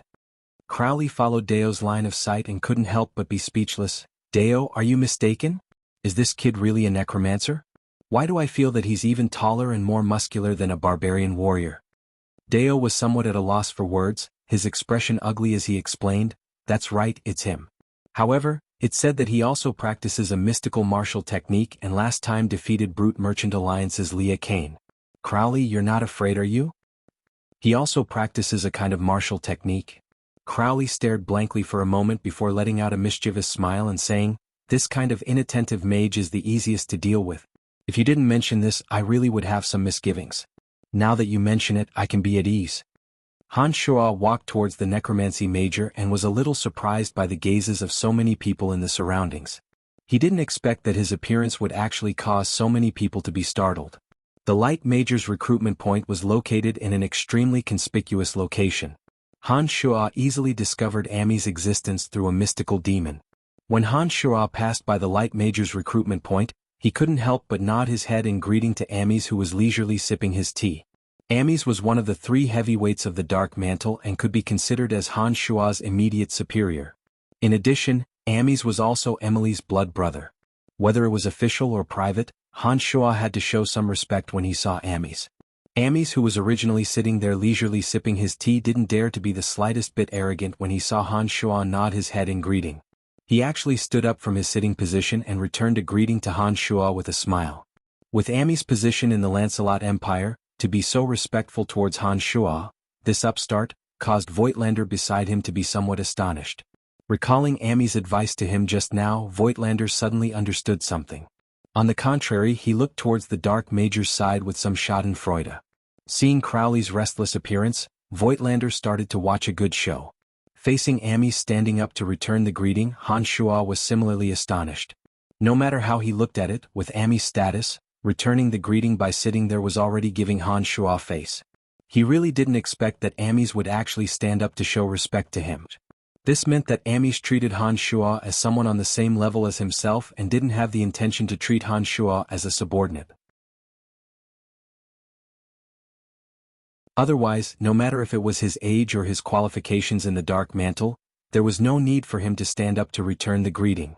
Revealing a brilliant smile, the somewhat baffled Han Shuo headed straight for the necromancy major, not bothering to investigate the reason why Amis was so friendly. Suddenly, a sinister-looking middle-aged magus blocked Han Shuo's path.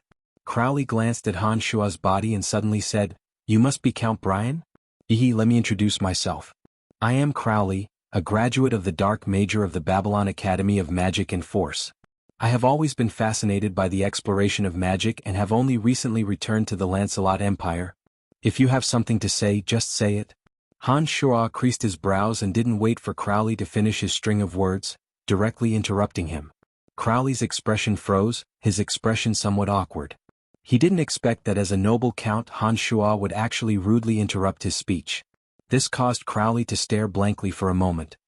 "I heard that Count Brian is a necromancy Grand Magus. I wonder if Lord Count would grant me the honor of comparing notes with me in magic?" After Crowley's speech was interrupted by Han Shuo, he was somewhat displeased and straightforwardly issued a challenge. When these words were spoken, the expressions of some of the Dark Major's students and instructors were all shaken. Not far away, the attention of the various majors were all focused here. When they heard Crowley's relatively loud challenge, they all became excited in that moment, hastily abandoning what they were doing and rushing over. On the necromancy major's side, when Han Shuo had appeared, Fanny had been staring at Han Shuo and had clearly heard Crowley's challenge from the Dark Major. Without waiting for Fanny to express anything, Lisa and some students had already rushed over. Fanny hesitated for a moment before turning her head to say to Jean, "Master Jean, please look after this place, I'll go take a look." "Alright, go ahead, I'll look after this place." Jean understood the true relationship between Fanny and Han Shuo and nodded in understanding. "Let's go, we'll also go take a look." "Haha, where did this fellow come from, to actually challenge our hero?"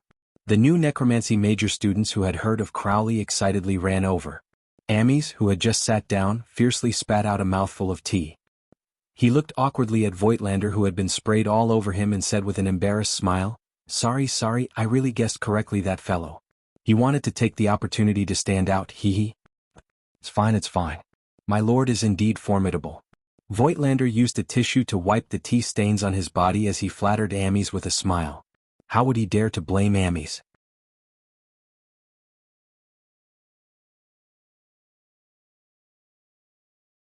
Chapter 391. Han Shuo looked at the mage in front of him, who was no longer young. This was a dark grand magus named Crowley. Ordinary students of the Babylon Academy of Magic and Force might not have any impression of him, but Han Shuo, who had once worked as an errand boy in the Necromancy Major, knew of this person's existence. Back then, Han Shuo and Jack had always been in charge of cleaning the statues along the road early in the morning. Every batch of outstanding graduates of the academy would have a statue erected there. This Crowley was impressively one of the many statues. Han Shuo had even cleaned it for a period of time. Crowley's days in the Dark Major were also the Dark Major's most glorious period. Ever since Crowley became a mid-level mage, the Dark Major's team led by Crowley had won all the competitions of the various major in the Academy of Magic for 4 consecutive years. After Crowley left the Dark Major, he also quickly became a Dark Archmage. Crowley had indeed done some great things in the past few years when he was traveling around the various countries of the Profound Continent. However, as too much time had passed, due to Crowley's obsession with improving himself, his reputation slowly faded and was gradually forgotten by the people of the Lancelot Empire. Even some of the new teachers and students of the Dark Major had never heard of him before. Han Shuo looked at Crowley, who had challenged him, and recalled the scene of Crowley looking up at his statue when he was still an errand boy. He suddenly felt a sense of absurdity in his heart. Not so long ago, Han Shuo had actually become the opponent of such a character. Moreover, he was even the one being challenged. A sense of pride involuntarily arose in Han Shuo's heart. It was precisely because of this that Han Shuo smiled, an extremely brilliant smile. However, in the eyes of the provocative Crowley, Han Shuo's brilliant smile was completely filled with contempt. Crowley felt as if he had been insulted. He forcefully suppressed the anger in his heart and said, Earl Brian, what is the meaning of this? Could it be that you are looking down on my challenge and intend to reject it? Smiling and shaking his head, Han Shuo couldn't help but straighten out his mind from letting his imagination run wild. Only then did he start to size Crowley up more seriously. After hesitating for a moment, Han Shuo furrowed his brows and said, You've misunderstood. I was just recalling the past. Back then, when I was still a Necromancy Major errand boy, I had once cleaned your statue. I didn't think that you would issue me a challenge today. To be honest, I feel very honored. Crowley's face was filled with astonishment. He couldn't help but turn his head to look at his old friend Deo of the Dark Major, as if he wanted to seek confirmation from Deo of the Dark Major. That's right, a few years ago, as an errand boy, he had once cleaned the long corridor leading to the Dark Major's teaching building. When you became a Dark Grand Magus, I had once applied to the Dean to have your statue erected there. He was right, he had indeed cleaned your statue before. Deo himself felt a bit awkward as he said these words. However, under Crowley's puzzlement, he still replied in full detail. Hearing Deo's explanation, Crowley recalled that Han Shuo had once cleaned his statue. He couldn't help but hesitate in his heart and didn't really want to challenge Han Shuo. No matter what, Han Shuo had once expressed respect to him. If he were to do this again, it would be a bit inappropriate. When Deo, the person in charge of the Dark Major, saw Crowley's hesitant expression, he couldn't help but hurriedly signal Crowley with his eyes. He then smiled faintly and said to Han Shuo, Earl Brian, do you intend to accept Crowley's challenge or not? Of course, didn't I just say that I feel extremely honored? Han Shuo smiled cheerfully. He shot a glance at Deo and understood what Deo was planning. However, Han Shuo had absolute confidence and wasn't afraid of defeating Crowley here. Very good. Then I'll be the witness. The two of you wouldn't mind, right? Suddenly, Amies walked out from the Light Major's side and said with a graceful smile. The person in charge of the Light Major, Voigtlander, also walked over together with Amies. Voigtlander looked over with a face full of schadenfreude. No matter if it was the Dark Major's Crowley or Han Shuo, they were both considered Voigtlander's enemies. He would be happy to admire no matter who won or lost. Crowley, this is Lord Amies. You should have heard of him before. When Deo saw that Amies had come uninvited and even made this suggestion, he hurriedly introduced Amies to Crowley, who had left the Lancelot Empire for too long. Back when Crowley left the Lancelot Empire, Ames was only a Dark Star envoy of the Dark Mantle. They naturally didn't recognize Ames. However, when he returned to the Lancelot Empire, he understood the current nobles of the Lancelot Empire. Now that he heard Deo's words, he couldn't help but bow towards Ames and said with a smile, "Of course, it's best to have Lord as a witness. I'm also very honored." Han Shuo bowed towards Ames and said courteously, causing Ames to return the bow once again. The teachers and students of the various major in the surroundings all rushed over. These people had all heard of Han Shuo's great name. Seeing that Han Shuo, this upstart necromancy Grand Magus, was about to exchange pointers with a dark Grand Magus of unknown origin, all of them were indescribably excited. In the Babylon Academy of Magic and Force, there weren't many Grand Magus-level characters. Most of the teachers of the various major were only adept magi or archmages. The students would rarely even see a spar between teachers, much less a spar of this level. It was unavoidable that they would be indescribably excited. "Brian, do your best. You'll definitely win." Suddenly, a familiar voice sounded by his ear. Han Shuo turned his head to look and discovered that Lisa was excitedly clenching her fists and cheering him on in a corner. Han Shuo's heart warmed as he recalled that Lisa had always believed in and supported him like this. After a period of time, Lisa had matured from an unruly and willful young girl. Not only did she appear more youthful and energetic, she also had an additional heroic and strong temperament. It looked like when life brought her pain, it also gave her some good things at the same time. When Han Shuo gazed at Lisa, he also saw Fanny beside Lisa. Fanny was different from Lisa's unconditional trust towards Han Shuo. Her gaze was forever filled with worry. No matter how strong Han Shuo was, as long as there was a trace of danger to Han Shuo, she would feel uneasy for Han Shuo. Grinning brightly at the two girls, Han Shuo then turned his head to look at Crowley. He asked in a refined and courteous manner, "Then, how do you want to compete?" "With my usual habits, no one has ever survived a fair and square duel with me." Crowley was startled when he heard these words, an obvious astonishment on his face. Crowley only knew about Han Shuo's background and past from Deo. He himself didn't know too much about Han Shuo's past. Now that he heard Han Shuo's words, he suddenly had a bad feeling in his heart. "I can explain this on behalf of Brian. Including Brute Merchant Alliance's Leah Kane, Brian has killed a total of 13 opponents on the spot.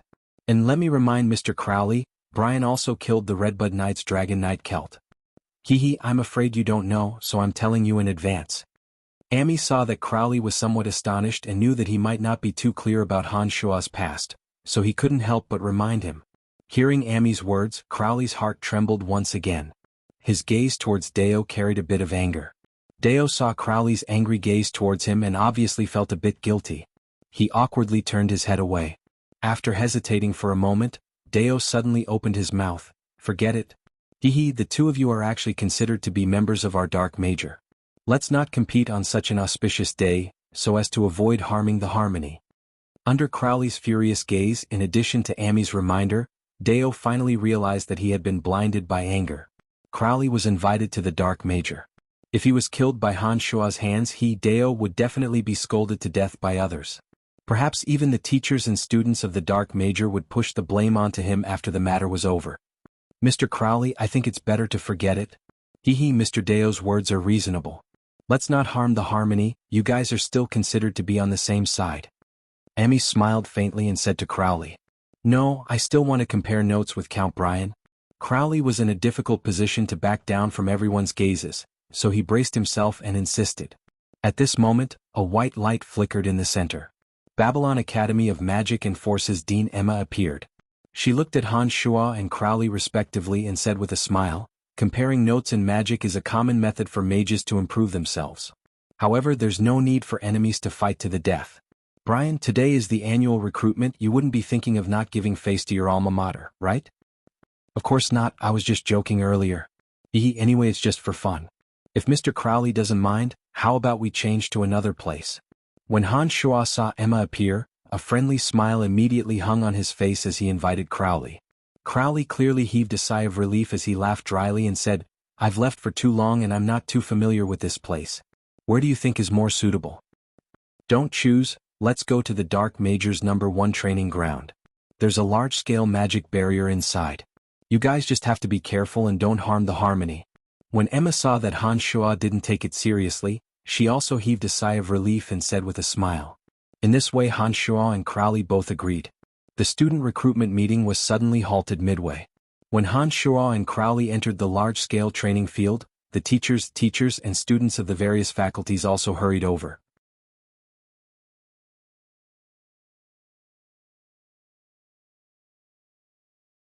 Chapter 392.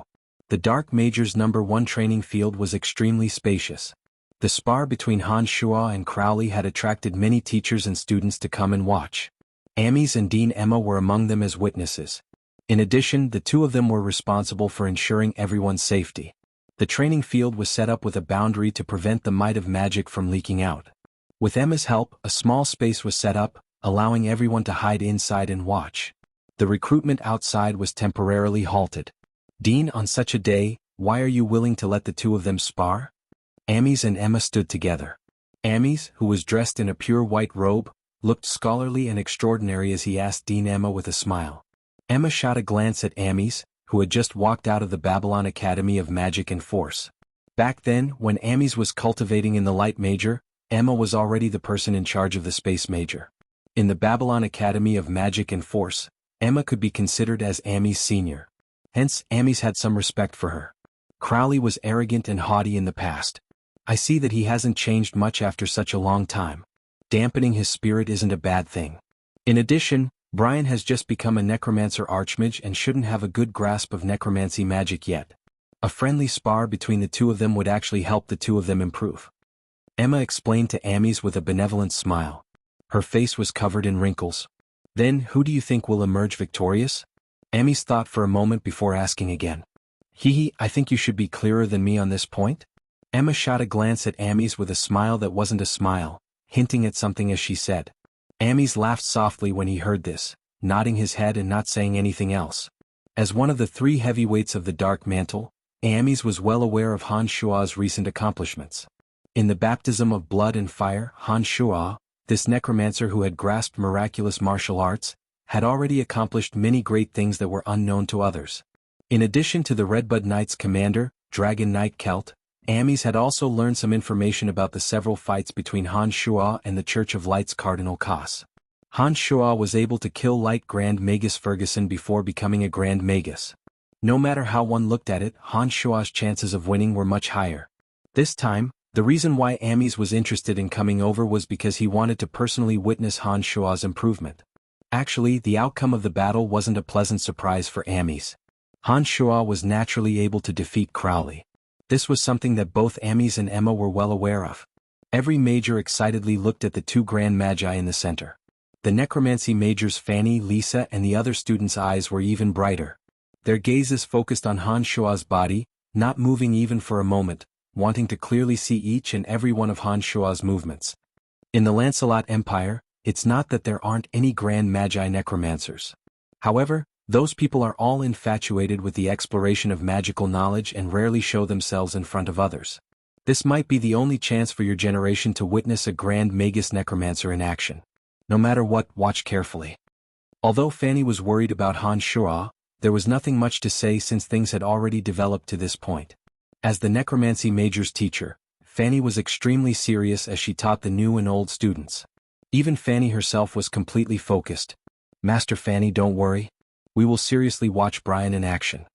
Lisa excitedly cried out, her bright eyes constantly focused on Han Shuo's body. Although it's just a spar, Mr. Crowley doesn't need to hold back. I'm a necromancer. If you give me time to summon dark creatures, I believe it won't be beneficial to you. Han Shuo had a calm smile on his face as he said to Crowley, who had taken out a green magic staff. Han Shuo had full confidence in dealing with Crowley. Han Shuo, who had just returned from another dimension and had his mental strength greatly improved, was in an unprecedented state of mind. Han Shuo, whose magical arts had reached the separate demon realm, could use the help of a few mystical demons to spy on Crowley's every move. The tyrannical strength and speed of his physical body was not something that Crowley could compare to. No matter how one looked at it, Han Shuo firmly surpassed Crowley. Therefore he appeared unfazed. Then I won't be courteous. Count Brian, please be careful.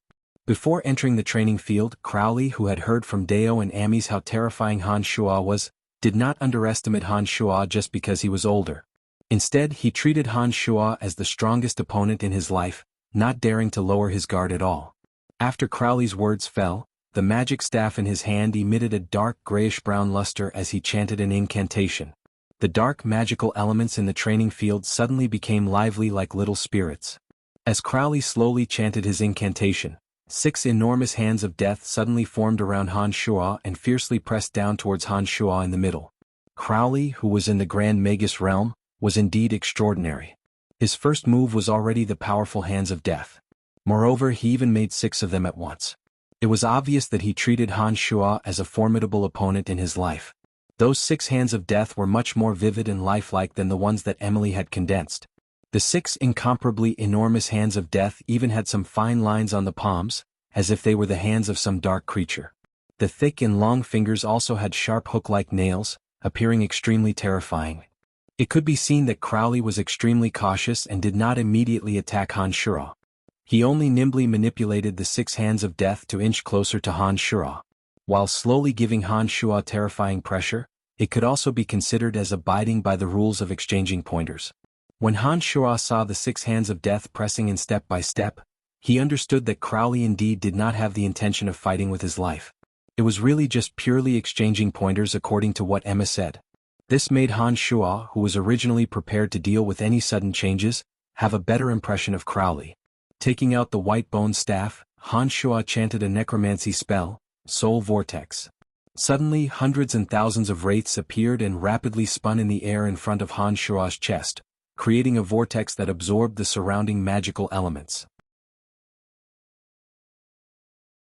The 6 hands of death that were slowly pressing towards Han Shuo suddenly felt the intense pulling force produced by the Soul Vortex.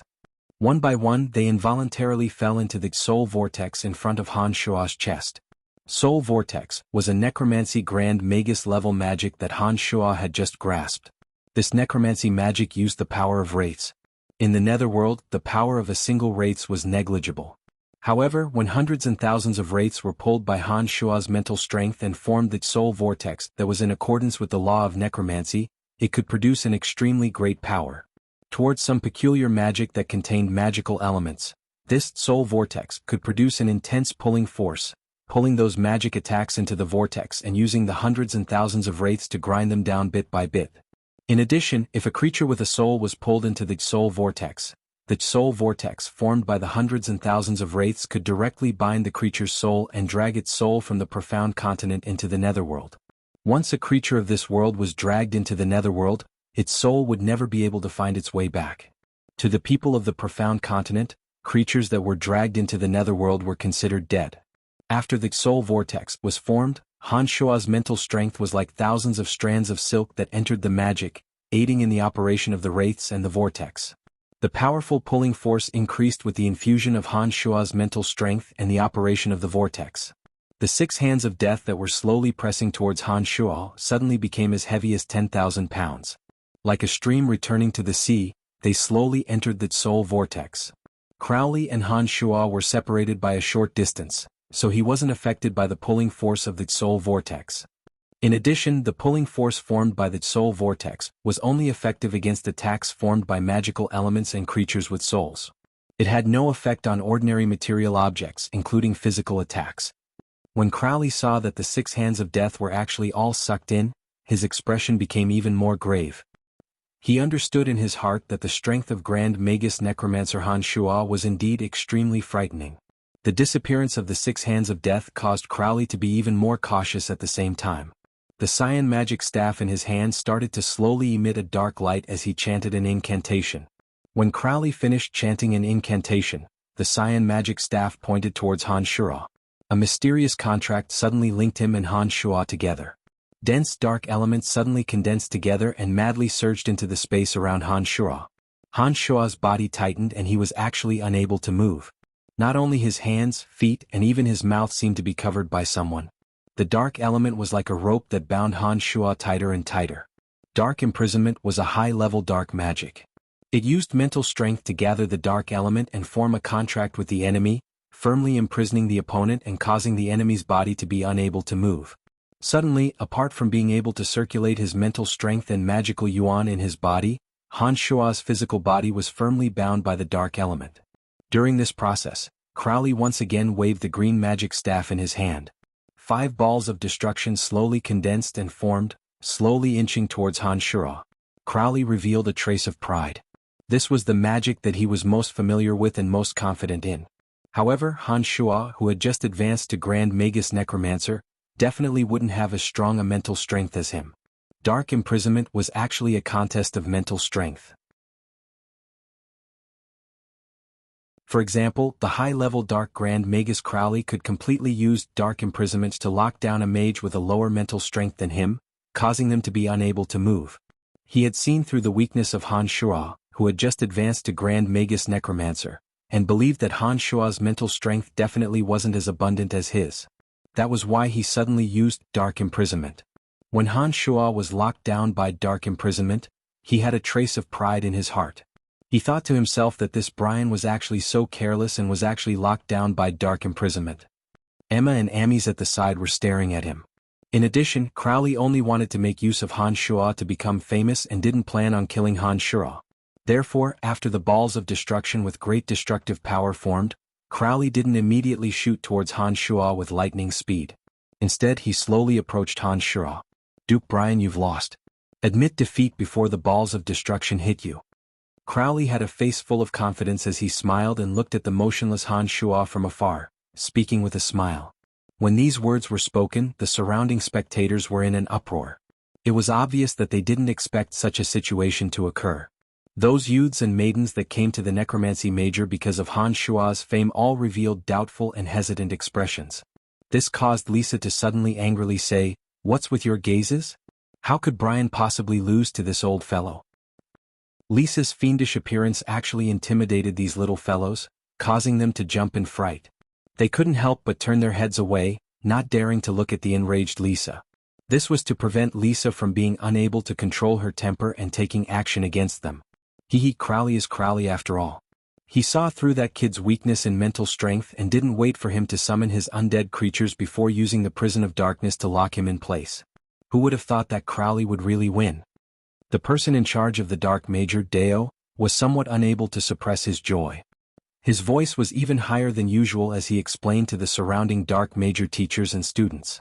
On the other hand, Dean, Emma and Amis had an unperturbed appearance, as if they weren't worried for Han Shua at all. They both looked at Han Shua with an amused gaze, planning to see how Han Shua would respond. After absorbing a serene luster crystal, Han Shua's mental strength wasn't any weaker than Crowley's. However, Han Shua didn't use his mental strength to forcefully resist Crowley, but instead mobilized his magical yuan to once again strengthen his physical body. When Han Shua suddenly struggled, a clear potch sound was heard. "I don't think so." Han Shua smiled as he replied. The prison of darkness spell had already been broken. With a wave of the white bone staff, rows of bone spears shot out, shattering the 5 balls of destruction that had yet to reach him. He first summoned an old fey demon to charge at Crowley, followed by a few evil knights and the undead army. Crowley lost. Emma said with a smile, then looked at Amis and asked, "But how did Brian break Crowley's prison of darkness? I didn't sense any abnormal movements in his mental strength." Amis, did you see anything?" Shrugging his shoulders, Amis elegantly said, "Headmaster, even you couldn't see clearly, how would I know?" However, Brian has always been following Lord Candide.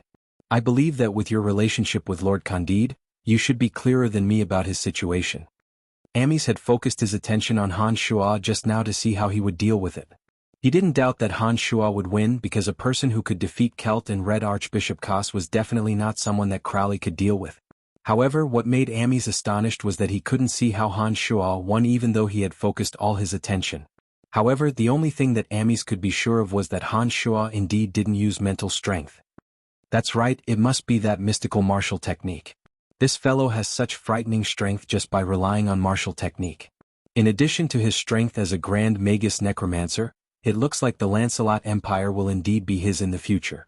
What kind of person is this fellow's teacher that possesses such mystical martial technique? Why have I never heard of it, nor was I able to investigate it? This is really too strange, Amis silently thought as he stared at Han Shua. Did you see that? Did you fools see that? Lisa was excited as she shouted at those youths, cheering for Han Shua's easily dispelling the dark imprisonment. When Han Shua summoned the undead creatures, those youths all cried out in surprise. Some youths were incomparably excited when they saw those sinister dark creatures, shouting to their companions, "Did you see that? That's called an evil knight. It's as powerful as a human's earth knight, and its body is even more sturdy." The youths had an instinctive fear towards those sinister undead creatures. However, after those youths' explanation, their hearts were incomparably curious. Lisa's loud shouts made them relax, and they began to timidly size up those undead creatures. From the moment Han Shua opened his mouth, Crowley knew that he had lost. Especially when the enormous army of undead creatures appeared, Crowley completely lost the confidence to fight for victory. In the profound continent, the nemesis of necromancers were light magi. Apart from that, in a battle between magi of the same realm, once a large number of undead creatures appeared, it would basically mean that the necromancer had won. For example, the old fey demon that appeared this time. Just this one undead creature was enough to give Crowley a headache. In addition, there was still a sea of undead creatures. Other than light magic that could quickly purify them, the other magi didn't seem to have any good methods. Sure enough, before the old fey demon could reach Crowley, Crowley let out a dejected sigh. He put down the green magic staff in his hand and shouted from afar, "Earl Brian, I admit defeat."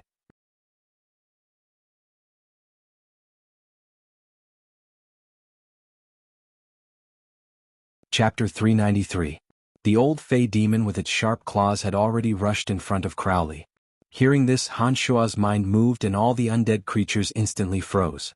Han Shua's extraordinary control was fully displayed. Although Crowley was conceited and vain, he still abided by the agreement during the spar. When he thought that he could easily defeat Han Shua, he didn't increase the speed of his ball of destruction to attack Han Shua. This made Han Shua have a good impression of him. Therefore, when he saw him concede, Han Shua immediately stopped his undead creatures from attacking. Crowley was flustered as he looked at the old fey demon in front of him. Following Han Shua's lengthy incantation, groups of undead creatures gradually disappeared from the periphery. Only when the old fey demon in front of him suddenly disappeared did Crowley truly heave a sigh of relief. "Mr. Crowley, your strength is extremely profound. I believe that an ordinary Grand Magus shouldn't be your match. If Mr. Crowley is interested, I can help introduce you to the third prince, His Highness Lawrence. You might as well consider it." After Han Shua sent the undead creatures back to the other dimension one by one, he walked to the side of Dark Grand Magus Crowley and said in a low voice. This Crowley's strength was indeed not bad. There weren't many mages that could become Grand Magus in the Lancelot Empire. Every one of them had a high status. Since he had returned from his travels in various countries, he definitely wanted to have an illustrious identity in his homeland. This kind of person was someone that every power would fight to pursue. It was the same for Lawrence. Therefore, Han Shua invited him on Lawrence's behalf. Crowley was clearly aware of Lancelot Empire's current situation. He couldn't help but reveal an awkward expression when he heard this. As the illegitimate son of His Majesty the King, Lawrence was the most unpromising successor. If Crowley were to follow Lawrence, he simply didn't know if he would suffer a calamity once the throne was settled. "Mr. Crowley, I know what you're worried about. However, some things can't be judged by the rumors of the outside world. Give Lawrence some time and also give yourself some time. You can decide which power to choose after a few days." Han Shua said with a smile when he saw that Crowley didn't reply. "All right, for the sake of Earl Brian, I will consider it for a few more days." Crowley heard a different meaning from Han Shua's words and hesitated for a moment before replying. Nodding his head, Han Shua smiled and said, "In the future, you will definitely be proud of today's decision." Without saying anything else, Han Shua left the training grounds and headed outside. Disregarding the surrounding crowd's astonishment and the necromancy students' cheers, Han Shua first nodded his head at Amis and Emma from afar before walking over to Fanny's group of necromancy teachers and students. He smiled and said, "Teacher Fanny, we can continue with the recruitment." When Fanny saw that Han Shua's eyes had been on her since he came over, she was both shy and happy in her heart. She hurriedly said, let's go. Everyone, don't stay here anymore. Let's continue our unfinished business." When Han Shua and Fanny left together, Amis's gaze kept roaming over Han Shua's body. When Han Shua disappeared from the training grounds, he muttered to himself thoughtfully, "This kid is still a playboy. Why do I feel like I've seen that female teacher somewhere before?" Beside Amis, Dean Emma shot a glance at the pensive Amis and was a little surprised. She didn't think that Amis's gaze would be so venomous. He seemed to have recalled something with just a glance at Fanny. This caused Emma to be inwardly startled, thinking that Amis, who was one of the 3 heavyweights like Candide, was indeed not to be underestimated. Alright, the matters here have concluded. I will also be leaving. Haha, Amis, have a good walk. It seems that you haven't returned to your alma mater for a long time. Seeing Amis's expression of deep thought, Emma suddenly spoke up, as though she didn't want him to quickly figure out Fanny's identity. As one of the 3 heavyweights of the Empire's dark mantle, Amis knew the private matters of every noble like the back of his hand. Even Firenze at the southern border of the Empire was no exception. Amis, who had browsed through a lot of information, had seen some information regarding Firenze's relatives. However, Fanny wasn't this old at that time. Back then, Amis had only seen some drawings. Just based on this point, he was able to feel a sense of familiarity when he saw the real person after a few years. This person's memory was already extremely shocking. Amis, who was deep in thought, was interrupted by Emma's words. However, Amis didn't continue to think in detail. Hearing Emma's words, he smiled elegantly and said, "Dean, you can busy yourself with your matters.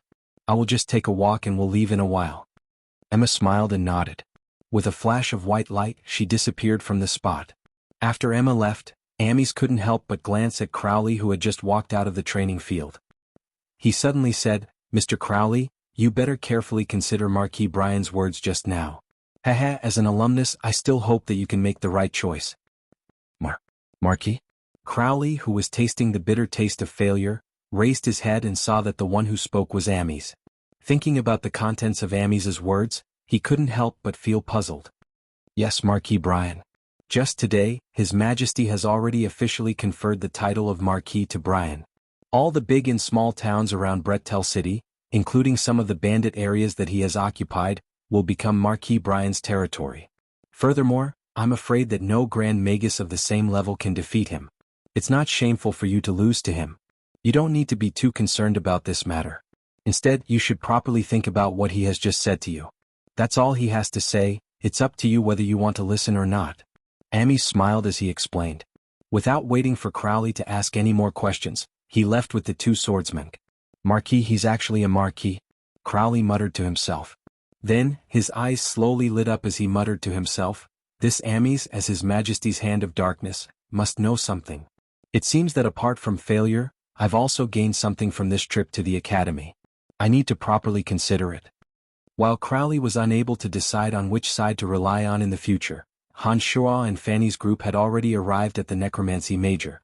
With Han Shuo overseeing the Necromancy Major, the recruitment for the Necromancy Major this time was incomparably smooth.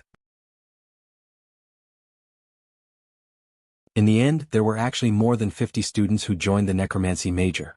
Among these people, there were more than 10 with superior mental strength, far surpassing the other major. "Ah, that's great.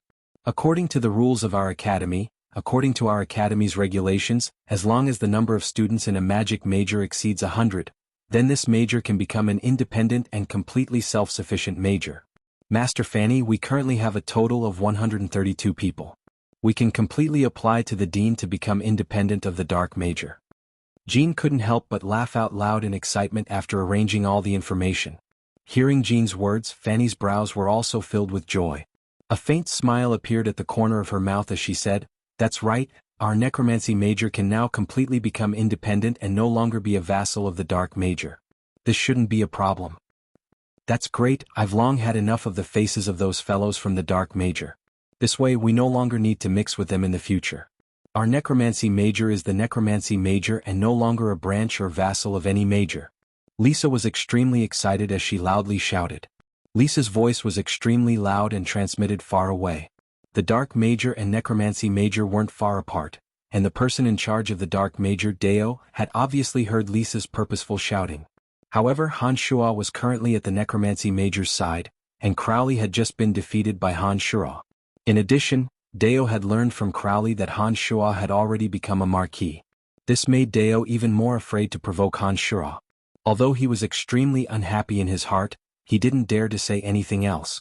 Amidst the cheers of the necromancy major, the 2 teachers, Fanny and Jean, brought these newly accepted young students to the necromancy major to handle the relevant procedures. After arriving at the necromancy major's area, Jean was in charge of this matter, while Han Shuo and Fanny were in the necromancy major's training field, explaining the essence of necromancy magic and dispelling some of the difficult questions the students had. Having trained necromancy magic to the level of Grand Magus Necromancer, Han Shuo's theoretical knowledge and actual combat knowledge far surpassed Fanny's. His comprehension of necromancy magic was also much higher. Many of the questions that Jean and Fanny couldn't explain were easily answered by Han Shuo. In the end, even Jean, who had finished his business, also returned. After hesitating for a while, Jean also asked Han Shuo about some of the questions he usually encountered. The atmosphere in the necromancy major was harmonious in that moment.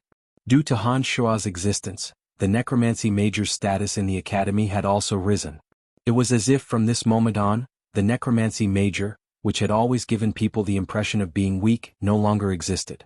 While Han Shuo was at the height of his power in the Empire's military and political circles, the necromancy major's status in the academy had also risen with the tide. They had gradually gained their own sense of propriety and separated themselves from the dark major's many years of subservience. Only when the sky gradually darkened did everyone disperse after Fanny and Jean spoke. When Jean also left in the end, Lisa hesitated for a moment and stared at Han Shuo, saying, "Brian, if I want to find you, can I go to your residence? Of course, if you have nothing to do, you can find me there to play at any time." "Haha, of course I'm not in the residence most of the time. Don't blame me if I'm not there," Han Shuo said with a smile. It's fine as long as you agree." "I'm alright, I'll take my leave first. Master Fanny, Brian is quite popular right now. You have to keep an eye on him." Lisa first smiled happily and then winked at Fanny, making a funny face as she left. Fanny's face flushed red after Lisa had disappeared. She looked affectionately at Han Shuo and said, "Brian, thank you. I didn't think you'd come today. It just so happens that I don't have anything to do. Even if I don't give face to anyone, I'll give you face.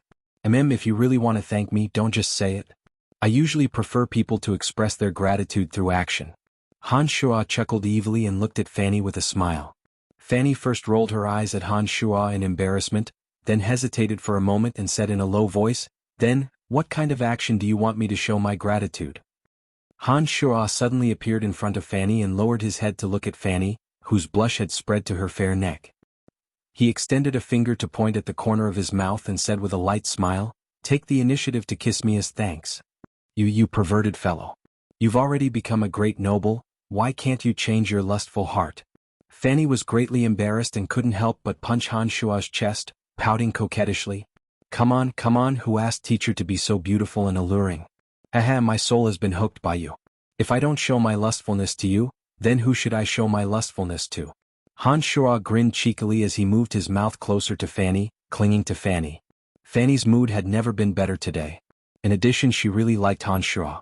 After bashful for a while, she finally couldn't dissuade Han Shuo and kissed Han Shuo's big mouth like a dragonfly skimming the surface of the water.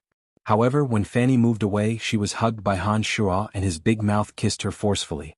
Contrary to Han Shuo's expectations, Fanny immediately responded passionately, giving Han Shuo a carefree and unrestrained sense of beauty.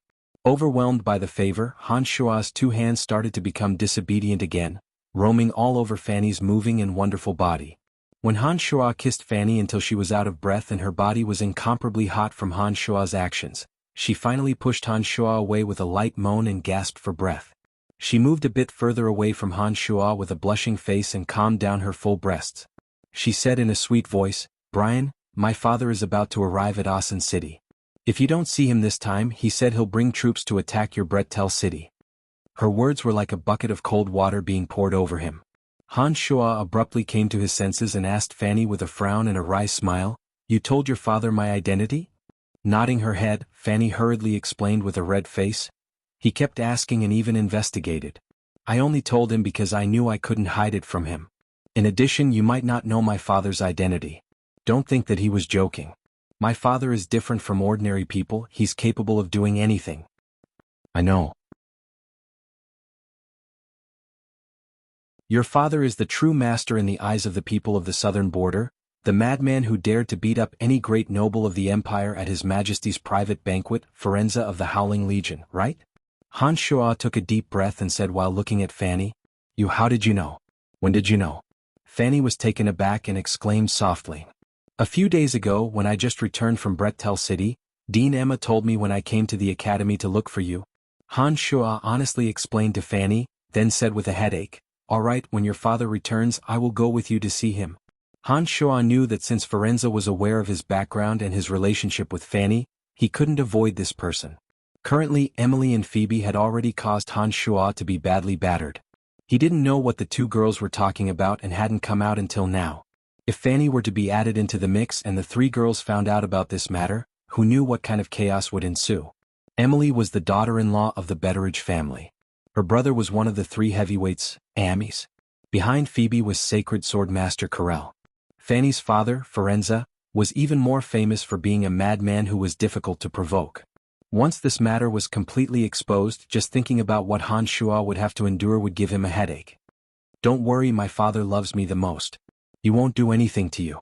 Besides, you might just be the type that my father likes. You don't have to worry." Fanny thought that Han Shua was worried about her father and couldn't help but smile as she explained.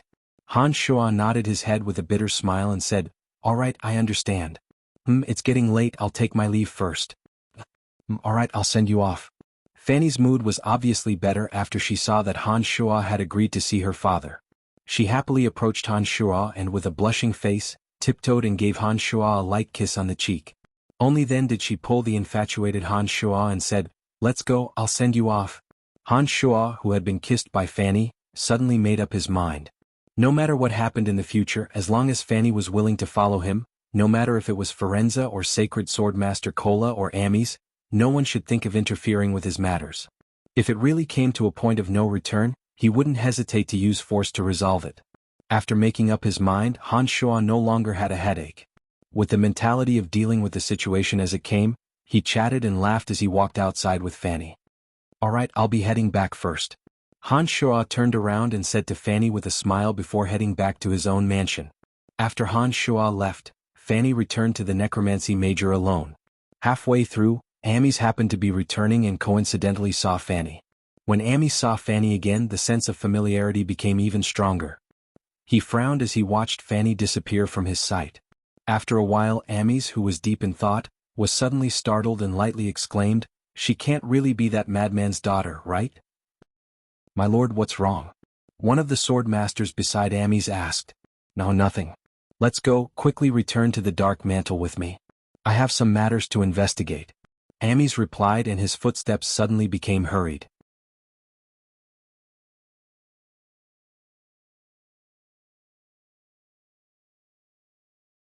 Chapter 394. After leaving the Babylon Academy of Magic and Force, Han Shua had originally intended to return to his own mansion. However, halfway through, he spied through the mystical demons that Emily and Phoebe had walked out of her chamber together. Contrary to Han Shua's expectations, Emily's eyes were red, and she had faintly cried.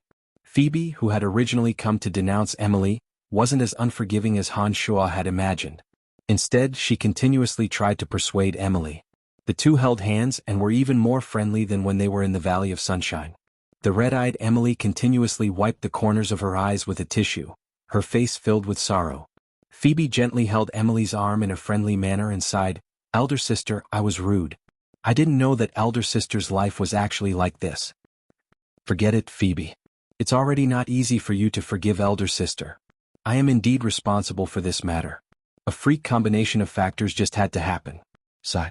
Emily gently wiped the corners of her eyes as she confided to Phoebe. All right. We're almost at the door.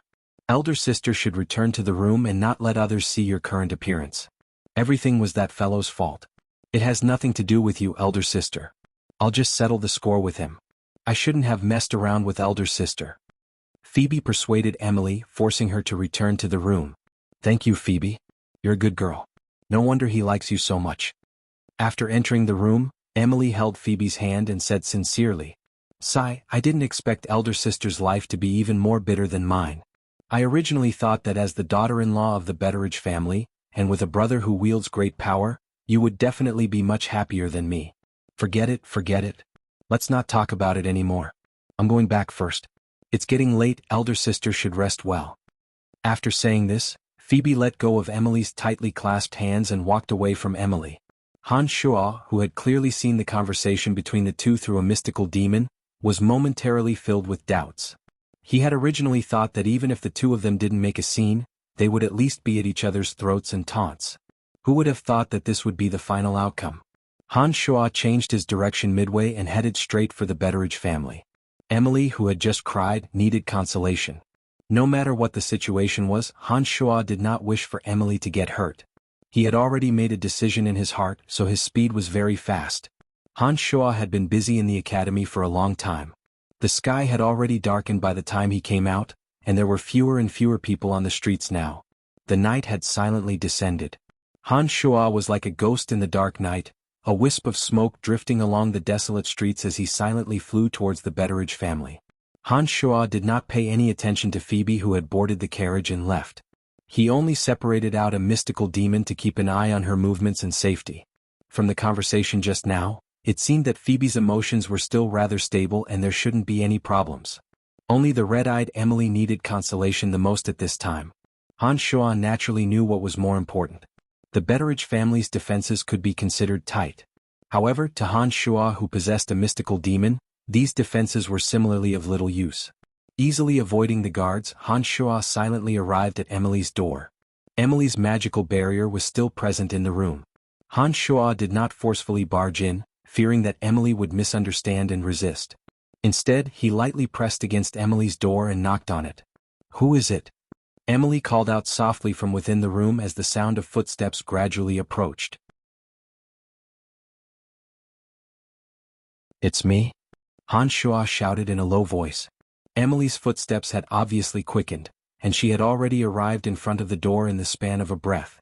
After pulling the door open, Emily saw that it was indeed Han Shuo. Her bright red eyes suddenly brightened as she extended her head to look left and right. After confirming that there was no one around, Emily pulled Han Shuo inside. "Why are you here? This is the Betteridge family. What if someone sees us?" After pulling Han Shuo inside, Emily hurriedly shut the door tightly and added a soundproof barrier before asking Han Shuo, "I'm worried about you." Han Shuo suddenly pulled Emily into his embrace and softly said, "I'm fine. Phoebe just left this place. Did you see her?" After being hugged tightly by Han Shuo, Emily felt her heart calm down as she replied softly, "No, after she found out about this matter today, I was afraid that she would make a big fuss, so I did not follow her. However, I have been paying attention to the situation here. Did Phoebe do anything to you? Did you cry?" Han Shuo's heart ached as he reached out his hand to caress the corner of Emily's eye and said gently, It's fine as long as I know that you are worried about me. Phoebe is a good girl. She did not come over and make a big fuss with me. On the contrary, after we had a heart-to-heart talk, Phoebe continuously persuaded me that your eyesight is not bad." Being treated tenderly by Han Shuo, Emily suddenly felt that all the grievances she had previously suffered were all worth it. Han Shuo did not say anything more. He hugged Emily and kissed her. At this time, Emily also needed Han Shuo's comfort. She could not help but respond enthusiastically. She took the initiative to help Han Shuo undress. She led Han Shuo to the inner chamber as they kissed intensely. Han Shuo could feel Emily's fiery passion today. Out of a kind of compensation, Han Shuo deliberately fawned on Emily. His big hands moved gently and considerately on Emily's body. His lips kept kissing with Emily. When Emily had difficulty breathing, he whispered some gentle and pleasant words in Emily's ear. "Brian, oh, Brian?" Emily moaned in a low voice. It seemed that she was very emotional. When Han Shuo's big hands were kneading Emily's full and smooth buttocks, Emily had already taken the initiative to help Han Shuo take off all her clothes. Suddenly she fell back on her pink soft big bed. Her jade body was spread out in front of Han Shuo. Her almond-shaped eyes blurred as she looked at Han Shuo. She softly panted and said tenderly, "Brian, I don't want your gentleness. Be rough." Han Shuo was stunned. He immediately roared and threw himself at Emily. He did not continue to be gentle and protective of the fairer sex. Instead, he treated Emily fiercely. Today, Emily was even crazier than usual. She intensely catered to Han Shuo until her delicate body could no longer bear Han Shuo's violent storm. In the end, she directly fell into a deep sleep without a trace of strength. Han Shuo looked at Emily, who had fallen asleep like a pear blossom. He suddenly felt a sense of guilt in his heart. Emily was actually Han Shuo's first woman. Han Shuo raped Emily from the beginning. Especially for a long time, Han Shuo only treated Emily as a tool to satisfy his lust. As Emily quietly sacrificed for Han Shuo gradually developed feelings for her. However, because of Emily's special identity, Han Shuo did not give Emily a title. In principle, Phoebe should be the target of his crusade. Because of her special identity, Emily was the woman who had followed Han Shuo from the beginning. She was the real victim. Since Emily and Han Shuo got together, she had always been thinking for Han Shuo. She put Han Shuo as the center and sacrificed everything. Looking at the sleeping woman in front of him for a long time, Han Shuo unconsciously fell into memories. The more he recalled the past with Emily, the more guilty Han Shuo felt. I owe you too much. It's been hard on you. Han Shuo sighed softly. He gently touched Emily's face and muttered to himself. I did everything willingly and I never blamed you. Also, I know you are very good to me. You don't have to feel guilty. Suddenly, Emily's lips curled into a blissful smile. After saying that, she opened her big, bright eyes. Hey, why did you wake up so quickly? Why didn't you sleep a little longer? Han Shuo saw that Emily had woken up. He couldn't help but frown and softly scold. It's fine. After making love with you, I could feel the mysterious power you left in my body. This power helped me improve my body. That's why I was able to recover so quickly. Brian, really, I'm willing to do all of this. I know that your heart aches for me, but as long as you love me, that's enough. I don't expect too much from you. After all, my identity is there. Emily reached out a hand to caress Han Shuo's hard face and said softly with a smile. You will definitely have an official identity. This day won't be too far away. I swear I will give it to you. This is what you deserve. Han Shuo looked at Emily, who knew how much she had sacrificed, and promised in a low and powerful voice. Brian, do you want to know Phoebe's attitude towards the matter between us? Emily looked happy. She lightly kissed Han Shuo's chest. Then she smiled and asked Han Shuo. No matter how Phoebe treats this matter, it won't affect our relationship. Even if she firmly disagrees, it won't change this. Don't worry. I will talk to Phoebe about this matter. Han Shuo promised again. He was determined to not let Emily feel wronged. I'm really happy to hear that. Emily was happy. Then she said, but Phoebe agrees.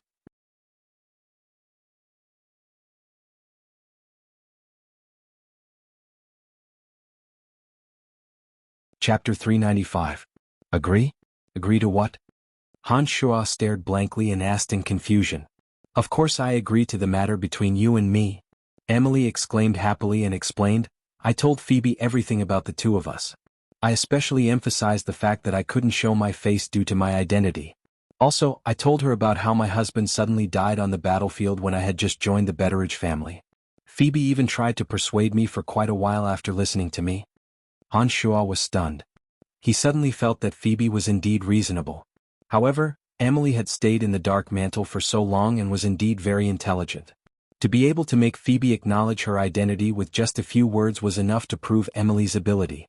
Han Shuo finally relaxed after hearing Emily's words. He lightly kissed Emily with a smile and said, Emily, you're really capable. All right. Don't try to bewitch me anymore. Emily joyfully pushed Han Shuo and said, It's getting late, you shouldn't stay here anymore. I still have to go greet father.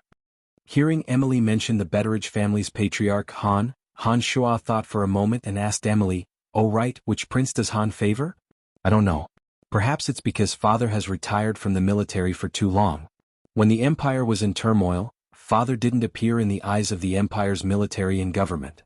He also didn't talk to me about the matters between the princes. Emily replied with a frown when she saw that Han Shuo was talking about serious matters. After a moment of silence, Han Shuo said to Emily, If old Han talks about these matters or has plans to lean towards one side, it's best if you advise him not to act rashly in the next few days, lest he leads the Betteridge family down a wrong path.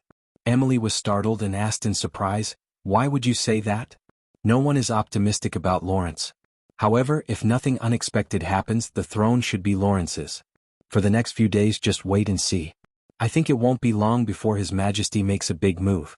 Han Shuo discussed with His Majesty Uhtred and understood that Lawrence's situation would change greatly. That was why he reminded Emily. Are you sure this news is true? Emily clearly knew how important this news was. She asked Han Shuo with a solemn expression. Nodding his head affirmatively, Han Shuo said, I went to the palace today and heard it from His Majesty's own mouth. There's no way this is wrong. In that case, I have to go out immediately. Not only my father but my brother as well. I have to tell them immediately. In addition, there are some friends who are watching and I must warn them as soon as possible. After Han Shuo finished speaking, Emily had already started to put on her clothes, her expression somewhat anxious. This matter concerned every noble in the Lancelot Empire. Every noble with status could forget about staying out of this matter. If they made a wrong choice, they could lose the prosperity and decline of a family for 100 years.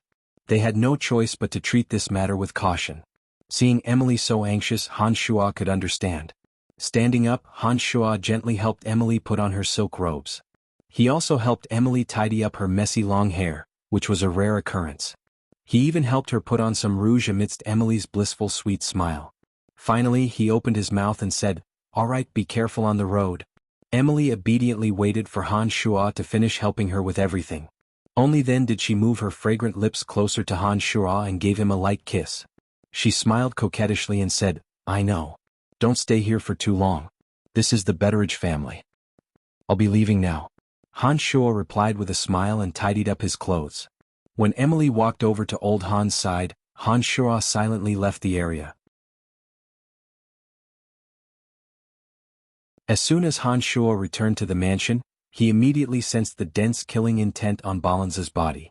With just a glance, Han Shuo had already spotted Balanz, who was hibernating in the remote shadows. "Lord Marquis." Before Han Shuo had even entered the room, Balanz suddenly called out softly and walked out from the shadows. Within Han Shuo's mansion, there weren't any powerful guards. Apart from Han Shuo, who was an important character, there wasn't anyone else worthy of Han Shuo's worry. Therefore he didn't arrange any defensive formations. An expert like Balanz naturally wouldn't be able to be seen by ordinary people. Wearing a gray robe, Balanz walked out from the shadows. He had a sinister and terrifying face and a dense killing intent. An ordinary person would definitely feel fear upon seeing him. "Let's talk inside." Han Shuo shot a glance at Balanz and replied with a smile before walking straight into the room. Balanz similarly followed him in. After entering the room, Han Shuo used the mystical demons to survey the surroundings and didn't find any suspicious characters in the surroundings. Phoebe had also left Han Shuo's mansion without waiting for Han Shuo and had already returned to the Buzzed Merchant Guild. After sitting down in the room, Han Shuo smiled at Balanz and asked, "How is it? Have you thought it through?"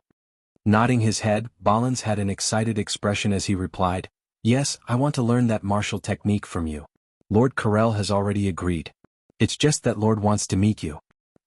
Han Shuo wasn't surprised at all. In this world, only Han Shuo could bring what Balanz needed. With Balanz's obsession with this martial technique, he would definitely agree to Han Shuo's suggestion. However, what Han Shuo didn't expect was Carell's invitation. He didn't understand why Carell wanted to meet him. After staring blankly for a moment, Han Shuo frowned as he looked at Balanz and asked in astonishment, "What does Mr. Carell want to meet me for?" Shaking his head, Balanz replied, "I'm not too sure either." "Is that so?" Han Shuo muttered to himself, "When will it be? Where do I meet him?" "If you're free, Lord wants me to bring you to meet him." Balanz replied respectfully, "In that case there's no time like the present. Let's do it now. Oh, it's getting late. Could it be that Lord Carell is already resting?" Han Shuo intended to go now, but changed his mind after thinking about it. "It's fine. Lord will only rest very late at night. If you're free we can leave now." Balanz replied. "All right, let's go then." Han Shuo said straightforwardly before heading towards the northern rose garden with Balanz. Under the dim moonlight, Han Shuo, who had just returned to the mansion, went to the northern rose garden with Balanz. Balanz's many years of experience as an assassin had caused his speed to be as fast as lightning.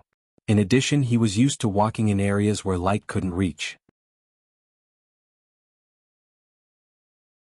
Basically, most people wouldn't be able to discover his presence. Han Shuo, whose demonic arts had entered the separate demon realm, had a few mystical demons spying on his surroundings.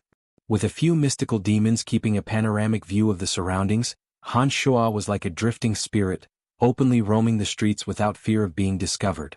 As his speed was similarly fast, Han Shuo's shadow was like a light wisp of smoke brushing past. Compared to Balanz's cautiousness, Han Shuo appeared calm and unruffled.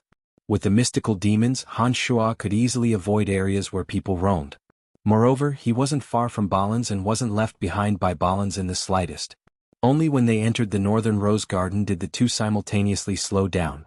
In the dead of night, it was the most suitable time to carry out some debauchery.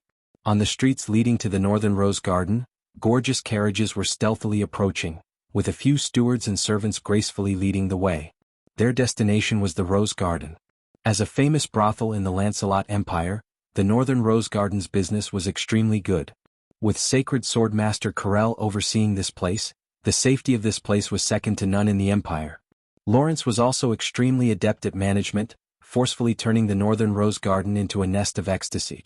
It was precisely because of the sudden increase in the flow of people around the Northern Rose Garden that Han Shua and Balans had no choice but to slow down. Balans was incomparably familiar with this place. He brought Han Shua directly towards the back door. The back door of the Rose Garden was relatively remote. Generally, only internal personnel would come here, or they would receive some sensitive figures.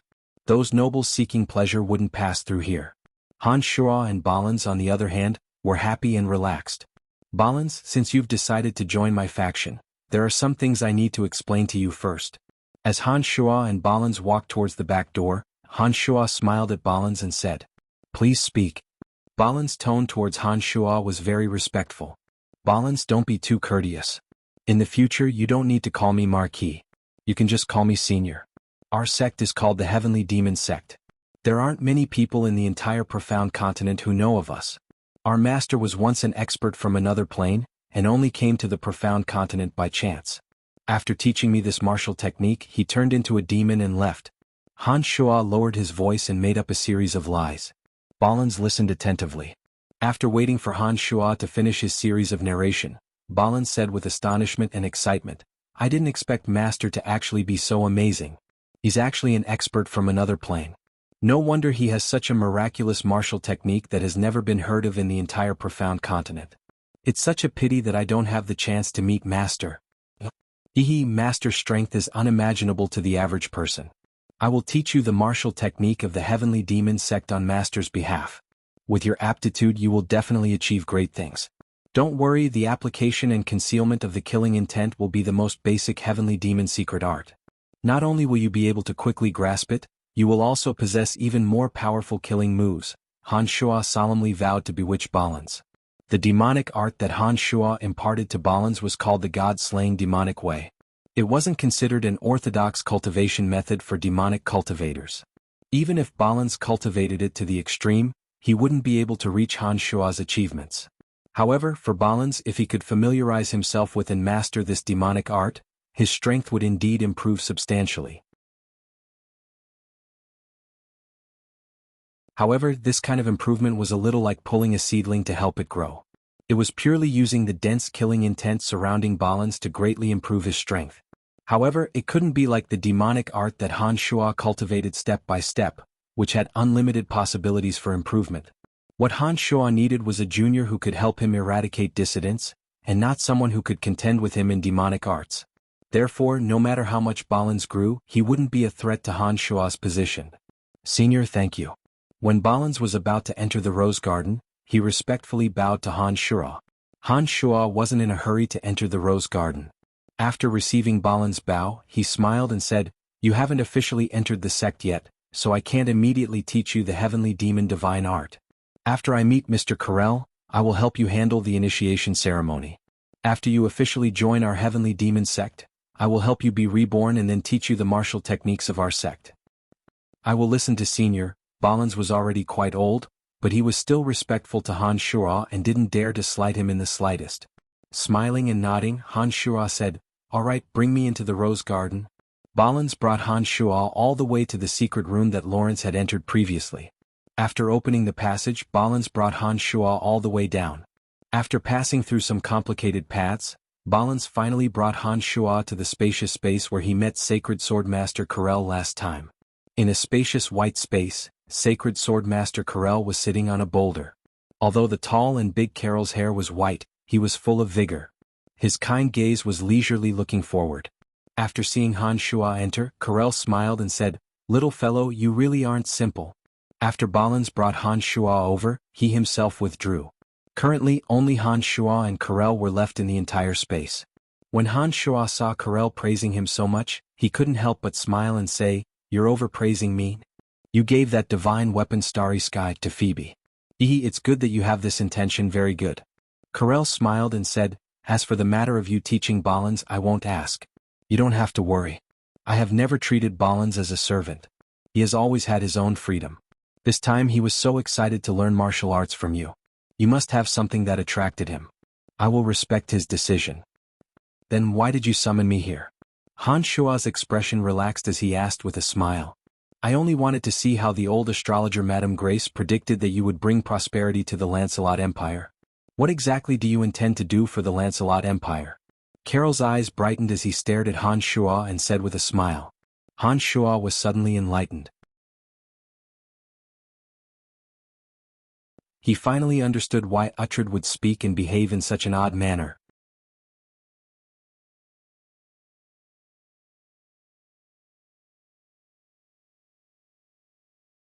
Chapter 396.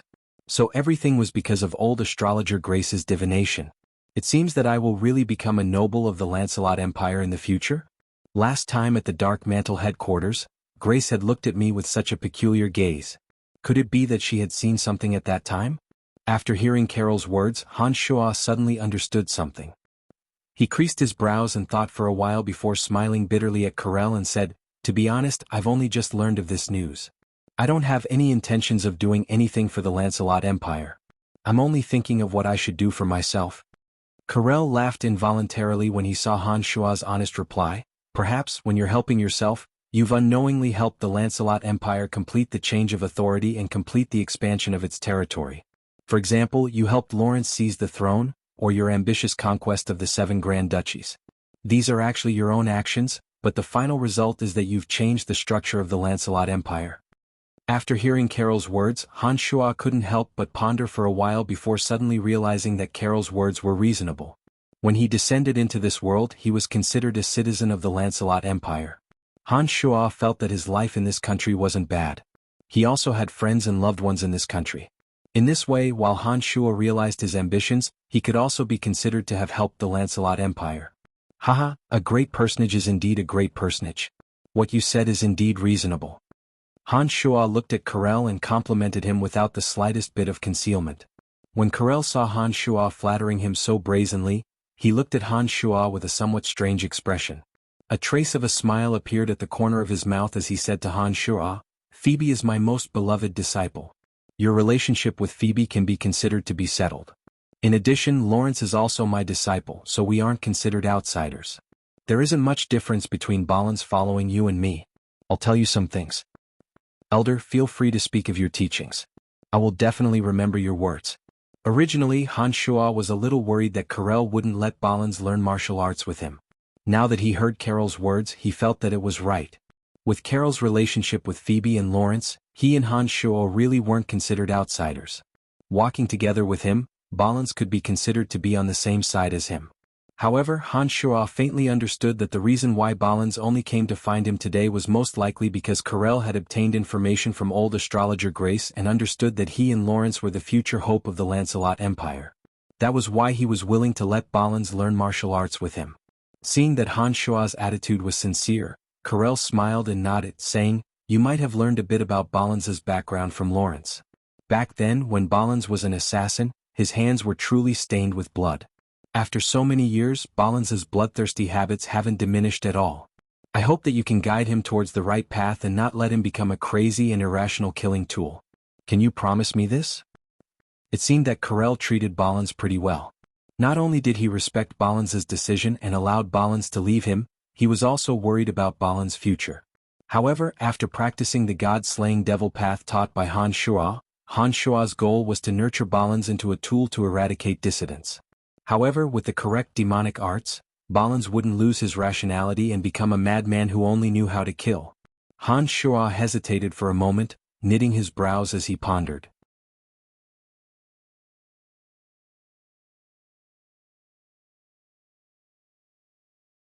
However, since the old astrologer could predict the future, could he also see the past? He wondered if he could see through his true origins. Could he see that the original Brian had already died long ago? "Brian, is your teacher still on the profound continent? Can I go over and pay my respects to him?" While Han Shua was letting his imagination run wild, Sacred Sword Master Carol's emotions suddenly became a little chaotic. His eyes sparkled as he looked at Han Shua and asked, Han Shuo abruptly recovered from his wild imagination. He smiled bitterly and shook his head, using the same words he used on balance to brush off Corel. After teacher imparted me the martial art, he left the profound continent by himself. I also don't know where he went. I'm sorry. So it's like that. Corel was obviously a little disappointed as he muttered, "What a pity. I've been stuck in this realm for too long. If I had the chance to meet such a deity, perhaps I could ask him some questions and break through the shackles of my body." At Sacred Sword Master Carol's level, perhaps the only thing he was concerned about was the continuous improvement of his strength. At his age, glory, splendor, wealth, fame and power were all indifferent to him. Even the power of the country was unable to restrain him. Only the rumored strength of the demigod realm was his unchanging desire and pursuit. Last time in the underground world, I once encountered a rank 5 magical beast. Perhaps you've heard some information about him through the Dark Mantle. That ancient lizard king called Degasi left this place after reaching the demigod realm. I guess that he might have also left the profound continent for an even vaster plane. Han Shuo was silent for a moment before he suddenly opened his mouth again. Corel, who was deep in thought, was roused by Han Shuo's words. He then sighed and said, "Legend has it that when a character reaches the demigod realm, the profound continent's planar protector will take the initiative to look for them and help them break away from the profound continent's shackles." This information was told to us by Tanai's old monster Statholm the last time we went to the 7 Grand Duchies. Statholm is only a step away from the demigod realm. He faintly knows some of the deeper secrets of the profound continent. It seems that the demigod magical beast should have the qualifications to leave. Old monster Statholm. Han Shuo creased his brows, hearing this character once again. This time, from Carol's mouth, Han Shuo thoroughly understood Statholm's true strength. He was only a step away from the demigod realm. It seemed that he should be even more terrifying than Sacred Sword Master Corel. Only experts with demigod strength had the qualifications to be summoned by the planar protector. It seemed that the profound continent was indeed full of unknown mysteries. Han Shuo was secretly alarmed before he replied, "I reckon that Degasi has indeed left. Hee, such a long distance. I really don't know when I will have the qualifications to do so." "You still have a long time to explore. In addition, you have a good teacher and should be much faster than us. Sai, we are already too old. That step is always obstructing us. If we can't break it, we will have to bitterly wait forever." Corel sighed. His snow-white hair and soft skin proved the mercilessness of time. An expert like him could indeed live much longer than an ordinary person. However, that step was incomparably far away. Looking at Corel in front of him, Han Shuo knew for the first time that an aloof character like him in the Lancelot Empire also had worries. Perhaps this was his only worry. Han Shuo didn't know what to say and could only remain silent in front of Corel, waiting for Corel to walk out from his emotions. After a while, Corel seemed to have a trace of enlightenment. He looked at Han Shuo with interest and said with a smile, "I've heard Balans talk about many of your miracles. However, I have never truly seen your martial arts. Perhaps your martial arts will give me some inspiration. If you don't mind, we can exchange pointers." With Carol's status, proposing to exchange pointers with Han Shuo indeed caused Han Shuo to be somewhat shocked. However, Han Shuo understood that Corel was interested in the demonic arts that he practiced and not Han Shuo's personal strength. After staring blankly for a moment, Han Shuo smiled and said modestly, "It can't be said to be exchanging pointers. I can't ask for more if you're willing to give me pointers. That brat is being presumptuous." Corel seemed to admire Han Shuo's straightforwardness. He smiled and nodded, saying, "It doesn't matter. Just use your martial arts to attack me. I'm really curious about your martial arts. I want to see how it's different from the fighting aura that I practice." When he said this, Han Shuo was also somewhat excited in his heart. Han Shuo, who was in the separate demon realm, had never known his true strength. Han Shuo felt sufficient confidence when facing experts of the Great Sword Master realm. However, he had never met an expert like a Sacred Sword Master. Although the elven matriarch Adele that he previously met in the underground world was extremely powerful, when Han Shuo truly stood in front of Corel, he understood that Adele should still be inferior to Corel. In addition, Han Shuo did not truly exchange blows with Adele last time.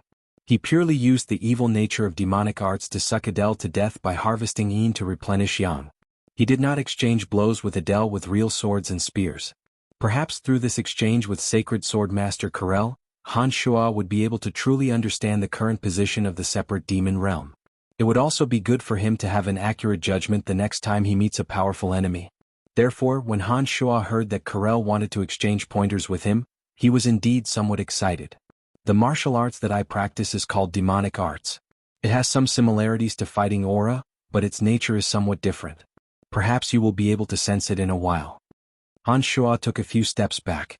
With a thought, the Demon Slayer edge suddenly appeared in Han Shuo's palm. Since Balance thinks so highly of you, it means that your martial arts must have some peculiarities. Brian, you don't need to hold back. Just attack me as much as you want. Karel stood up from the boulder and took out a sparkling longsword from his space ring. The longsword was 3 fingers wide and 1.3 meters long. The sword hilt was engraved with a cross pattern.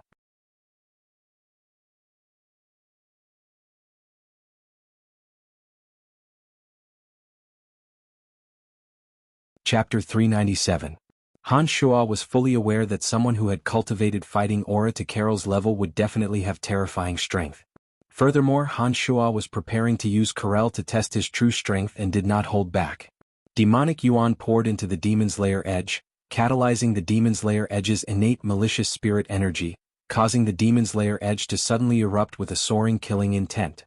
With the Demon Slayer edge in Han Shuo's hand as the center, the killing intent was like ripples that spread outwards in circles. The circles of killing intent seemed to be substantial as they rippled in the air, causing friction with the air to emit a peculiar cheat sound. Waves of evil and ruthless aura could no longer be contained as it overflowed from Han Shuo's body. Sacred Sword Master Karel's expression changed as his snow-white brows knitted together. A pair of deep starry eyes emitted a resplendent radiance. For Karel to be able to cultivate to the level of Sacred Sword Master, his talent was naturally extraordinary. He had fought all over for many years and had seen countless experts. His wealth of battle experience was enough to show disdain for the entire Lancelot Empire. Karel could clearly feel the shocking killing intent that erupted from the Demon Slayer edge in Han Shuo's hand. The circles of killing intent that spread in all directions carried a dense evil and ruthless aura, as though they contained a violent explosive force, causing Karel to be truly shocked. In the profound continent, most experts would gradually realize the importance of imposing aura before the battle. However, there had never been anyone who was able to turn their aura into strength to face the enemy. This was exactly the same as how Balance used killing intent to destroy a person's willpower. The difference was that Han Shuo's killing intent was more traceable. Karel understood that this kind of aura definitely existed, unlike Balin's killing intent that could only intimidate one's soul. Just as Sacred Sword Master Karel was staring at Han Shuo with sparkling eyes, Han Shuo, who had poured demonic yuan into the Demon Slayer edge, shot a bloody radiance of 10,000 cuts towards Sacred Sword Master Karel. The Demon Slayer edge suddenly rotated at high speed, a bloody radiance blossoming like a flower petal. Every time it rotated, a ray of blood-red light would take shape like a blade. Halfway through the battle of 10,000 blood-red lights, it had already formed a hedgehog-like blood-red ball of blades. Carrying a dense baleful aura and a soul-stirring screech, it rapidly shot towards Sacred Sword Master Karel. What a mystical martial skill! Karel suddenly praised in a loud voice. The long sword in his hand was suddenly raised, and the golden-colored aura was activated. The sword pierced towards the blood-colored ball of blades that was flying at high speed. The golden fighting aura could only be released by Sacred Sword Masters and Sacred Knights. This was a sign that the fighting aura had been condensed to the pinnacle. Han Shuo could clearly sense the destructive power contained within. Although the golden fighting aura was different in nature from the magical yuan, it still contained a frightening explosive power. Karel raised his long sword. The brilliant golden radiance was incomparably dazzling. He raised his hand and drew a circular arc. Suddenly, cross-shaped sword rays shot out from the tip of his long sword. After the cross-shaped sword rays shot out from the tip of his sword, from small to large, they continuously collided with Han Shuo's blood-colored sphere of blades. Karel's title as the Cross-Sacred Sword Master was indeed well-deserved. Each and every one of his sword lights formed a cross and shot onto the ball of blades that Han Shuo's bloody light had formed, rapidly grinding away the demonic yuan contained within the Demon Slayer edge. Before this tyrannical bloody radiance of 10,000 cuts could reach Karel, it was neutralized by the cross-shaped sword lights. Karel's expression was relaxed from beginning to end. It was obvious that he had yet to use his full strength. When the blossoming 10,000 lights were annihilated one by one and finally returned to the original form of the Demon Slayer edge, Han Shuo's mind stirred. He saw the demon's lair edge that was originally shooting straight towards Karel suddenly freeze in the air. Soon after, the demon's lair edge fiercely moved in a mysterious curve, chopping towards Karel from above. "Oh, interesting," Karel lightly exclaimed. He raised his head to look at the demon's lair edge chopping down. He raised his hand and brandished his sword, pushing aside the demon's lair edge that Han Shuo was chopping towards him. Han Shuo's eyes were fixed on Karel. At this moment he suddenly closed his eyes and fully controlled the demon's lair edge with his mind, using the demonic arts to continuously slash at Karel from all directions. In the beginning the demon's lair edge's speed wasn't very fast. However, Han Shuo gradually increased its speed. The demon's lair edge's initial slashes gradually turned into lightning-like phantoms. After the tens of thousands of malicious spirits within the demon's lair edge were activated, waves after waves of endless resentment spread out. At the beginning, Sacred Sword Master Karel was still able to deal with it easily. However, his expression became solemn as his entire body was wrapped in a brilliant golden light. With Karel as the center, one cross-shaped sword light after another shot out explosively. On one hand, he needed to use his long sword to defend against the demon's lair edge's rapid attacks. On the other hand, he also needed to use his mind to defend against the malicious spirits spreading out from the demon's lair edge. One had to admit that Sacred Sword Master Karel was indeed not an ordinary person. Karel, who could proudly stand at the peak of the Lancelot Empire, did not show the slightest sign of being defeated when facing Han Shuo's all-out attacks. He still appeared calm and unruffled.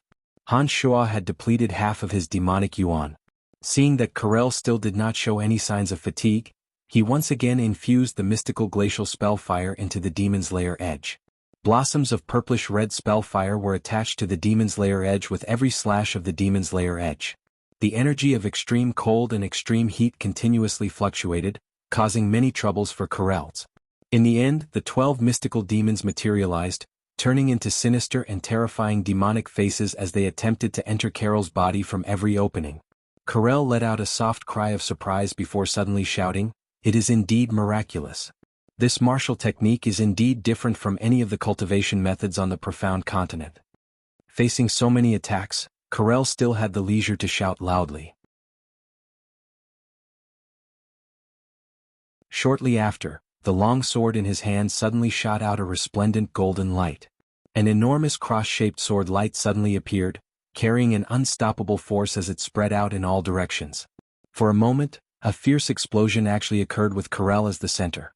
The boulder he was on was the first to be unable to withstand the explosion and exploded with a loud bang. Amidst the flying rocks, the ground actually started to terrifyingly collapse. It was as though an enormous force had bombarded the ground, shattering everything in the surroundings. Han Shuo was shocked and immediately recalled all 12 mystical demons. With a long roar, he soared into the sky and instantly landed beside Karel. The demon's lair edge that had been attacking Karel for a long time flew back and landed in Han Shuo's palm. The remaining demonic yuan frantically poured into the demon's lair edge. A stream of killing intent and resentment from the malicious spirits within the demon's lair edge formed a 7-meter-long blood-colored waterfall. Coordinating with the mountain-like strength of the demon's lair edge, it ferociously chopped towards Karel's enormous cross-shaped sword light with astonishing explosive force. A fierce explosion sounded from the point of contact. The boundary that enveloped the entire space collapsed with a loud bang. The vast expanse of white space suddenly returned to its original appearance, revealing the original shape of the spacious underground stone room. At the same time that the boundary was destroyed, a violent wave spread out, causing the earth to tremble along with the overflow of the wave. The astonishing explosive force suddenly poured into the demon's lair edge and rushed into Han Shuo's body along the sword hilt. Han Shuo's body that had been chopped down couldn't help but fly up at high speed. Finally, his body crashed into the rock wall above with a loud bang, breaking a 3-meter-deep hole. What's going on? What's going on? Is there an earthquake? Oh, the bed is still moving. In the rose garden above Han Shuo and Han Shuo, the nobles that were having fun with the beauties suddenly felt the tremors coming from the bottom of their feet. Each and every one of them was shocked and started to discuss one after another. Some of the guards in charge of the rose garden were also shocked. They didn't know what was going on and were like headless flies trying to find the cause of the tremors underground. Right at this moment, the sinister-looking Balan suddenly appeared in the midst of the guards in the rose garden and coldly berated, "What are you panicking for? It's just a small earthquake. This is the center of Asen City. Apart from some natural phenomena, what else could there be? In the eyes of the guards in the rose garden, Balins was a true fiend. When Balin's words fell, the guards calmed down one after another and followed Balin's instructions to comfort the frightened nobles. The majority of the nobles calmed down after hearing the guards' descriptions. However, there were still some timid guards who immediately abandoned the beauties on the bed and hurriedly fled the rose garden. They were afraid that there would be one or two more tremors under the rose garden and their precious lives would be left here. Balins calmed the panicked emotions of the guards, but he himself was apprehensive as he didn't understand what was going on underground. He had just brought Han Shuo underground. Whether it was his old master Corel or this newly acknowledged senior brother, Balins didn't wish for anything to happen to the two of them. However, the tremors underground were so violent that it was clearly caused by the two of them fighting. Balins understood that Sacred Sword Master Carol's strength was terrifying and could also see that Han Shuo was an extremely daring and fearless person. He was really afraid that the two of them would have a huge fight.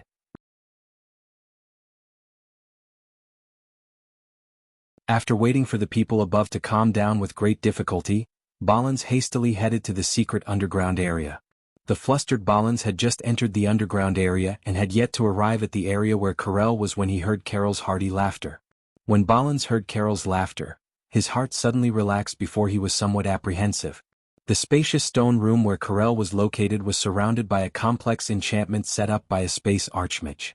Not only was it able to cut off sound and scene once one fell into it, one would have a feeling of entering another world. Now, Balins had yet to approach that area when he heard Carol's hearty laughter, which explained a shocking fact. The enchantment was destroyed.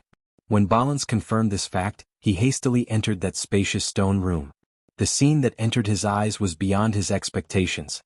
He saw Sacred Sword Master Corel sitting cross-legged on the boulder that had been shattered into small stones. Corel was standing in an area that seemed to be the epicenter of an earthquake, smiling as he looked at a cave in the rock wall above. Within the cave, Han Shuo shook his shoulders and twisted his body that was deeply sunken in the cave. The hard rock shattered and fell. Han Shuo similarly smiled as he leaped from above and landed on the ground. Balins, it seems that your choice was really good. The martial skill on this brat's body is shocking. I have traveled the continent for many years and have never seen or heard of such a martial skill. He has only cultivated for a few years and already possesses such terrifying strength. Who knows how powerful he will be in the future? No wonder that old astrologer Grace had that kind of prophecy.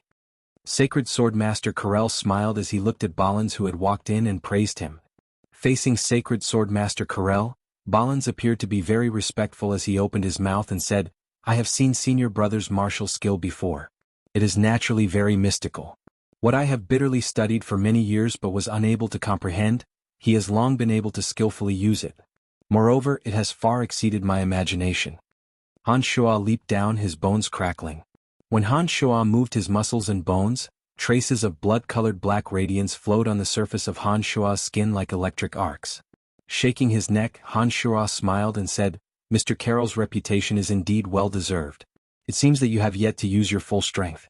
I have truly benefited greatly from this battle." Corel was only a sword, and with the addition of his golden fighting aura, he was able to stand firm under Han Shuo's storm-like attacks. The explosive power of his final strike possessed an unparalleled ferocity that was completely inconsistent with his old appearance.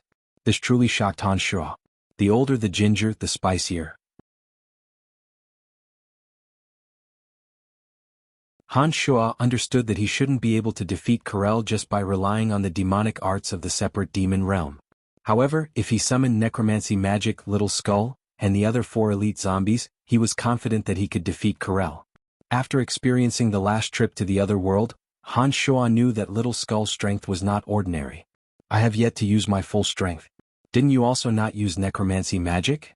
The undead creatures summoned by a Grand Magus Necromancer are very troublesome. You're not bad, really not bad. Phoebe still has a good eye." Corel smiled as he spoke. He paused for a moment before continuing, "After sparring with you just now, I understand that your martial technique is very peculiar. It's like a combination of fighting aura and magic. It seems that it is indeed suitable for Balins to train in." Fighting aura only possessed pure destructive power. However, Han Shuo's demonic yuan could temper the body, guarantee the treatment of some illnesses, and even influence the opponent's soul. When manipulated, one would possess all kinds of remarkable abilities. Fighting aura was only formed slowly through pure physical training. However, demonic yuan could form the consciousness and demonic infant. Using some killing aura, the peculiar aura of heaven and earth, and even some elixirs and rare items could increase one's demonic yuan. From certain aspects, demonic yuan was indeed much more mystical. Ballins, you and Brian go out. I need to think about it properly.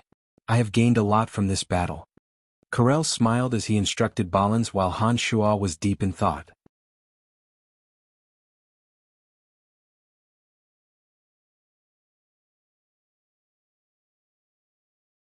Chapter 398. Walking out of the northern rose garden, Ballins followed closely behind Han Shuo when they reached the entrance. While Han Shuo was staring at Ballins in astonishment, he respectfully said, "Senior, from today onwards, I will officially leave the rose garden and follow you." Han Shuo didn't expect Ballins to be so straightforward. He thought for a moment before saying with a smile, "How about this? You will still be responsible for protecting Lawrence during this period of time. When he no longer needs your protection, you will return to my side. I will make some preparations and arrange an induction ceremony for you after a period of time. Once the ceremony is complete, I will immediately impart you martial techniques."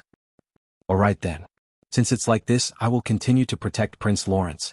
Han Shuo's orders were now higher than Carol's. Ballins was used to listening to others' orders and nodded in agreement. Under Han Shuo's orders, Ballins gradually disappeared into the darkness. Han Shuo understood that he had gone to secretly protect Lawrence again and headed back to his own residence alone. Currently, Asen City was in a sensitive period. Late at night, the streets were heavily guarded. The city guards shuttled through the streets and alleys in an endless stream. While the various nobles were having fun at night, they didn't forget to discuss official matters. In the northern rose garden, Han Shuo had previously heard many nobles discussing the princes through the mystical demons. They were debating about which prince they should attach themselves to. It was also just now that Han Shuo suddenly understood that His Majesty King Uhtred had already started his thunderous actions. All of a sudden, the military ministers who were close to Lawrence were more or less promoted due to various reasons. Lawrence, who was originally the least favored by others, was suddenly the subject of intense attention. His Majesty King Uhtred's obvious favoritism caused the nobles and princes to feel uneasy. They didn't understand what had gotten into Uhtred's head. Sacred Swordmaster Carell, who had always remained neutral and had never openly supported Lawrence, had already declared that anyone who dared to privately deal with Lawrence would have to bear his wrath after leaving the imperial palace. He even vaguely pointed out how despicable Grand Duke Ashburn was. Even the Dark Mantle organization that was the Empire's Hand of Darkness had suddenly become close to Lawrence. Ames, who was feared by all nobles, was even seen going to Lawrence's mansion at night. This seemed to prove that the Dark Mantle and Lawrence had also faintly teamed up. Lawrence, who had been bullied and humiliated by the princes for a long time, had suddenly become the topic of discussion among the nobles late at night. Some of the great personages of the Lancelot Empire, who had never taken Lawrence seriously as an illegitimate child, had suddenly changed their views on him today. King Uhtred has ruled the Lancelot Empire for many years. It seems that before Uhtred dies, the entire Lancelot Empire is still under his control. The final successor of the princes will still be decided by him alone. Han Shuo pondered inwardly as he unhurriedly walked towards his mansion. The road was quiet late at night. Han Shuo swiftly passed by, not leaving a trace on the street. There were a few mystical demons spying on him from the surroundings. Han Shuo easily avoided the city guards and quickly returned to his mansion. After Han Shuo returned, he discovered that other than a few guards and the old steward, the servants in the mansion had all fallen asleep. When Kalas saw Han Shuo appear, he hastily walked over and greeted Han Shuo. Shortly after, he said in a low voice, "Lord Marquis, there's someone in the house who wishes to see you." Han Shuo stared blankly, finding it strange that someone would actually come so late at night. He couldn't help but feel somewhat astonished. A mystical demon immediately flew towards the location Kalas had mentioned. After that, a handsome and elegant figure suddenly entered his sight. "It's actually him." Han Shuo was shocked. Afterwards, he nodded towards Kalas and instructed, "Alright, it's getting late. You should rest early. I can go over by myself." Kalas didn't say anything else. He bowed towards Han Shuo and immediately withdrew. After walking all the way to the guest room, Han Shuo entered and the door closed automatically. Looking at the extraordinarily handsome Grand Magus Necromancer in front of him, Han Shuo creased his brows and asked, Why are you here? Wolf smiled and leisurely looked at Han Shuo, saying, I've come to thank you. Due to the skeletal staff, you've allowed me to recover my youth. I'm very grateful for this. Recently there have been some unfavorable news circulating outside. I don't want your arrival to cause me to be unable to wash away other people's misunderstandings. If there's nothing important, it's best that you don't come and cause trouble for me in the future. Your identity is really too sensitive. I can't afford to provoke you. Han Shuo didn't have any enmity towards Wolf, but he also didn't have any favorable impression of him. Currently within Asan City, Kas and his group were constantly trying to ruin his reputation. Although Han Shuo had Uhtred's help, if Kas really managed to obtain concrete evidence, it would really be very difficult for Han Shuo to deal with it. Don't worry. It's precisely because I don't want to cause you trouble that I chose to appear so late at night. In addition, most people don't know my identity. Even some of the enemies of the Church of Light in the past wouldn't be able to recognize the current me. Therefore you don't have to worry, I won't bring you any trouble. Wolf explained. After he said that, Han Shuo carefully looked at Wolf's appearance. He couldn't help but admit that Wolf's words did make some sense. The current elegant and handsome Wolf brimming with the aura of nobility couldn't be connected to the previous Wolf who was neither human nor ghost. If it wasn't because of the skeletal staff in Han Shuo's hands, Han Shuo wouldn't believe that the elegant youth in front of him was the several hundred-year-old Wolf even if he was beaten to death. Why are you looking for me? Han Shuo slightly relaxed, but he still frowned and looked at Wolf unhappily. How we should be friends? Moreover, we really are friends. From the beginning to the end, our Calamity Church has always treated you as a friend. Moreover, I'm a necromancer. You shouldn't be so cold to me. Wolf spread out his hands and said somewhat sorrowfully. Han Shuo was stunned. After thinking for a while, it was indeed as he said. The Calamity Church, the evil power feared by everyone in the profound continent, had been throwing him an olive branch ever since he revealed that he could refine necromancers that weren't afraid of light magic. They spared no effort to protect him. When Han Shuo's skeletal staff was discovered by Wolf, the Calamity Church's friendly attitude towards Han Shuo made Han Shuo somewhat vexed. Looking at the sincere Wolf in front of him, Han Shuo really didn't know how to treat him. Han Shuo's expression softened and was no longer as cold. A faint smile appeared on his face as he walked over to pull a chair and sat down. He asked, Then Mr. Wolf, can you tell me why you're looking for me? Also, how does the Calamity Church want to treat me? Wolf saw that Han Shuo's expression was no longer as cold and cheerfully smiled. That's right. We'll be friends. Very good friends. There aren't many necromancers in this world, and necromancers at the Grand Magus Necromancer realm are even rarer. You and I, as Grand Magus Necromancers, should have a lot of common interests. I really didn't expect that you would actually become a Grand Magus Necromancer so quickly. It seems like the Holy Land must have given you many things. Holy Land? What Holy Land? Han Shuo stared blankly and asked in puzzlement.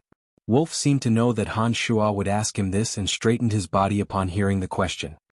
He appeared to be slightly excited as he said, The Holy Land is what our Calamity Church calls that place. Most people in the profound continent call that place the Cemetery of Death. Since the skeletal staff is in your hands, I think you can't deny the fact that you've been to the Holy Land. In addition, you've only been cultivating necromancy magic for less than 5 years, yet you've already become a Grand Magus Necromancer, just like I've cultivated for hundreds of years. This is enough to explain the problem.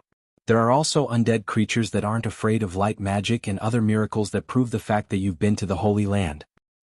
When these words were spoken, Han Shuo's heart was in turmoil. He understood that he hadn't been cautious enough, or that his understanding of the Calamity Church and some of the secrets of necromancers was too little. This was why Wolf was able to see the problem from the skeletal staff. Wolf's words were certain, and it was obvious that he had guessed the truth. For a moment, Han Shuo's expression was unsettled and his eyes faintly revealed an ominous glint. He was contemplating whether or not he should kill everyone who knew about this. However, after thinking about it again, it was already too late. Wolf had most likely already reported this information to the Calamity Church. Wolf, who had lived for who knew how many years, was inwardly shocked by Han Shuo's fierce gaze. Wolf, who had high attainments in necromancy magic, could clearly sense Han Shuo's concealed killing intent. When Han Shuo stared at him, Wolf actually felt his heart palpitate. This caused Wolf to be somewhat dumbfounded and puzzled. Only when he was reprimanded by someone of the level of the Calamity Church's Pope of Darkness would he, Wolf, feel his heart palpitate. He didn't want to be stared at by this young man who was countless times younger than him. Wolf actually felt his heart palpitate. He was very clear on what this feeling meant to Wolf. He understood that only when an expert who could threaten his life revealed dissatisfaction with him and had thoughts of killing him would he instinctively feel his heart palpitate. Could it be that this young man in front of him, who had just become a Grand Magus Necromancer, had the strength to kill him? A misconception, it must be a misconception. Wolf explained himself and awkwardly said to Han Shuo, "Don't be hostile towards me. Really, our Calamity Church will absolutely not become enemies with you.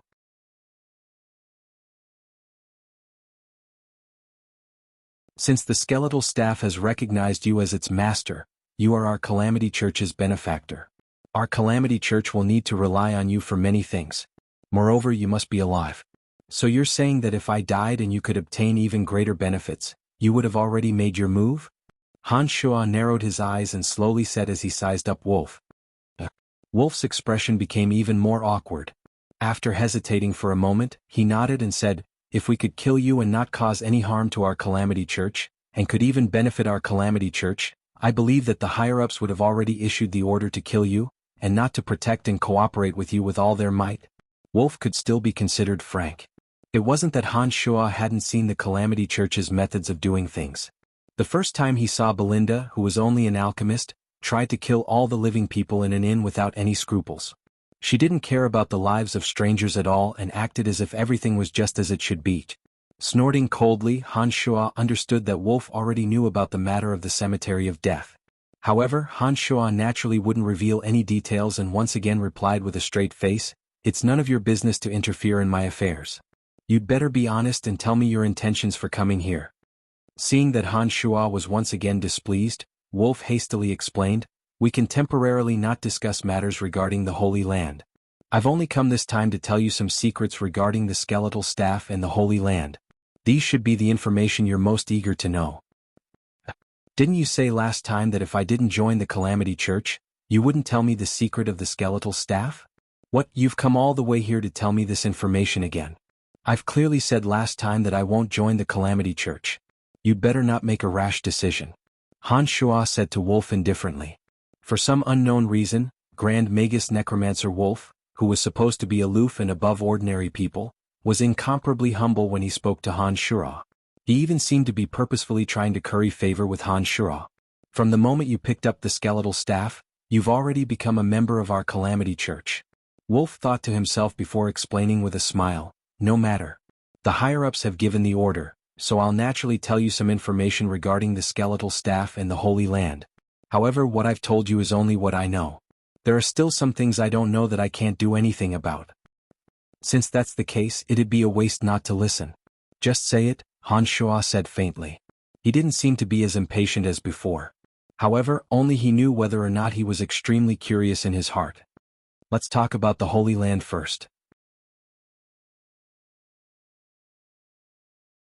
According to the legends of the Calamity Church, there's a magical transportation array in the Holy Land. That magical transportation array possesses the mysteries of connecting to other planes, especially the Netherworld. Necromancers can rely on their original bodies to descend into the Netherworld and explore even more unknown areas of the Netherworld, allowing them to make even greater progress in necromancy magic. In addition, there's also a legend within the Calamity Church. I'm not sure if the legend is true or not, but I've heard the Pope say that the Holy Land isn't a building from the Profound Continent. It was originally something that descended into the Profound Continent from another plane. I'm guessing that that plane might be the Netherworld." Wolf took a deep breath and explained to Han Shuo.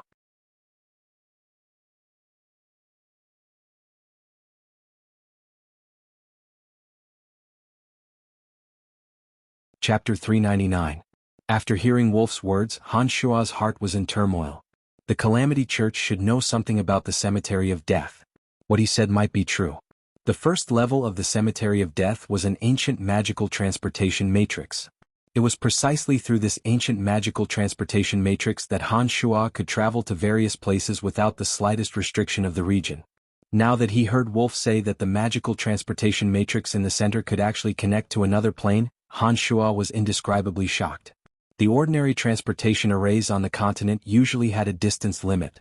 For example, the transportation arrays between the major cities of the Lancelot Empire could only teleport a few thousand miles. No one had ever heard of a transportation array that could teleport tens of thousands of miles. The further the distance, the higher the requirements for the transportation array. Apart from the comprehension of the person who set up the transportation array, one also needed to spend a lot of effort in terms of materials and geography. An ordinary space sacred magus could only set up a transportation array that could teleport 4 to 5,000 miles. However, according to Wolf, the large-scale transportation array in the center of the Cemetery of Death could teleport to another plane. To Han Shuo, this was simply inconceivable. When Wolf said that the Cemetery of Death was a building from another plane, it made Han Shuo feel as if his brain was lacking oxygen. Seeing Han Shuo looking at him in shock, Wolf continued, "Of course, there's another saying about the Holy Land. It said that it can move. In addition, it has the same self-sufficient offensive and defensive power as a magic tower. These are all legends passed down within the church, but I think it should be credible. As for the skeletal staff in your hand, it can be seen as the key to opening the Holy Land. The tricolored skulls of the skeletal staff contain 3 kinds of strange powers. One is to multiply the power of a necromancer's necromancy spells. I think you should be very clear about this. The other strange power, which you've tried on me, is to allow necromancers to regain their youth. Not only for necromancers who possess the skeletal staff, it can also be used on other people. I'm not sure if you've tried the last effect of the skeletal staff before. Legend has it that it allows one's soul to travel to and from the netherworld unimpeded. One can enter the netherworld with a single thought, and return to the profound continent with a single thought. This effect is the most mysterious and unfathomable. It allows necromancers to have a clearer understanding of the netherworld, allowing them to walk further in the field of necromancy magic. Each of the 3 skulls of the skeletal staff contains a type of power. However, these 3 types of power are just legends passed down by the Calamity Church for a long time. As for whether there are more secrets hidden within the skeletal staff, it's not something I can understand. What I've told you is only what I know." Han Shuo had seen the 3 peculiar powers of the tricolored skeletal staff, so he firmly believed Wolf's words. Han Shuo had tried all of the 3 mysterious effects of the skeletal staff, multiplying one's magic power, regaining one's youth, and freely traveling to and from the netherworld. However, apart from the first effect of multiplying the power of necromancy magic, Han Shuo had never comprehended the 2 mysterious powers of regaining one's youth and traveling to and from the netherworld. Han Shuo was even more clueless about the last mysterious power, which allowed one's soul to travel to and from the netherworld. The 2 times he had entered the netherworld, he had gone there inexplicably, and he had also returned inexplicably.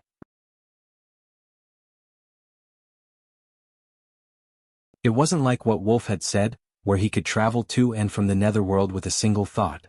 It seemed that it wasn't because of the skeletal staff, but because Han Shuo hadn't truly grasped the knack of using the skeletal staff.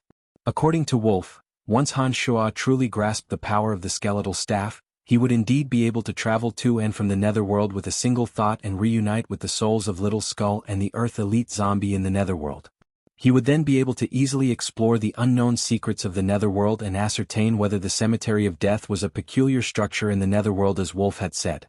"I came here according to the orders of the higher-ups to tell you about the skeletal staff and some of the secrets of the Holy Land.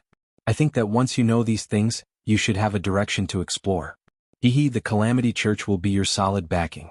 You, who wields the skeletal staff, are an important part of our Calamity Church. You can deny this, but we have long since acknowledged it internally," Wolf explained with a smile as he looked at the contemplating Han Shuo.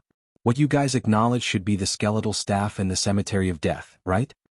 Han Shuo's contemplation was interrupted by Wolf.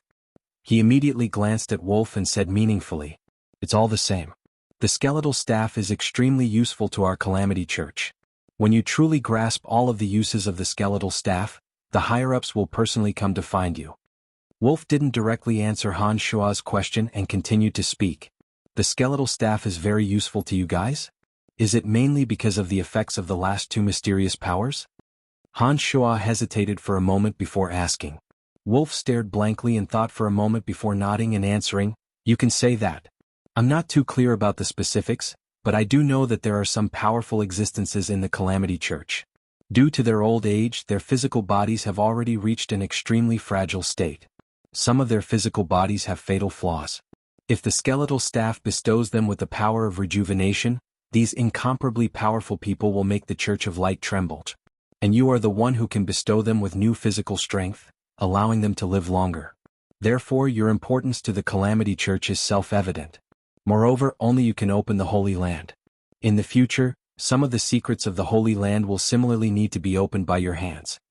These words shouldn't be instructions from the higher-ups to Wolf, but rather Wolf's initiative to express his goodwill to Han Shuo. Therefore, Wolf paused for a moment before adding, "Brian, I'm telling you this personally. I hope that you can leave a good impression on me. This way I will be grateful." Han Shuo was still shocked by Wolf's words and nodded slightly upon hearing this. However, he didn't guarantee anything. "Alright, it's getting late. I'll be taking my leave." After Wolf said this, he respectfully handed a card to Han Shuo and said, "There's a way to contact me here. If you need my or our strength, you can find me at any time. We will spare no effort in helping you." Han Shuo casually put the card away and nodded indifferently once again. His mind was filled with the secrets of the Cemetery of Death and the skeletal staff. These things coming from Wolf's mouth gave Han Shuo a great shock, making him want to quickly sort out his thoughts. All along, Han Shuo knew that the Cemetery of Death hid many secrets. However, Han Shuo had stayed in the Cemetery of Death for a long time, yet he still hadn't figured out its true secrets. However, Wolf's words had pointed out a direction for Han Shuo to explore, allowing Han Shuo to understand which aspects of the Cemetery of Death were the most attractive. Perhaps I should go to a deeper layer of the Cemetery of Death to explore. Perhaps the lower layer of the Cemetery of Death has the answer I need. Han Shuo silently pondered for a moment before making this decision. While Han Shuo was silently pondering, Grand Magus Necromancer Wolf had already left without a sound. Han Shuo raised his head to look outside and discovered that the full moon in the sky was gradually disappearing. Unknowingly, a late night had already passed. Han Shuo thought for a moment. His curiosity towards the secrets of the Cemetery of Death and the skeletal staff grew stronger and stronger. With the magical transportation matrix that led directly to the Cemetery of Death, it was incomparably convenient to travel between the two places. Since there didn't seem to be anything important tomorrow, Han Shuo directly entered the secret room and activated the transportation matrix. As soon as he arrived at the Cemetery of Death, before Han Shuo could uncover the secrets of the Cemetery of Death, the connection between him and Dark Dragon Gilbert was immediately established. Lancelot Empire's Asen City and the Valley of Sunshine were too far apart. Although Han Shuo and Dark Dragon had the power of the contract, he could only sense whether Dark Dragon Gilbert was dead or alive. He couldn't sense his consciousness or location. However, the Dark Forest was very close to the Valley of Sunshine. As Han Shuo and Gilbert's strength increased by a large margin, the connection between the two became increasingly clear.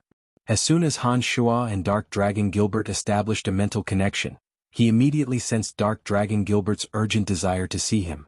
Han Shuo, who had originally planned to immediately explore the secrets of the Cemetery of Death, deeply understood Gilbert's urgency. He had no choice but to temporarily abandon his plans to immediately explore the Cemetery of Death.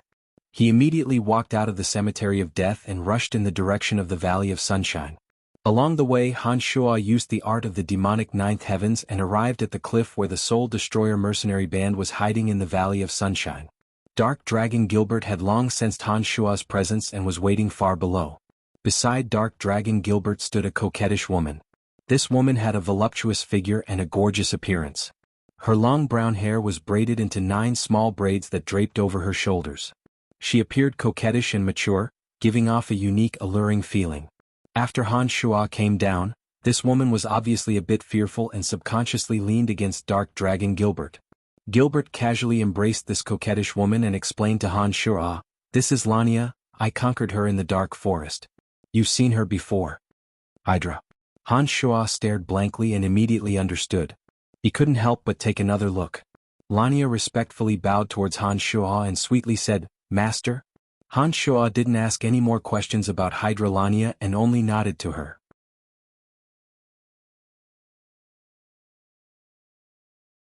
Then he furrowed his brows and asked Gilbert, "Why are you in such a hurry to have me come? What happened?" "Trunks has disappeared. There's no news of him in the entire Valley of Sunshine." Gilbert said worriedly, "You're tuning in to the Han Lee's Wuxia Adventures YouTube channel. We're so grateful for your support and don't forget to subscribe to join us on this incredible journey through captivating stories. Your generosity through donations truly makes a world of difference, as it's the primary source of revenue that allows me to expand and enhance this channel for you. Thank you from the bottom of my heart for being a part of this adventure.